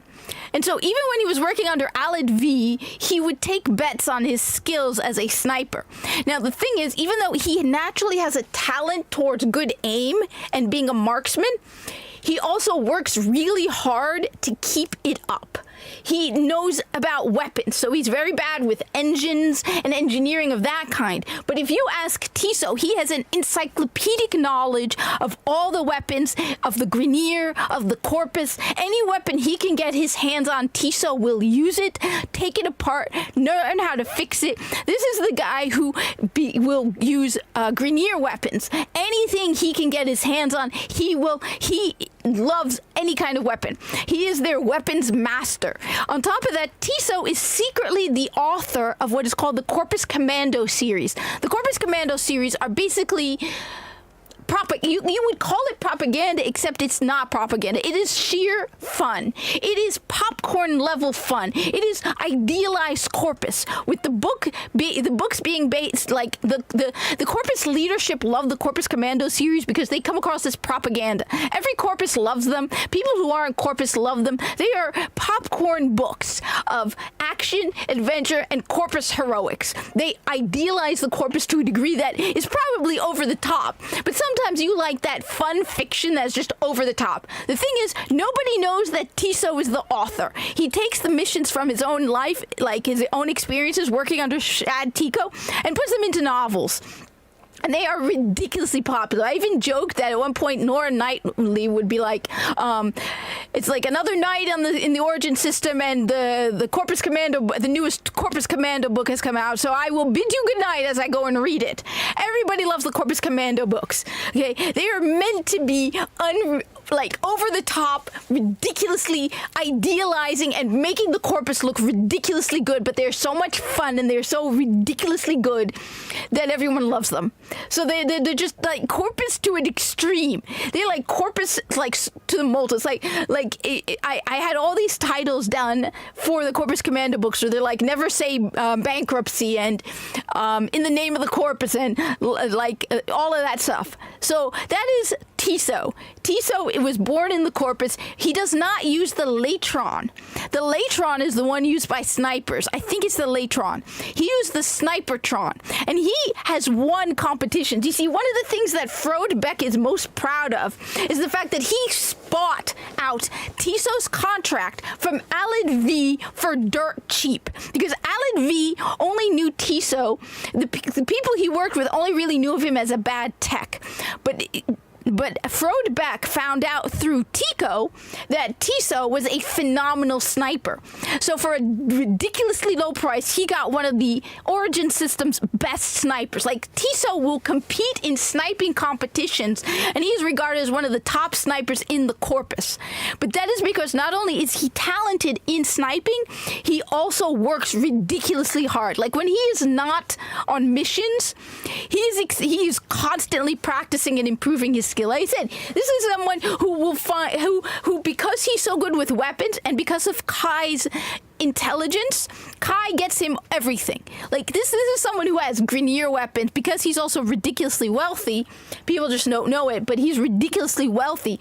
He owns so many weapons because, like I said, he's a weapon specialist. If they find themselves in a mission against the Grineer, like Tiso will be like, so he's up against, so he's holding this, the weakness of this weapon. He knows weapons better. Like, he's obsessed with guns. Tiso is obsessed with guns to a degree, okay, and he just, yeah, that's Tiso. So it's Tiso, and Tiso, like I said, while he worked under Viso, he was a lousy tech. He now outranks Viso, so he's younger than Viso, and he outranks Viso. So again, he's meant to be As I said, every single one of them was meant to be a step up over Viso, okay? So Tiso outranks Viso even though he's younger and started out under Viso, but now he outranks Viso. He's also, like I said, a better shot than Viso, though he does dedicate one of his Corpus Commando books to Viso and uses Viso's fight with the Warframe in his book. So he dedicates it because he knew him. So he's like, this is to Viso-R who saved our lives in the Veil Proxima. So he knows who Viso is because they ask him about him on whether he was loyal or not based on that incident. So that's Tico, Vico. Oh, and then there's Vico. Vico was an orphan who was found by the Corpus and from a very young age was raised by the Corpus. And so he was found abandoned in a colony where everyone was killed by Grineer, and he was like one of the only survivors. That's my guess so far. But Vico is basically meant to be the tech of the team. So he's a tech first class. But Vico, because I really wasn't sure, was meant to be Viso but with confidence. And he's smarter than Viso. So he's a tech first class, but he's younger than Viso and basically meant to be better than Viso. That was just the main thing about Vico.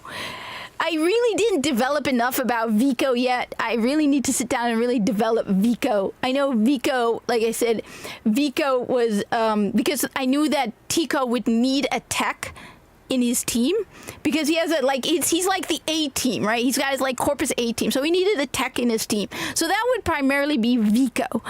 Vico, No, Vico wasn't the one who's the orphan. No, Vico is an Ostron. So Vico is an Ostron who joined the Corpus, right? His name was not originally Vico. His name was an Ostron name, but when he joined the Corpus, he wanted a Corpus name, so they called him Vico. That's why he doesn't have a letter in his name. His name's just Vico. Tiso does have a letter, I'm just not sure which one, but Vico is just called Vico because he was an Ostron. He will punch you if you tell him Swazdula. He does not want to think about his Ostron past. He's very happy being a part of the Corpus. He wanted to get the hell out of Cetus as soon as he was able. He was, you know how you see those little children, you know the kids running around pretending to be Warframes on Cetus? Vico was running around pretending he was Corpus.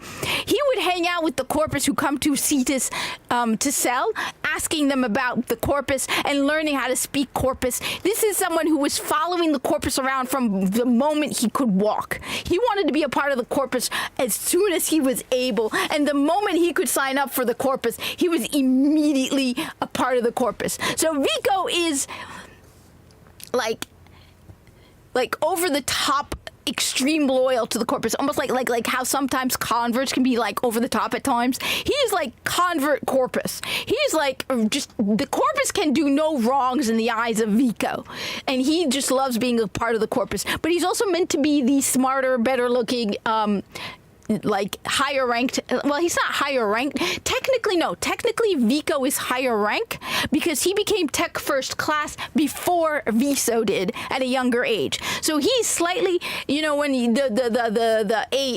is it, the tenure, I can't remember the name of the term, where it's like if you were promoted before someone else, you're slightly above. That's what Vico is. So Vico is their tech. He's smart, he's confident, he knows what he's doing. But he is obsessively, like, to a fault. He will never see the Corpus as ever doing anything bad, to a fault. He is obsessively loyal. They said he was running around following the Corpus as a child on Cetus because he thought the Corpus was the coolest thing ever. He has not gone back to Cetus and he does not want to. So that is 4 of them. That's Tico, Vico, Tiso, Kai. Then you have Yevki, which I absolutely love Yevki. Yevki was based on B.A. Baracus, but B.A. Baracus if he was a medic, because I thought it'd be hilarious. Now, Yevki and Kai have the same relationship as Murdoch and B.A., where like Yevki will bully and tease Kai, but at the same time, if you pick on Kai because Kai is smaller because he was malnourished as a child, Yevki will beat you up. Yevki is primarily melee, and Yevki was Solaris. And Yevki managed to get himself out of debt because he learned how to use the medical equipment and in secret would take care of people's injuries so they don't have to go to the Corpus and pay them. So they would pay him instead a lower amount. So Yevki taught himself medicine on his own. and treated the other Solaris and used that money to help get him out of debt. Yevgeny doesn't talk about why he was in debt to the Corpus. He says that he owes getting his life on track to the Corpus, and he's very loyal to the Corpus. He met Tico and Kai when Kai got into a fight with a prosecutor, and I wrote about it. I actually wrote the fight with the prosecutor, and at one point in the fight with the prosecutor takes his amphis and smacks Kai in the side, shattering his the sensors in his suit. So according to his medical sensors, he was uninjured, but in fact he was bleeding internally. So when they get back to the ship, he's bleeding internally and he doesn't know it because the system isn't alerting him that he has that there's a medical problem, and he basically goes into shock. And the one who saves his life is Yevgeny. So Tico's like, "What the hell are you doing?" Because Yevgeny, when he got out of the Solaris, they made him meat crew. And he was trying hard to promote beyond meat crew. But when Kai and Tico met Yevgeny, he was meat crew. So Yevgeny says, like, he taught himself. So Tico takes him under and has him trained formally in medicine because he could tell this was a... Tico picked his crew, so his crew seems above average. That's because Tico picked every single one of them. They're not random crew. It's like he met Kai. Kai's the only one who's random. Tico looked like Tiso. He looked for Tiso. And so Kai found Tiso. And Kai told him about Tiso. And when he saw him sniping, he's like, "I want him on my team." Vico is an extraordinary tech. Not because by chance, it's because Tico found him and was like, "I want the best of the best on my team." And so Vico was among the best. And so that's Yevgeny is the former Solaris. And then finally, Nevte. Nevte is the one who was the orphan who was found and was raised by the Corpus. Like, he's the pilot because we needed an H.M. Murdoch. He's not really H.M. Murdoch. He's still kind of in shock that these elite Corpus would have him a part of them. He's the youngest. He's a tech second class, and he's the youngest. And he has a lot of potential, which is why Tico picked him. But he's still kind of in a state of shock that they would include him among them. Yevgeny, when Kai fights off four hyenas of the hyena pack in the Vale Proxima, Yevgeny by mistake gets like alerts one of them, and he's like, "Just stay out of it," and he blames himself for when Kai gets injured. So that's my 6 Corpus team. They were all, like I said, they were all created with the goal of one-upping Viso-R. So every single one of them is better than Viso, except Nevte. Nevte is young, inexperienced. He's a tech second class, but he has the potential. So yeah, every single one of them was created with the goal of putting down Viso.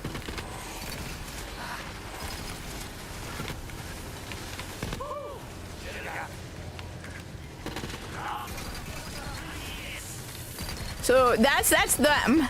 Then the thing is, I don't understand these video games where you'll hear about someone creating a single character or 2 characters. I've created a dozen, like those are just 6 of the characters. I think I've created like at least like a dozen Corpus.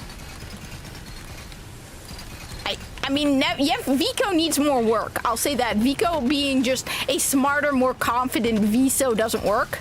And I need to come up with more for Vico.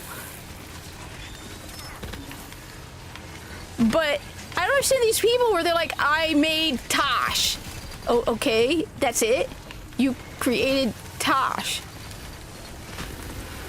I mean, then I have, let's see, then I have,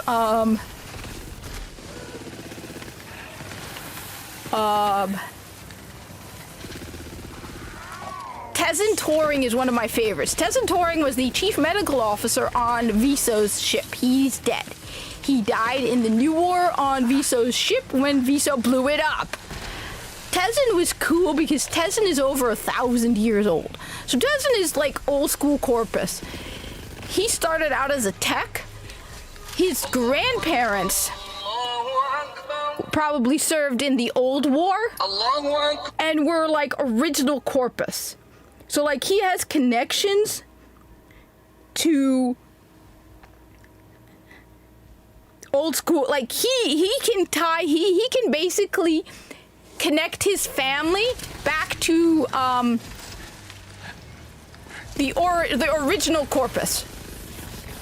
Because the dude is over 1,000 years old. I thought it would be cool to have a character who's over 1,000 years old. Because I think one of the things about the Corpus that makes the Corpus work is the sense of stagnation. Or like Viso's like 200 years old and has probably spent 200 years doing the exact same thing.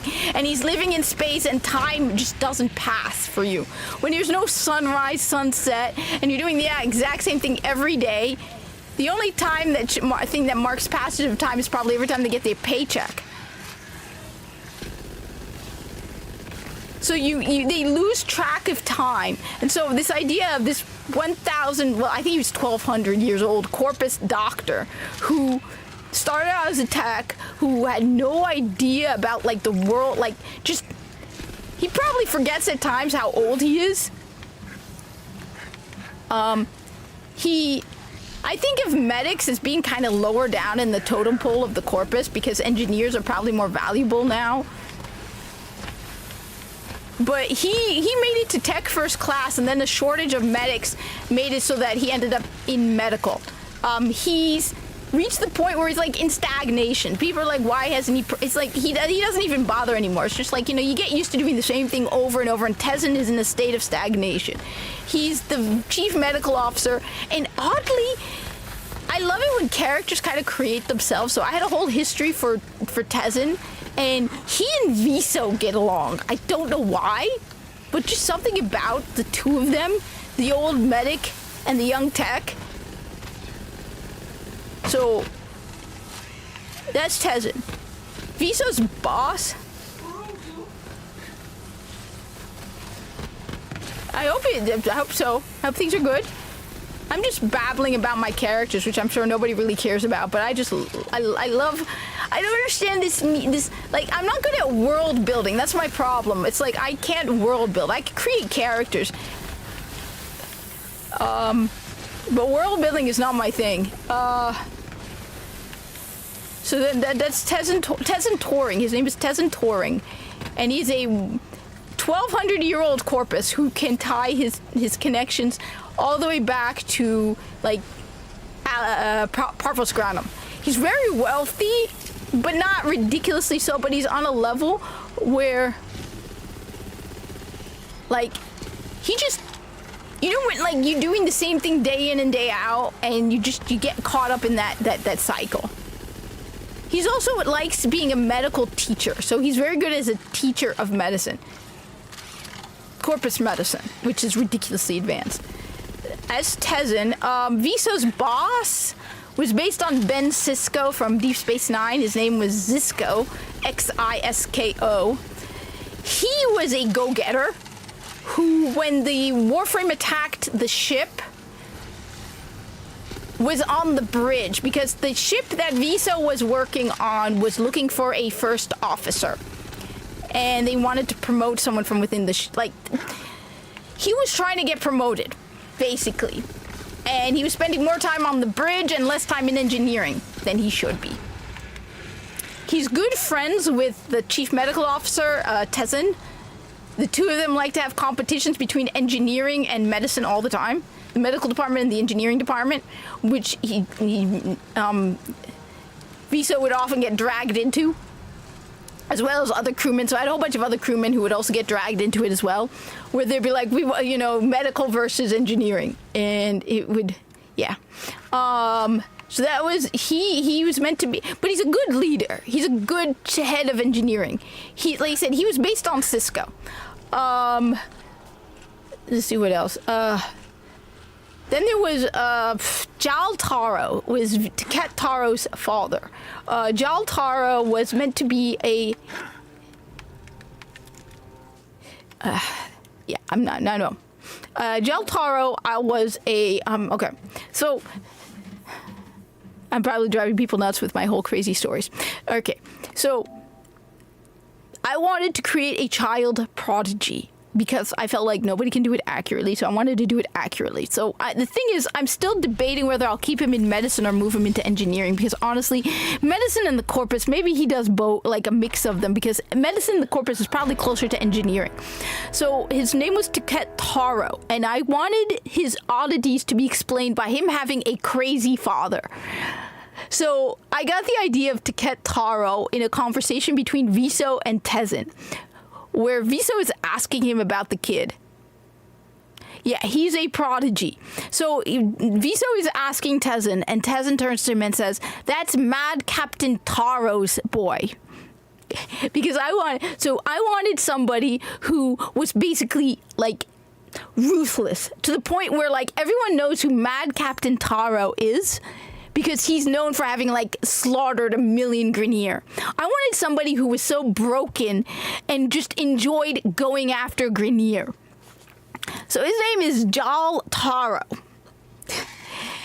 And Jal Taro, and so I needed to give him a reason to hate Grineer.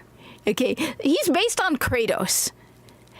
Jal Taro hates the Grineer because the Grineer slaughtered his wife, 2 sons, and daughter. And the only child he has left. So basically, it's a colony on Mars, and the Corpus were losing control over Mars, and the Grineer were taking over, and the Grineer were slowly taking control over this small colony on Mars. And Jal Taro was known for having just a reputation for being a terrifying, brutal monster, where he's like known for doing the jobs that nobody else in the Corpus wants to do. He is basically a mercenary. Think someone who even the Corpus go, yeah, that's a bit much, we're not doing that. He will go in and just wipe out entire Grineer bases for the fun of it. On top of that, his like brother-in-law is batshit crazy to the degree that it is alarming. Like to the point where they found him once in a Grineer base surrounded by Grineer blood with only a plinks, and he's riding in the Grineer blood because the Grineer slaughtered his entire family. So we're talking people. I wanted this guy who has a crazy reputation that even when Tezen says to Viso, "This is Jal Taro's boy," Viso goes, "Prophet." And like is just utterly shocked. Now, I later added more detail until that Viso and Tezen actually knew Taket Taro as a child before he joined, like he ended up working with them. But I wanted somebody in the Corpus who is so insanely terrifying that even the Corpus go, yeah, we know about him. We don't cross him. We don't talk about him. We know about him, but he's crazy. So that is Jal Taro. Jal Taro's youngest, only surviving son is a child prodigy named Taket Taro. Now, I originally had him in medicine because I started for some odd reason, after I started writing about when Viso get run through with a sword, I found that Viso worked well with Tezen. I don't know why. Tezen was meant to be friends with the chief of engineering, not some random tech, but for some odd reason, the two of them work together. Sometimes characters write themselves. So I decided that Viso and Tezen found Taket Taro on Mars. And so I had this image in my head of this little boy covered in blood, removing bullets from someone. And Tezen going, "That's just a kid." Now, I honestly don't know if I'm going to keep him in medicine. I still haven't really set it in stone. But the image of this boy with like oversized scrubs, covered in blood up to his elbows, and then he's like, "I fix him," and Tezen's like, "That's a kid. What are you doing with the kid?" Just the image of him and Viso just looking in shock at this little boy who is a prodigy. So I love the image of the medical side of it, but at the same time, when you really think about it, that boy must be batshit as well, because the idea of this, like, to try and explain how this kid can operate on somebody, and yet at the same time, he has like this distinctive way of separating living people who are like problems for him to solve, injured people from living people. And so when Viso is injured by the Warframe, it kind of coalesces it in his mind that the patients he takes care of are people. And like his brain is still trying to understand this whole idea of like patients aren't projects for him. But I'm not entirely sure, because trying to fix this prodigy's brain to make sense where he can like remove bullets from somebody and yet it not completely destroy him. But I just love the image of these two corpus men walking into this colony medical facility and seeing this tiny kid holding a bullet and being like, I fix him. And they're like, right. So that's Taketaro and his father, Jaltaro. And then I added more history. So it turns out his grandfather is Corpus. And they, like, left the Corpus. Or they didn't mean to leave the Corpus. They ended up being forced out of the Corpus, but not really forced out of the Corpus. So they're, like, in hiding, but then they get reclaimed back into the Corpus. Because as Jal puts it, to the Corpus, you're Corpus. To the Grineer, the Grineer will kill you. The Corpus hopefully will accept you because you're Corpus. So Jaltaro, so Taket's grandfather is Sato, who is a Corpus tech, and the doctor who trained him is a man named Ilan Kano. And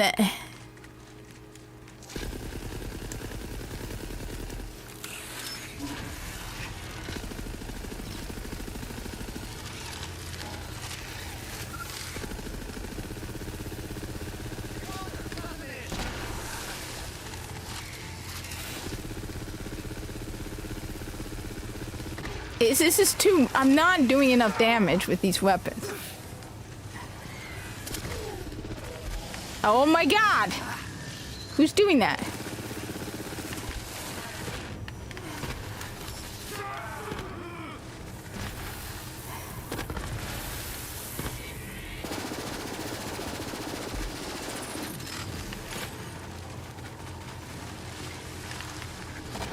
Anyway. So so Taketaro is meant to be a prodigy, and I wanted, because people do prodigies wrong, right? Writing prodigies is actually extremely difficult. Hey, Alexia, what's up? So and every single time people write about prodigies, they do it wrong. And so that's why I wanted to make Taketaro a prodigy, because I wanted to do it accurately. Because one of the things about prodigies is they're still children. Even though they're ridiculously smart, they're also not encyclopedias of knowledge. They tend to fixate on one or two things that they like.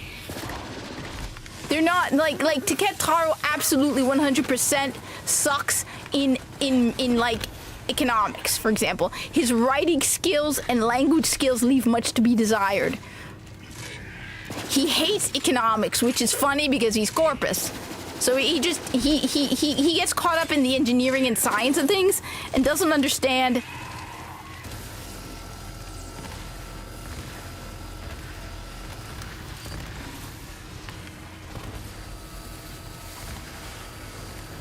I finally beat, though I haven't gotten the. So I found out how to transfer my save from my PS4 copy of the game to my PS5. So copy of the game. So now, but the problem is I don't have most of the trophies in my laundry. Where are you going? Are you going back to Japan again? I am not going anywhere. I don't like going anywhere. Come on.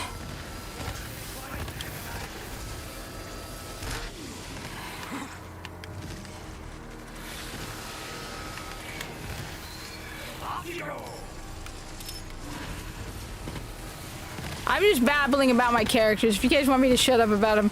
They said, I don't understand this whole attitude where they're like, I created one character. And I'm like, I've created like a dozen. So like, for example, Ilan Kano, because of what happened with him in the Corpus, actually has at one point had very severe PTSD. Like very, very severe PTSD. Like the kind that would just basically crippling PTSD at one point. Because he was so, okay.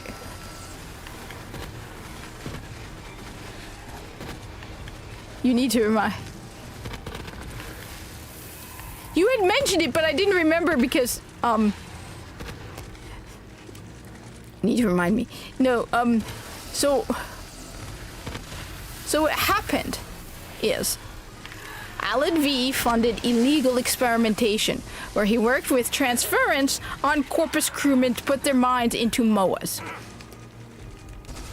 The medic on the team, well, he was the medic for the base, so there were two teams working on it. There was a team that worked on that maintained the base, and the team that did the experiments. Ilan Kano and Sato Tage were part of the team that maintained the base itself. They didn't do the experiments. I even named someone, hey Lord Touch Me, what's up? How are things in Destiny 2? Borderlands 3, I'm trying to get the stupid DLC done. And try to get to Mayhem 11, but at this rate, I'm still Mayhem 5. I probably need a better... Yes, Borderlands 3. Anyway, the experiments happened on Mars in secret. Realizing that the technology...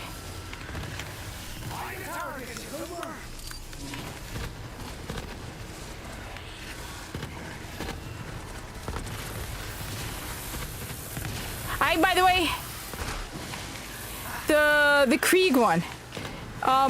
Yeah, I'm not playing Marathon, by the way. I'm not giving Bungie any money.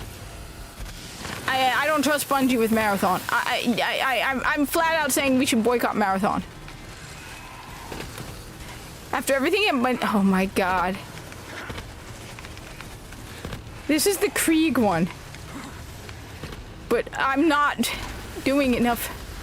These bullet sponges are driving me absolutely bonkers.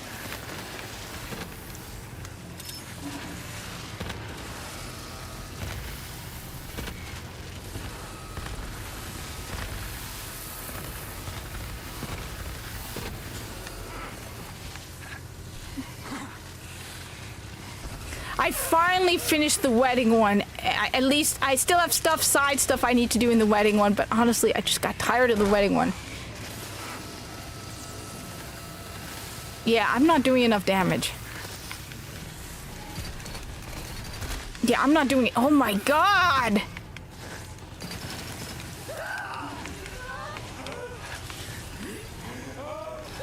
I am not doing enough damage.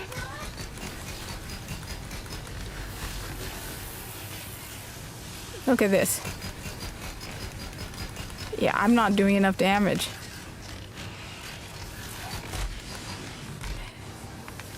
I'm getting tired of this.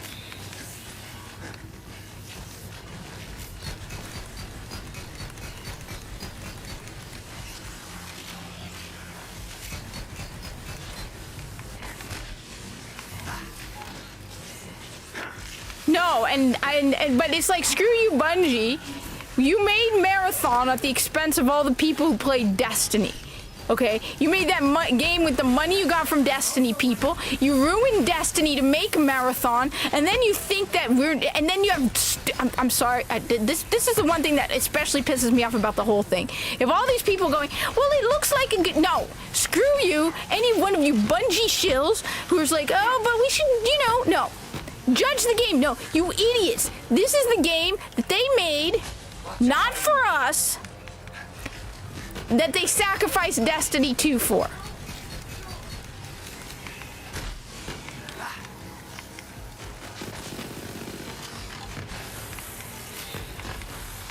This is the game they made and they sacrificed Destiny 2 for. And then they're like, it's not for Destiny players.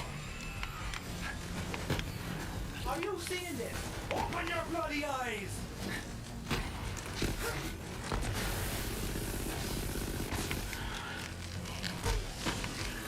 Oh no, I don't even care if it looks phenomenally perfect. You have to be a gullible idiot to trust Bungie to handle anything. They'll probably monetize it to hell and then abandon it in a few years without even giving you a refund. At least Concord gave people a refund.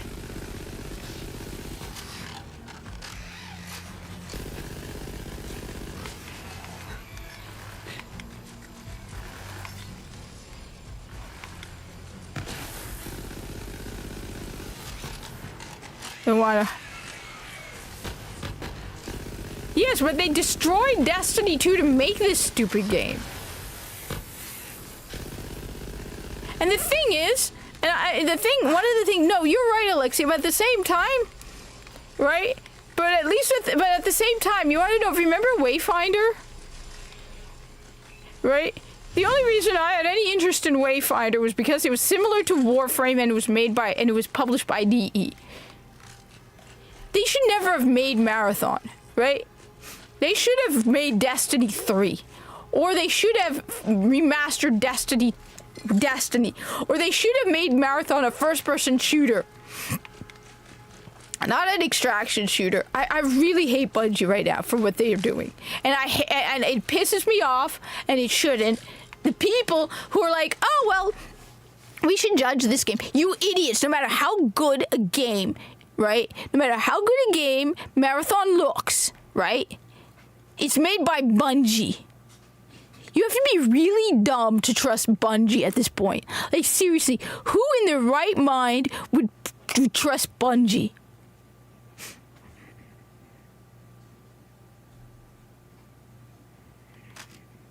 Try this out.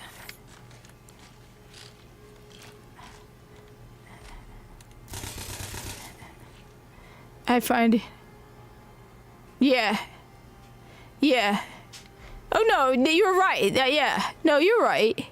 I'm just really, really angry that, you know,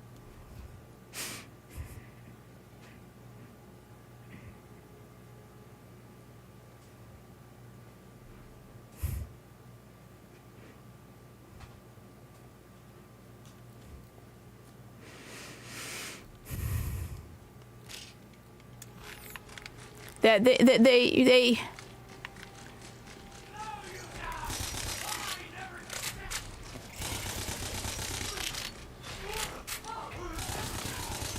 yeah, no, this is awful. That thing has no magazine.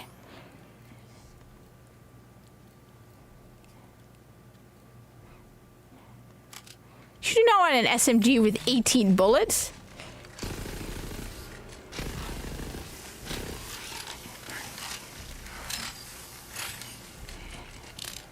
Alright, so this is...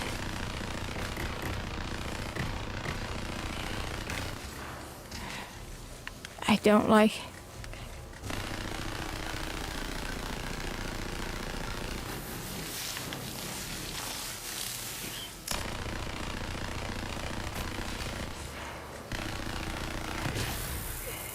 Like... There are few times when I want a game to actually fail. Right? Where I really 100% want... Remember that case? Yeah. No, you're right. Well, you said, like, yeah, we have an audience that caters to solo co-op story campaign PvE. Yeah, let's now ignore them and cater to an oversaturated our solo of solely PvP. Yeah.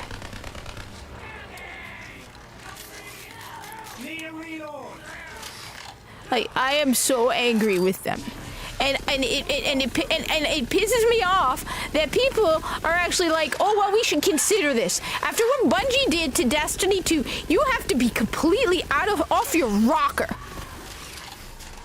Right? To trust Bungie to do anything. Did you hear about the lawsuit, by the way? Alexa, did you hear about the lawsuit?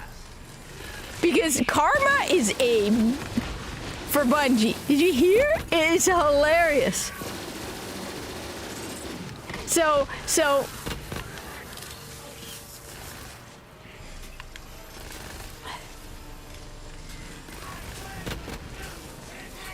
what happened was, okay, so you heard about the lawsuit, right?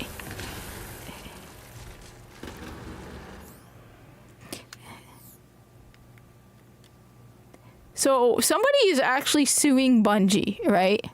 For copyright infringement, right? It is the dumbest lawsuit. Okay, it is so ridiculously dumb. There's no way that this dude has a case. And under normal yeah. So there's no way in hell, I'm sorry, there's no way that this dude actually copied Destiny 2. Okay, there's just no way. Like, there's no way Bungie copied him for Destiny 2. I'll flat out say, there's just no way. It's stupid beyond words, okay? But the reason they cannot fight it and the reason it hasn't been dismissed is because they sunset the stuff. So Bungie is showing them old YouTube videos with,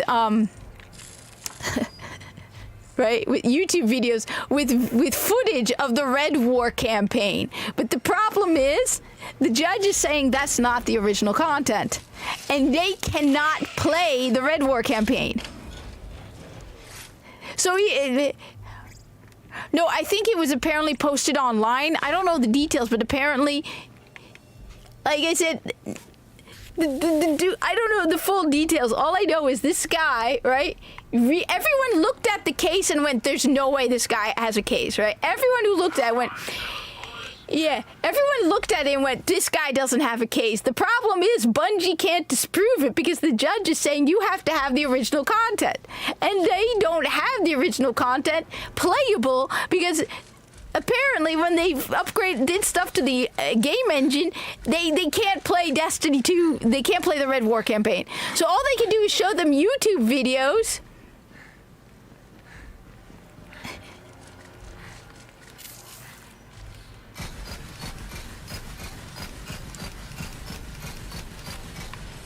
Yeah, I don't want to deal with these guys.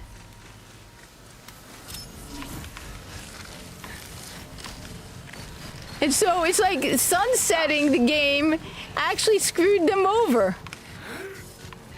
Because if they had not sunset the game, they would have dismissed it. But because they sunset Destiny, the Red War campaign, the judge is saying you can't dismiss it. And Bungie's saying, but we don't have that content anymore.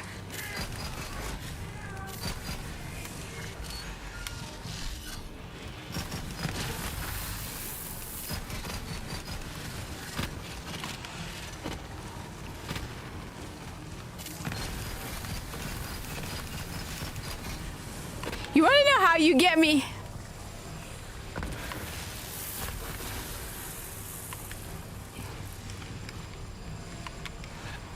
Oh, I mean, what this guy is doing is definitely a money grab. This guy really doesn't have a case. When you really, I mean, from what I have heard, this guy, every person looked at it and went, this guy doesn't have a case. But the problem is, Bungie kind of...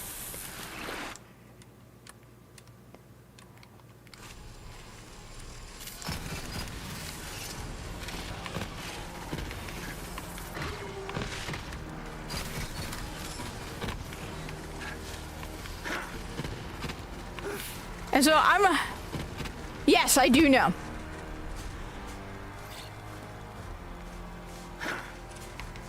He's the author of, and I can't remember the name of the books, but he has this like pale, like physically weak, but like magically powerful, I think. I mean, I know the character because I remember seeing it on the cover of books, but I can't remember the name. I know who it is because I worked in a library for a while. I don't think I ever read the books, but someone recommended them to me for a while, but I never read them.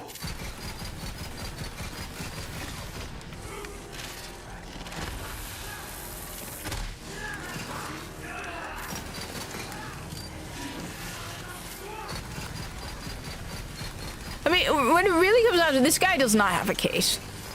Basically, it's so generic. It's like half this... Like I said, Michael Moorcock, a whole bunch of other authors. If this guy had a case...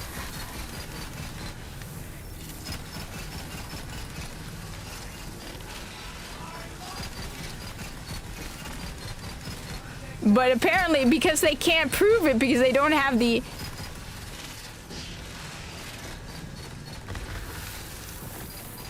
Yes! Yes, the Alex. So, if he's not suing them, I mean, this guy suing them has no case at all. But apparently because you can't get the Red War, you can't get a mod, like, basically the Red War is unplayable. So everyone who, like me personally, I'm like, you know what? I hope that, you know, honestly at this point, it would be hilarious if they lost this. It would be so funny if they lost this.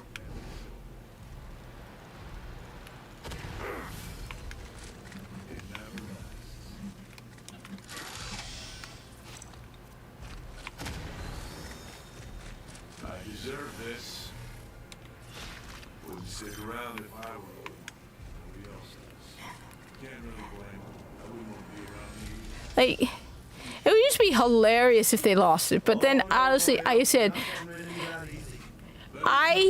when they first, the reason I didn't get so angry initially was because I thought that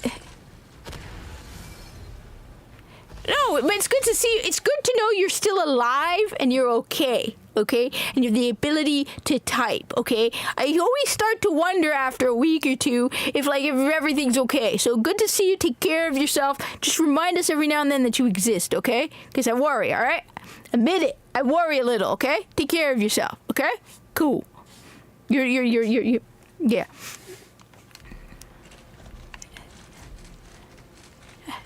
I mean, it's good. It's good to see that you're okay and that you're around and you're not, like I said, I worry, okay? I worry. Don't worry, okay?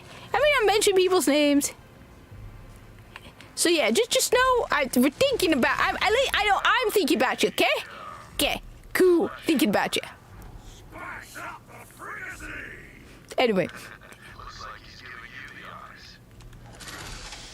But it would be so funny if Bungie lost this one. That would be so funny. It would be just so great after everything they did. I think I would just celebrate it. I'd be like, are you kidding me, Bungie? After what you did to us. Now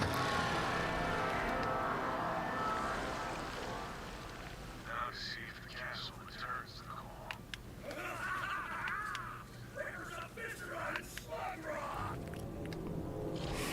Oh no. Anyway. Time to take the battle to them. Oh god, not more. I like this Matt Loyal. He's saying what we're up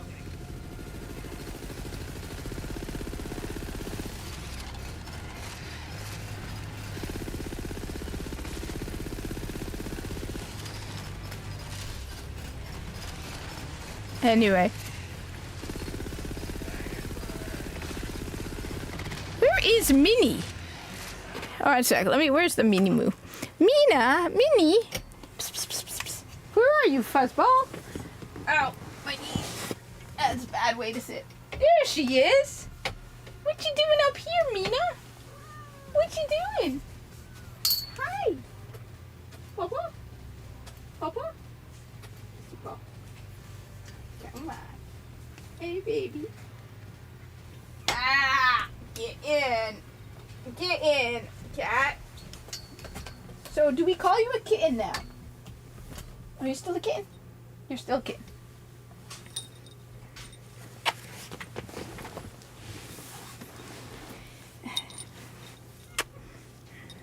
Okay.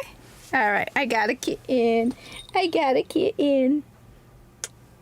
Why do kittens like to put their little pawsies on your face? Ah.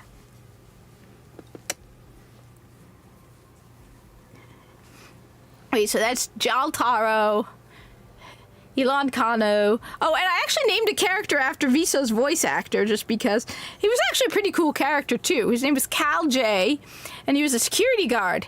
Now, he was a security guard working on that base who refused to take Corpus ended up being like on death row, but was anyway. So that was another one. He's a weapons expert too, but not on the level of Tiso. Tiso's cool. I like Tiso. Tiso's my gun obsessed, like my love for guns. Yeah, no, you can't see me because I'm not wearing my hijab and that's me. That's me. What you talking about? That dude is me. That's me. That's me in my work gear. It's, because I'm Corpus. Right, baby? Ow, my knee. Because I bent my leg. I was sitting on my feet. Ow. Ow. Sorry, Minnie. Urgh. So, here's something that nobody's talking about, right? So everybody's talking about the price of games going up. And we know the price of of Doom, right? Because Doom is coming out at the end of this month. But what game we don't have the price for yet? Borderlands 4. How much is Borderlands 4 gonna cost? Everyone's talking about GTA 6, but what about Borderlands 4? Hi, Popina. Popina?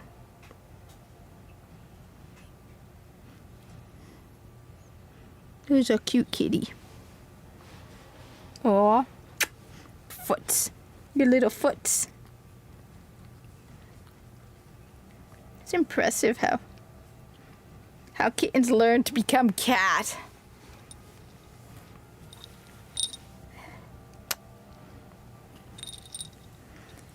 See, you can see it. I have it shaved down to that thin mohawk on the top of my head.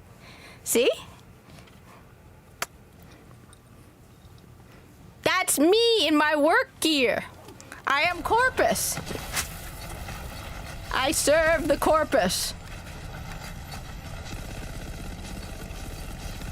I mean, as the Corpus marketing director, me and Frode Beck, we've had numerous discussions on the state of the gaming industry and how we are so thoroughly impressed by the profiteering of Nintendo. Good job, Nintendo. We are so proud of your greed. Now let us hope it pays out for you in profit, because I'm not entirely sure it will. Sometimes, even in the Corpus, we acknowledge lower prices are still better for profit. Even we in the Corpus know that. We don't always charge top price, because sometimes lower price means more sales, which leads to more profit.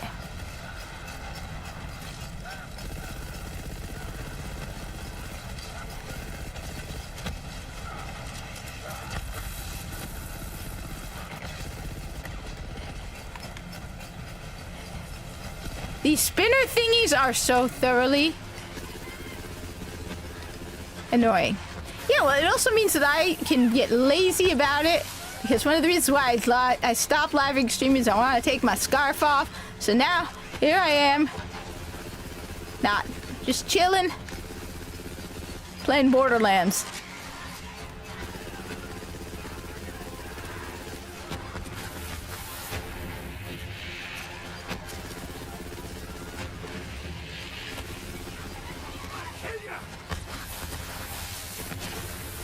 See?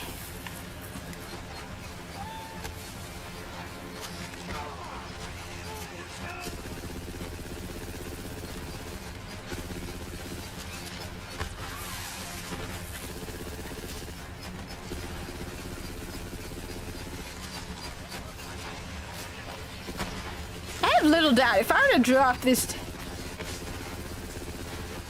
to Mayhem 4. Blowing up is all I know. Besides, who wants to get close to this? People are... Yeah. By the way, the usual let me just remind people again, for those who weren't here at the time, let's not forget that the guy who wrote Borderlands 3 is writing Borderlands 4. The guy who wrote Blood, Love, and Tentacles was also the one writing Borderlands 4. The guy who wrote Tiny Tina's Wonderland is the one who wrote Borderlands 4. I am very, very worried about Borderlands 4's writing.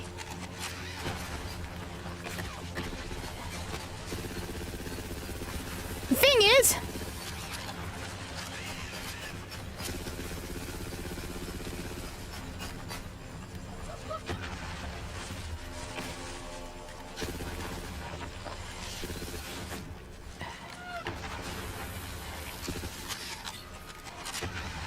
who's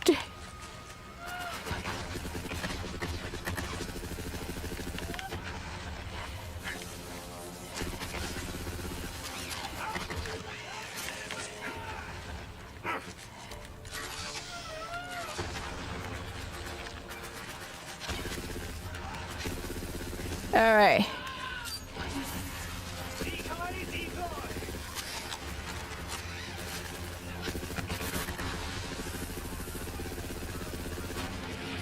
Okay.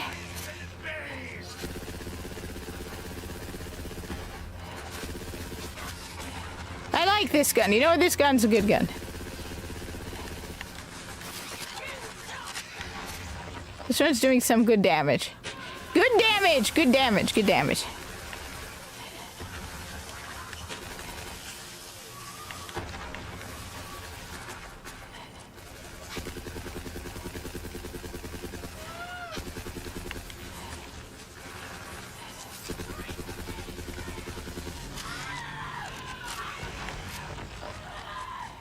Okay. Look at this. Oh, thank God.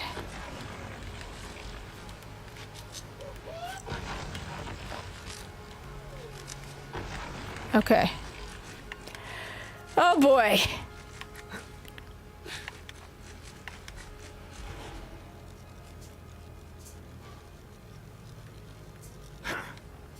Okay.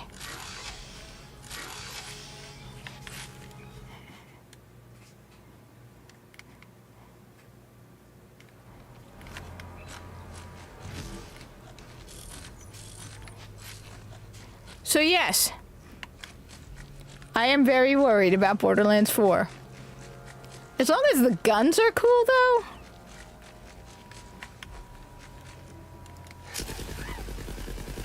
I got you from behind. Take a look at me, little friend.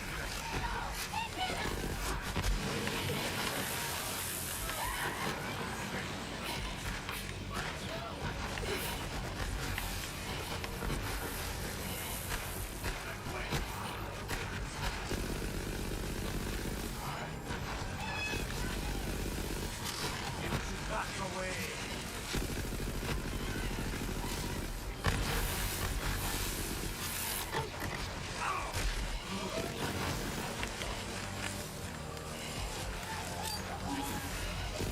All right.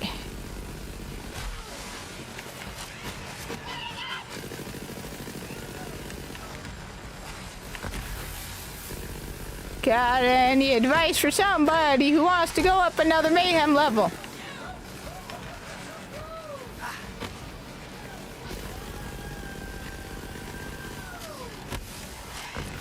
That's how you do it.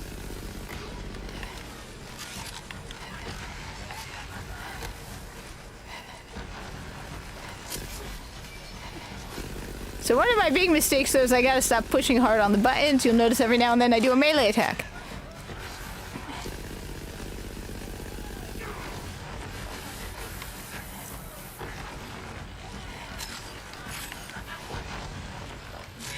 Oh, it turns out, by the way, we were right about...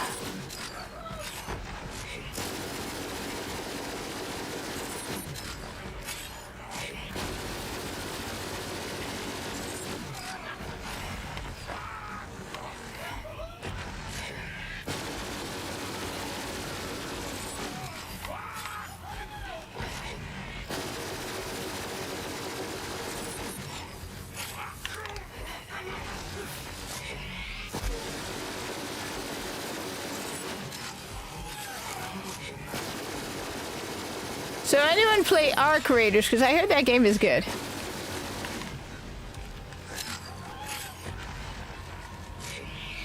But it is an extraction shooter, so...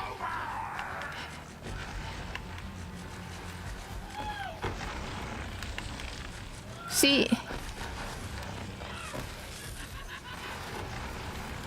Every gun I pick up...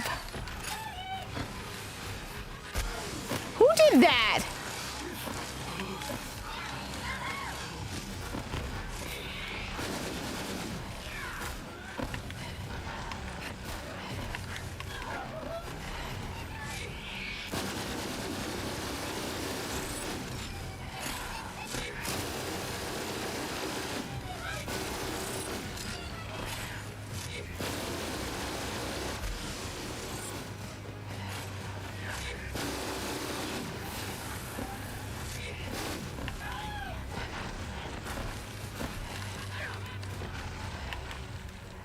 Okay.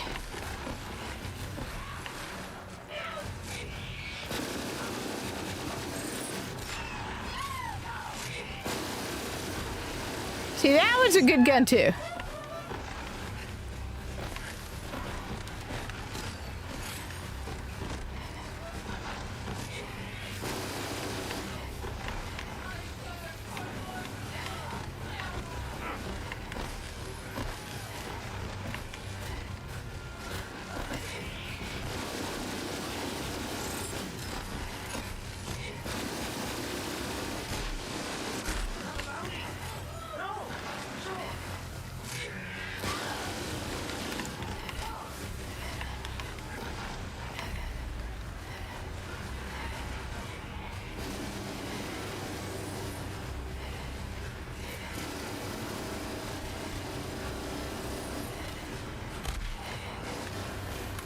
All right, I'm cheating because I'm not in the mood to lose my money.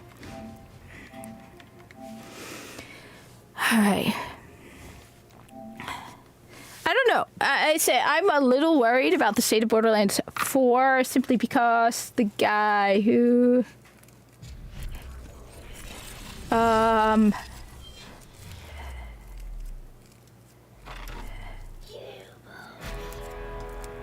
you know, the same guy who wrote Borderlands 4, Borderlands 3 wrote Borderlands 4. I'm very worried.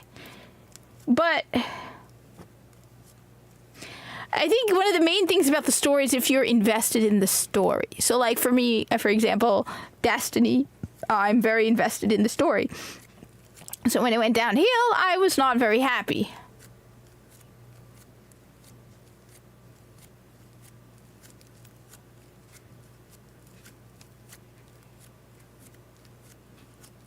On the other hand, while I like the story of Borderlands,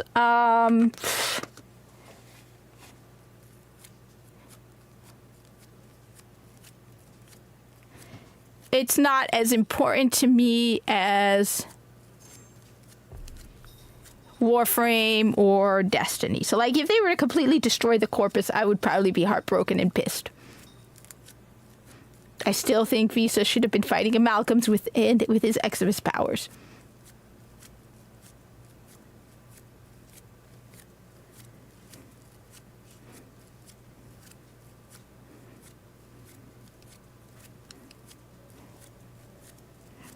Let me just see. Okay.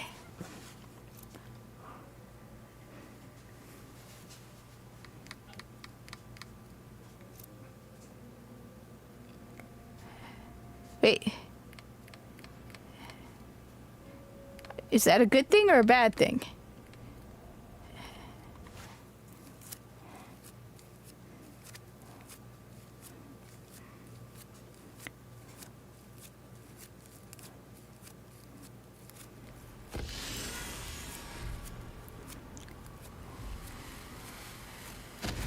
So yeah, those are my... Let's see. So how many? So wait, I had. All right. So I had Tico, Vico, Tiso, Kai, Yevki, and Nefte. Tezen Toring, who dies in the New War. Jal Taro. Father, brothers. Yeah, father, brothers, grandfather, uncles. Yeah. People. Basically, okay.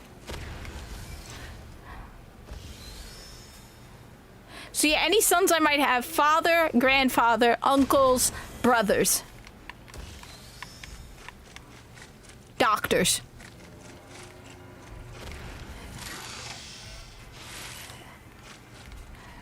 Wait, so, let's see. Oh, Kip Tatch. I forgot about Kip. Yeah, so uncles, we weren't sure about uncles because, but yeah, no uncles. The reason I know about uncles is because my uncle, when the first time I was wearing my hijab, my uncle Ismail wanted me to, it was like, he looked into it because he was like, he wanted me, yeah, uncles, but not cousins. Yeah. I forgot about Kip. So Kip Tatch. Kip Tatch is one of Viso's techs who died during the New War. He was a friend of Tiket Taro. He was given to the Corpus by his parents because they felt that the Corpus was a better future for him. Kip Tatch was... I liked Kip. I feel bad that he died in the New War because Kip was actually a good character. Kip was...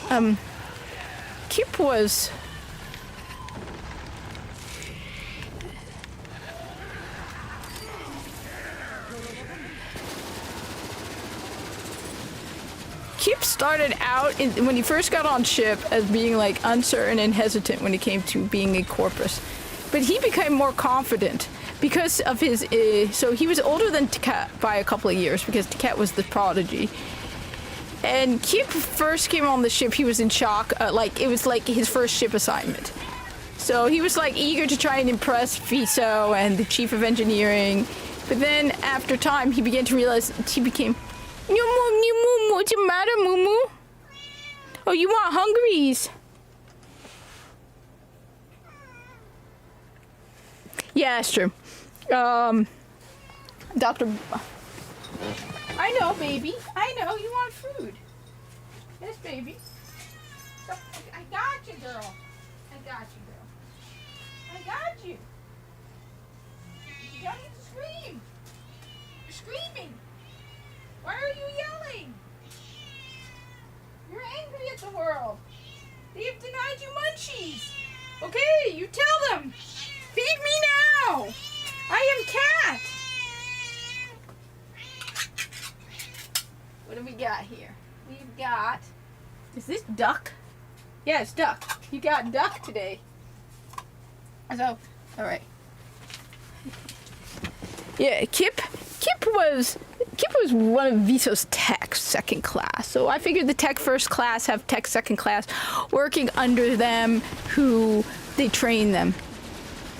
Yeah, she's hungry. So Kip was one of the two that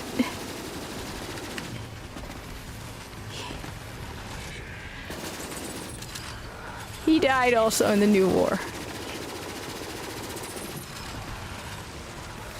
Yeah, she's not gonna, she's got duck now, all right?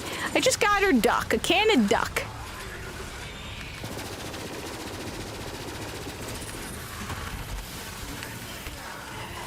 So I think that's okay.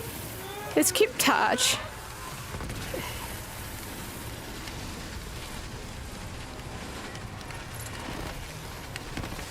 Jaltaro, Elon Kano, Sato Tage, whose name is actually Sato-R.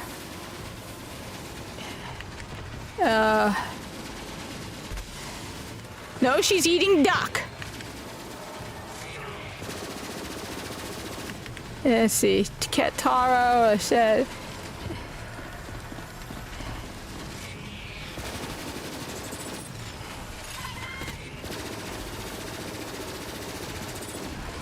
Trying to think who else do I have left. I think that's...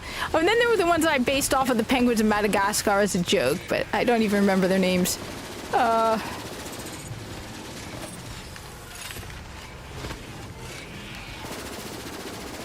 Oh, Elon Kano's daughter.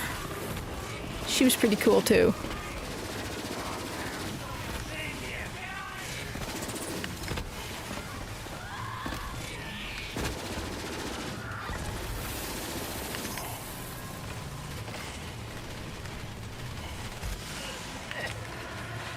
No, they actually had names. It was like... And the crewman. And it was like, that crewman appears to be engaged in activities that just smile and wave. Smile and wave. Crewman. But...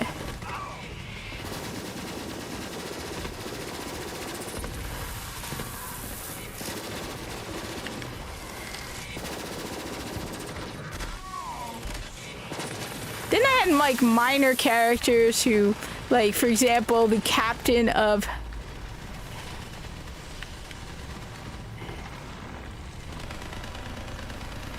Yeah, I can't come back from this. There's nothing close enough for me to kill. Yes, Rico, kaboom. But yeah, let's see, who else did I have? So...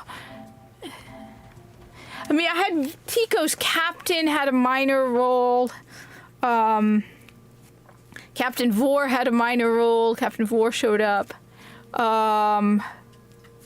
Those were the main ones. The 6 crewmen, then Viso's crewmates. So Viso's ship, his captain had a minor role because when Viso got promoted,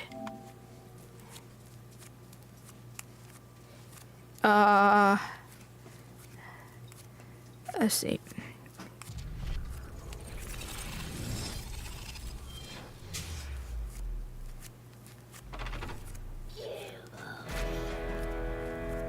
And like Tico knew Tiket So Shad Tico knows Jal Taro because sometimes they would work together. So during the new war,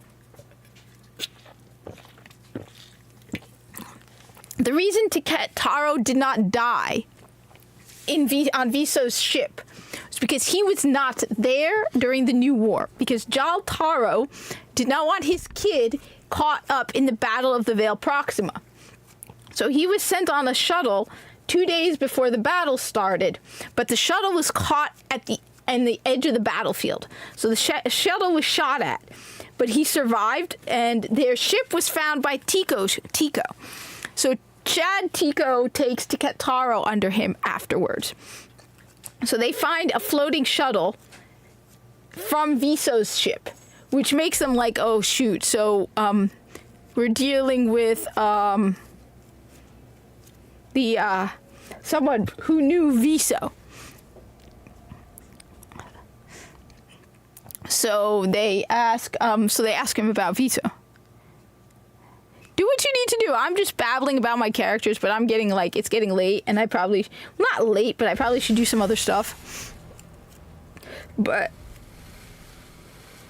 I could babble all I want, forever about my characters that I created, because I just, anyway. I gotta really work on Vico, because Vico really isn't that developed, and Nevte. I said, Yevki is like BA. He's got that gruff attitude when it comes to medicine, where he's like, don't be a baby about it. He also has this tendency to do experiments and patent stuff. I have no idea who you are. Yeah. I don't know what you're talking about. I have no... Welcome, stranger. Alright, this is...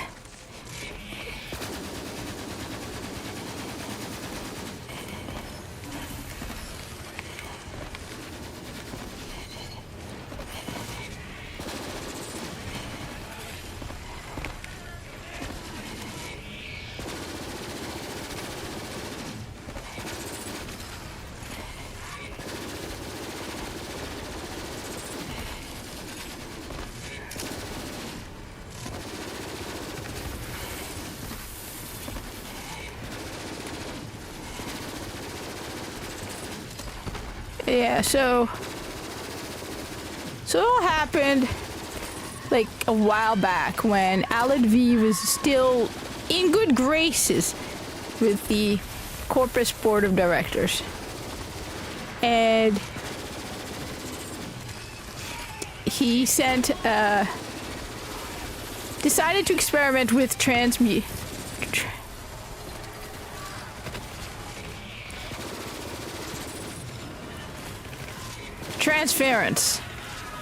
by moving the minds of Corpus into Moas.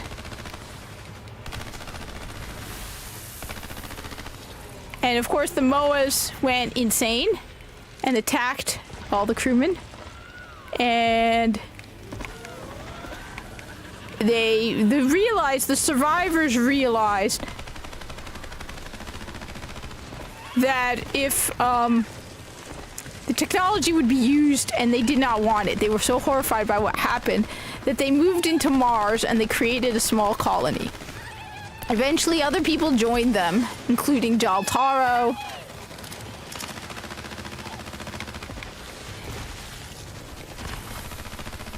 And so they spent a long time hiding the fact that they were Corpus. They also reversed whatever it was that they did to them medically, so they couldn't have kids. So they were able to have kids. Oh god, I'm so fucking tired of...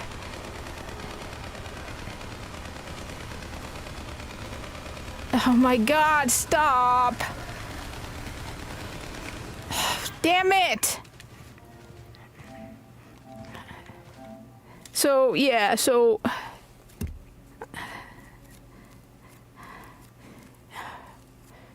yeah, so the Moas went insane, took over the base, and they fled for their lives. Before that, though, there were two parties or groups of people working on the base. There was the people who were running the base, whose job was just to maintain the base, and then there were the scientists involved with the experimentation.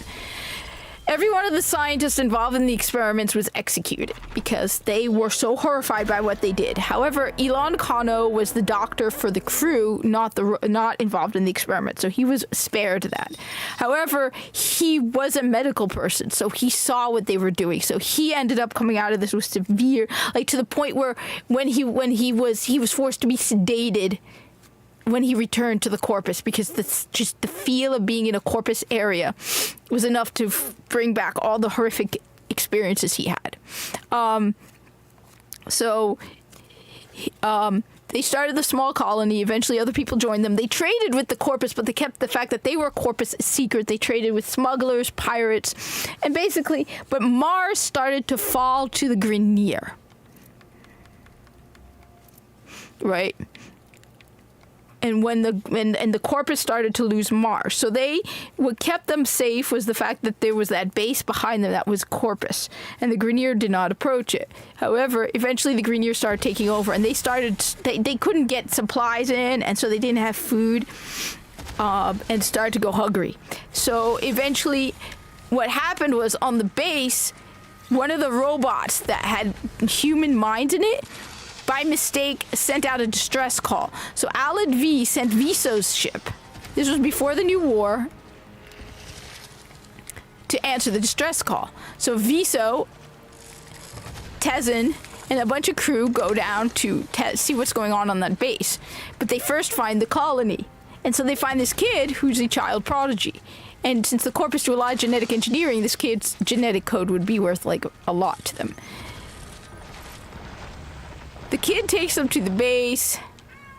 Meow, meow, meow, meow. You mama? Meow, meow, meow, meow, meow.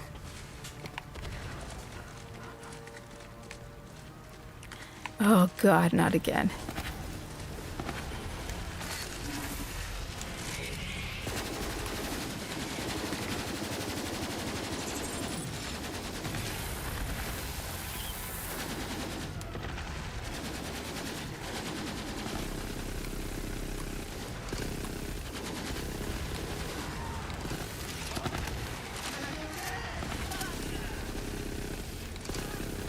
So then, because they eventually return to join the Corpus, the colony, the people who survived it. They work out a deal with the Corpus where eventually it leads to Jal becoming a mercenary for the Corpus and taking the majority of the people, the adults, to work on the crew. The kids are forced into education to be trained to be Corpus, and most of them, because of their Corpus DNA, fit in perfectly. Because they were, bred for the Corpus. So they had that, sense of genetic engineering that comes with being...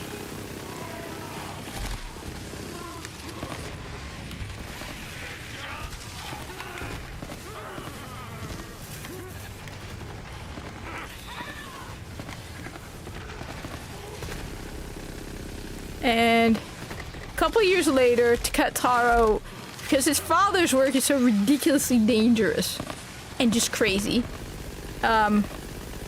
joins to work with Viso and Tezin, because Tezin was willing to take responsibility for the child prodigy. But right before the New War, Viso, the boy, is sent back to be with his father.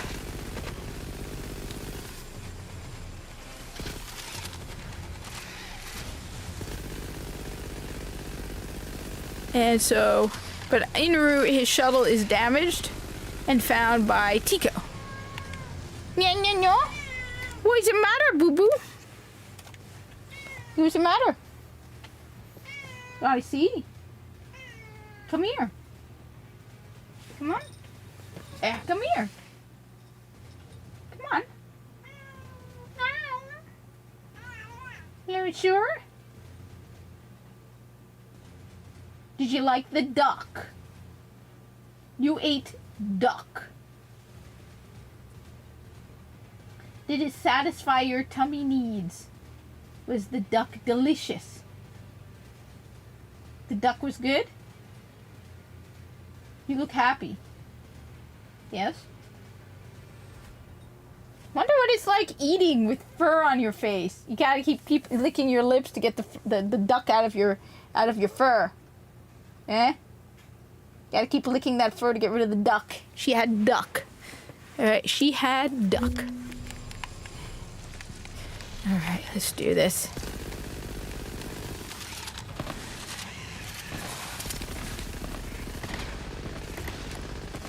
Seriously? The bullet sponginess.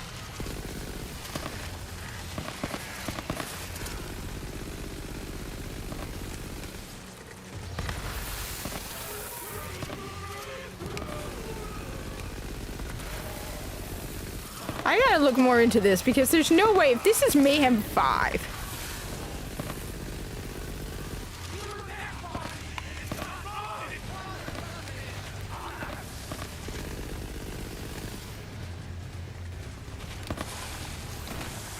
Well, technically her name is Minna. Okay? But people can't say Minna, so it's Mina. But Minna. Her name is Minna. So it really should be spelled M-I-N-N-A.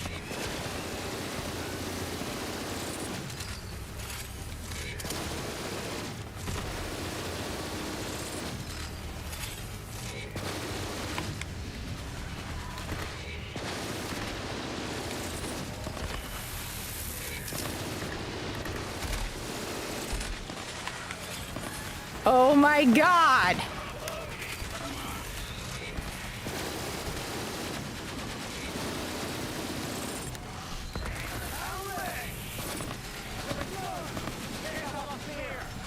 Expect proper spelling. Look, I spell her M-E-E-N-A. So everyone call it whatever. Just. I know when people spell it in a way. I know what they're talking about. If they spell M-I-N-A, I know they mean me moo. You meanie moo? Yeah. Yeah. Come here, Minnie. Come here. Boop, boop. Come here. Make up your mind, big cat. I expect this to every one of these guys to finally die.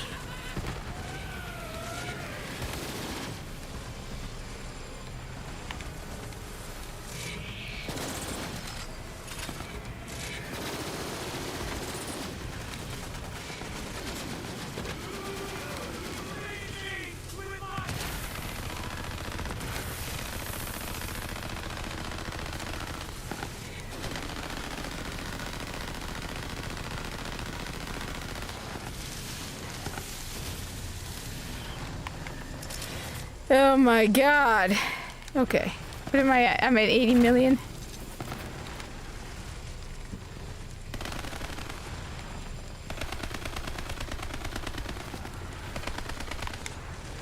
See, look. Hi, me. I'm not even aiming at anything. I just know that if I shoot in that general direction, I will probably get something.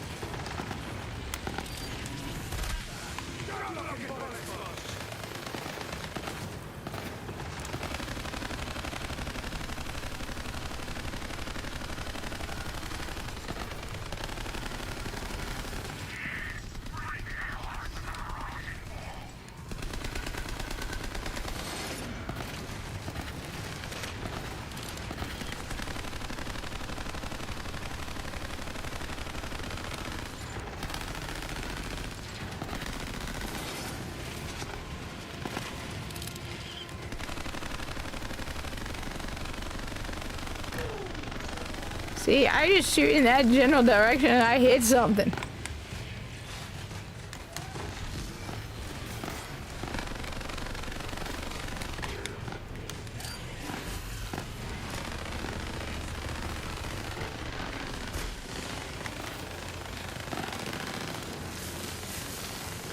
I'm running out of ammo.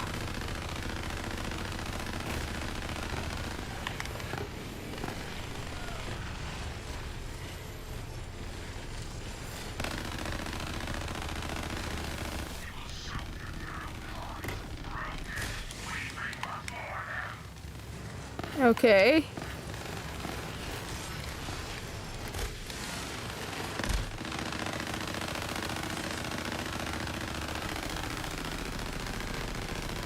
Oh, thank you.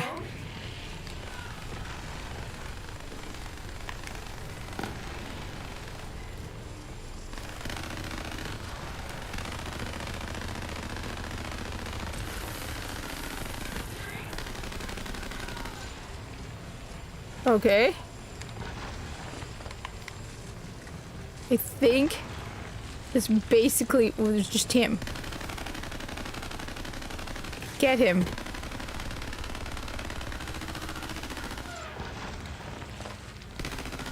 Or her. I'm not sure. I can't tell. I think it's a her. Oh no, I'm going to be cancelled because I misgendered a fictional character. Whatever will I do? I don't know. I can't tell. I really can't tell the person's truth.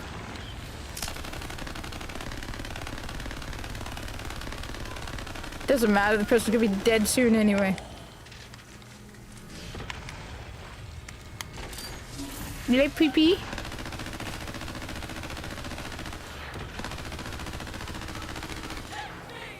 Yes, I think that was a girl.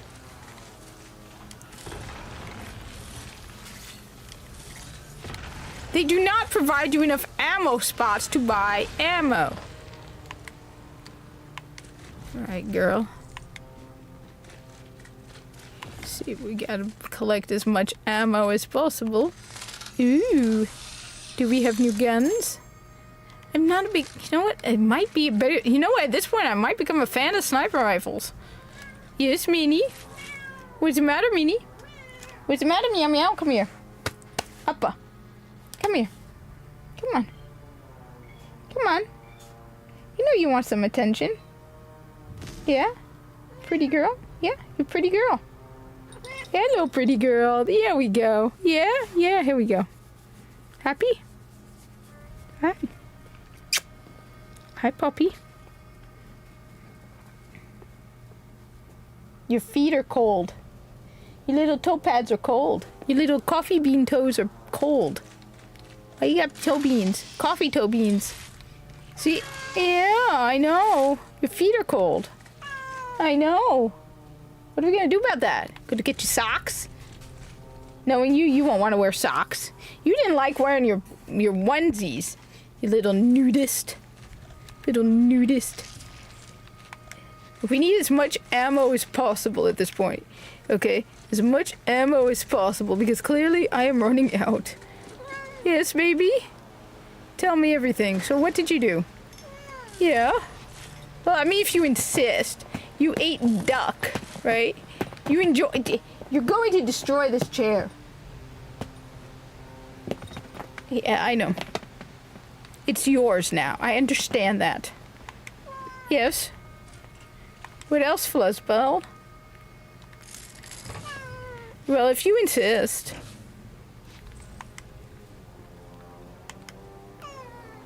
Yeah, I don't know. I mean, look. I know you don't agree, but you can kick the butt of any corpus you want. I know you can. You're the cat. They just know Kavat. Look, Buster beat up Visa multiple times, okay? He denies it, of course, after the fact. Well, now he's dead, so he can't deny anything, but yeah, she did, okay? Yeah? I mean, if you insist. Where do you think you're going, little one? Little lady? Yeah, I guess.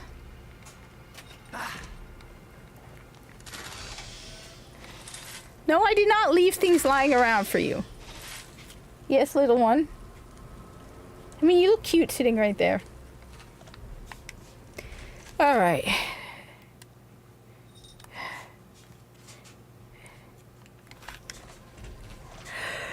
Oh boy, there are...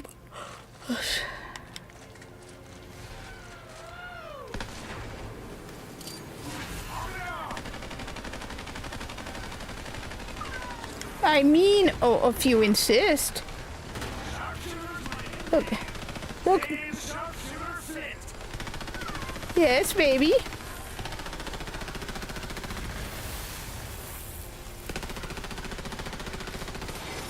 These guys remind me of the Cabal. Look, if yeah, the thing is, if you really want me to start, like, look.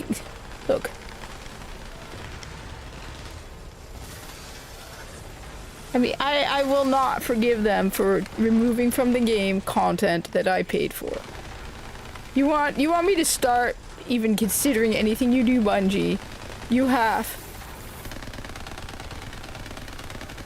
to basically bring back the content we paid for and apologize. It's not even like you can bring it back with it. You have to apologize.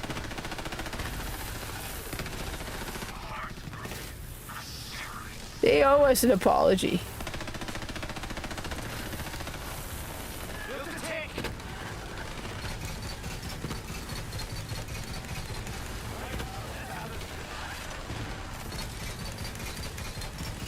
The thing is, does weapon elemental type damage actually affect enemies? Is it like Warframe? It's a good question. I'm gonna go with yes. But now I need to figure out which weaknesses.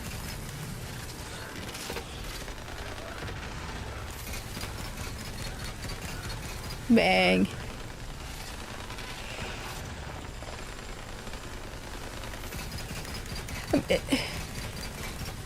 I think in order for Bungie they need to reclaim our trust, and they need it. The thing is, it's going to take a lot of work from Bungie to reclaim the trust they lost from their player base. The years of just neglecting Destiny 2, and then you want me to come along and play Marathon. After everything you did, you want me to then trust you enough to handle Marathon. Like, I was curious to try to get more PvP, because I play no PvP. But I wouldn't play Marathon if you paid me. Like, you can't even pay me to well, no. Certain prices I might accept to play Marathon. Okay? But when it really comes down to it, it's like, after what you guys did to Destiny, and then you want me to somehow, like, trust you? Are you kidding, Bungie? Like, are you really kidding, Bungie?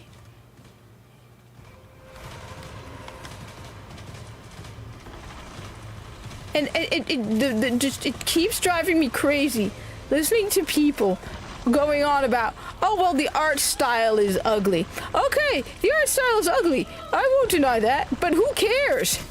It could have the best looking art style of any video game in existence. It doesn't matter. You don't have to be a gullible idiot to trust Bungie. Period. You have to be a gullible idiot after what they did to Destiny 2. And they are woke as hell and they can't even keep it out of their game. At least with DE, they more or less keep it under control. I mean, it's not perfect. You have the stupid pride ornament stuff. But at least it's to a bare minimum. You can avoid interacting with it, more or less. Like I still love the fact that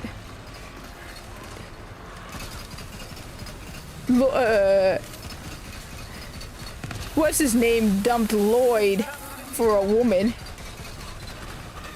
but then anyone would dump Lloyd.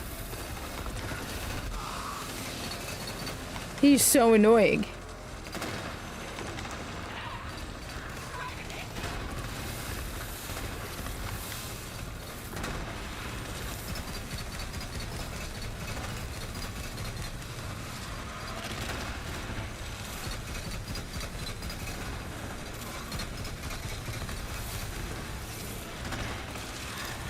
So it's like, and the people defending Bungie, I do not understand the people defending it.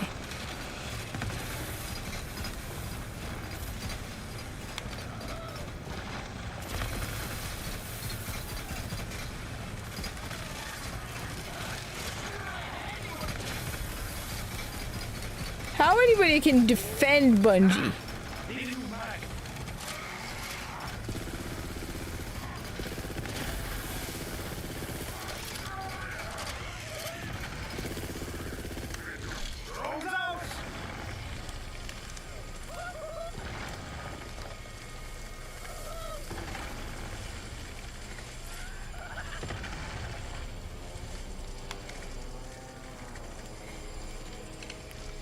I don't understand that. How anybody can just stand there and be like, yeah, I trust Bungie. I absolutely trust. No, I don't trust Bungie.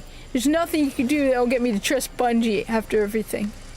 I don't understand the people who are just open to listening to Marathon, to actually caring about Marathon. You have to be so stupid to actually believe anything Bungie says. That game deserves to fail. I'm gonna enjoy it I hope it becomes Conquer 2.0.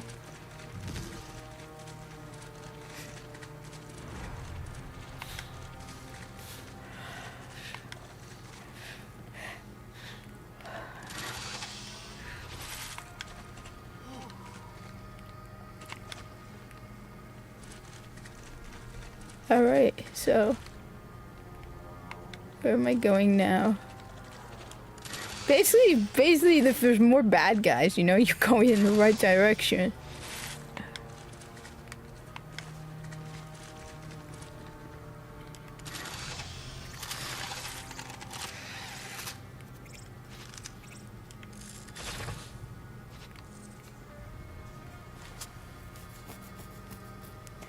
Hey.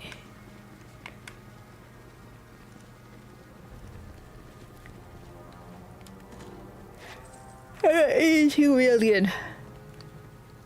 Because profit is good.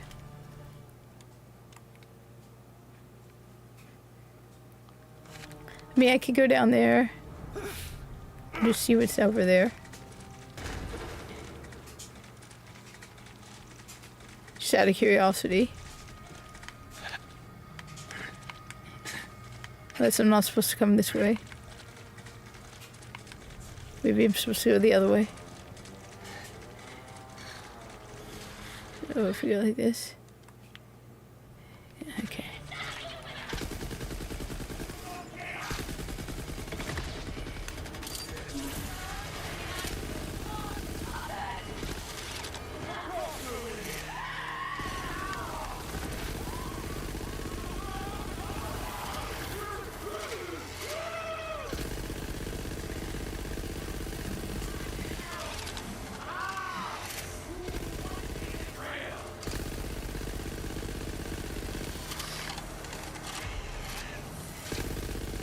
These spinner things are a pain in the butt, and I do not like them.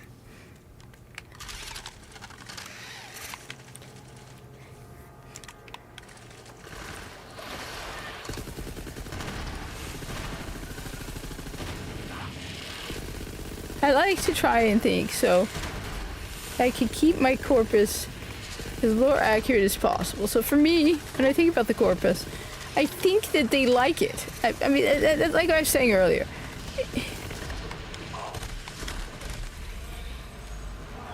Oh, you gotta be kidding me.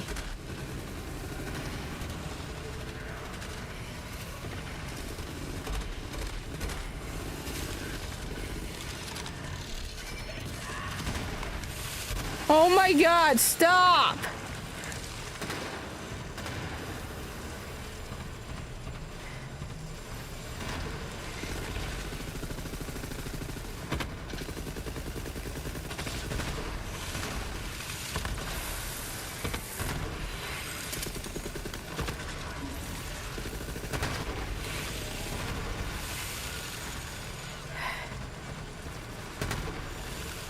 It sometimes, okay, don't get me wrong, all the guns and having a ton of enemy, but sometimes it gets to the point where it's like you just want to get to the other side of the freaking map without having to kill 500 people in the process.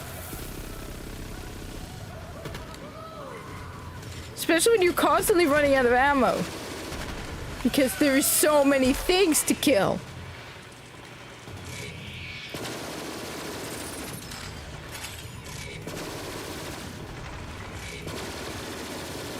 And these spinner things are bullet sponges.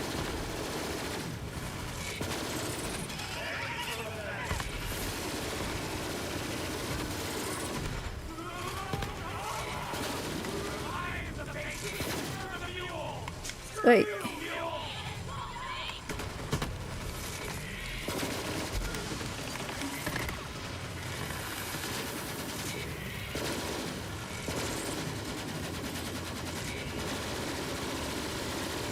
I just wish things weren't such bullet sponges. So if I'm doing something wrong, please tell me, because I am so tired of some of these bullet sponges. My guns are mayhem level 5.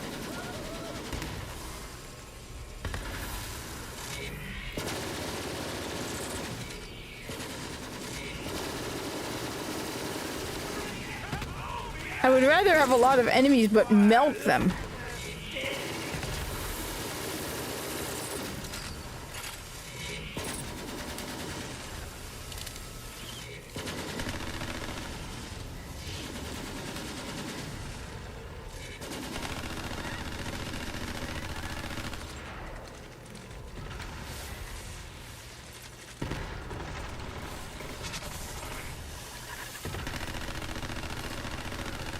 Here we go again, another one.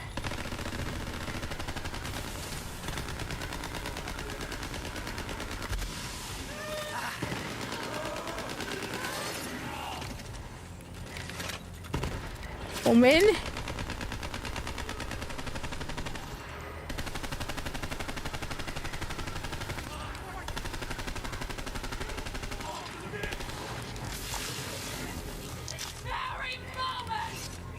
Oh, come on! Seriously?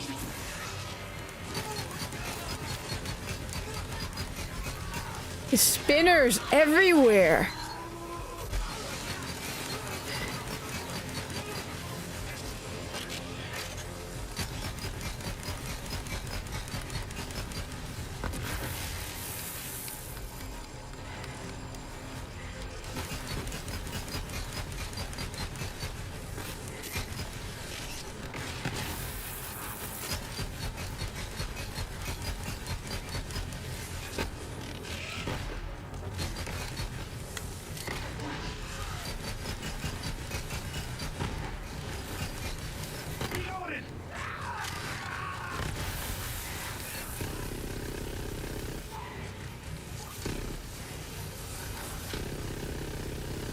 These spinners are so annoying.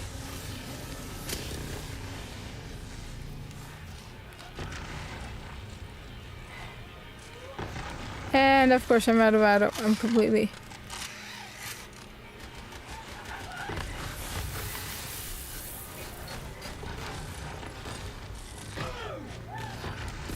Oh, seriously, dude? Oh my...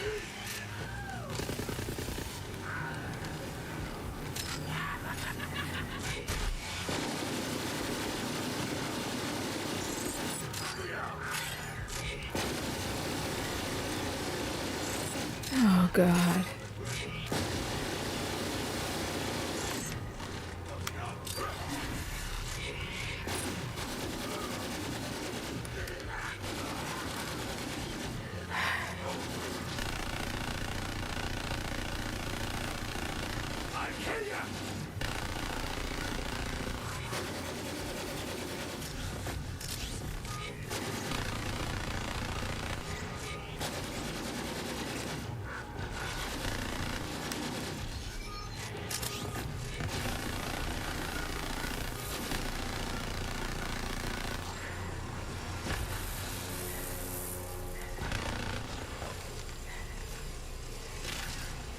I'm like almost...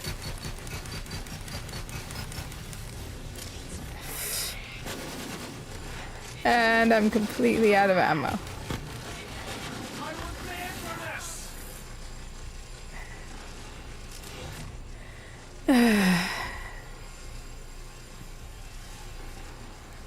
Okay.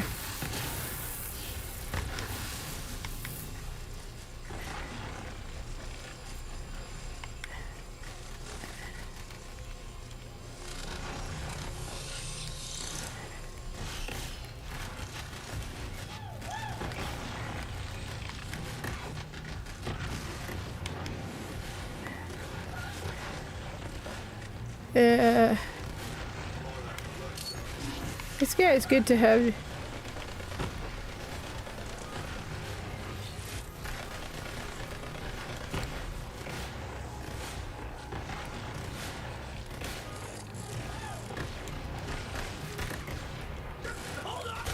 What the hell, dude?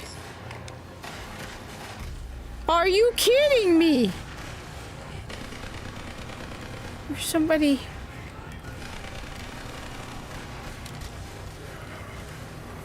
Oh my god, I'm not... It's just...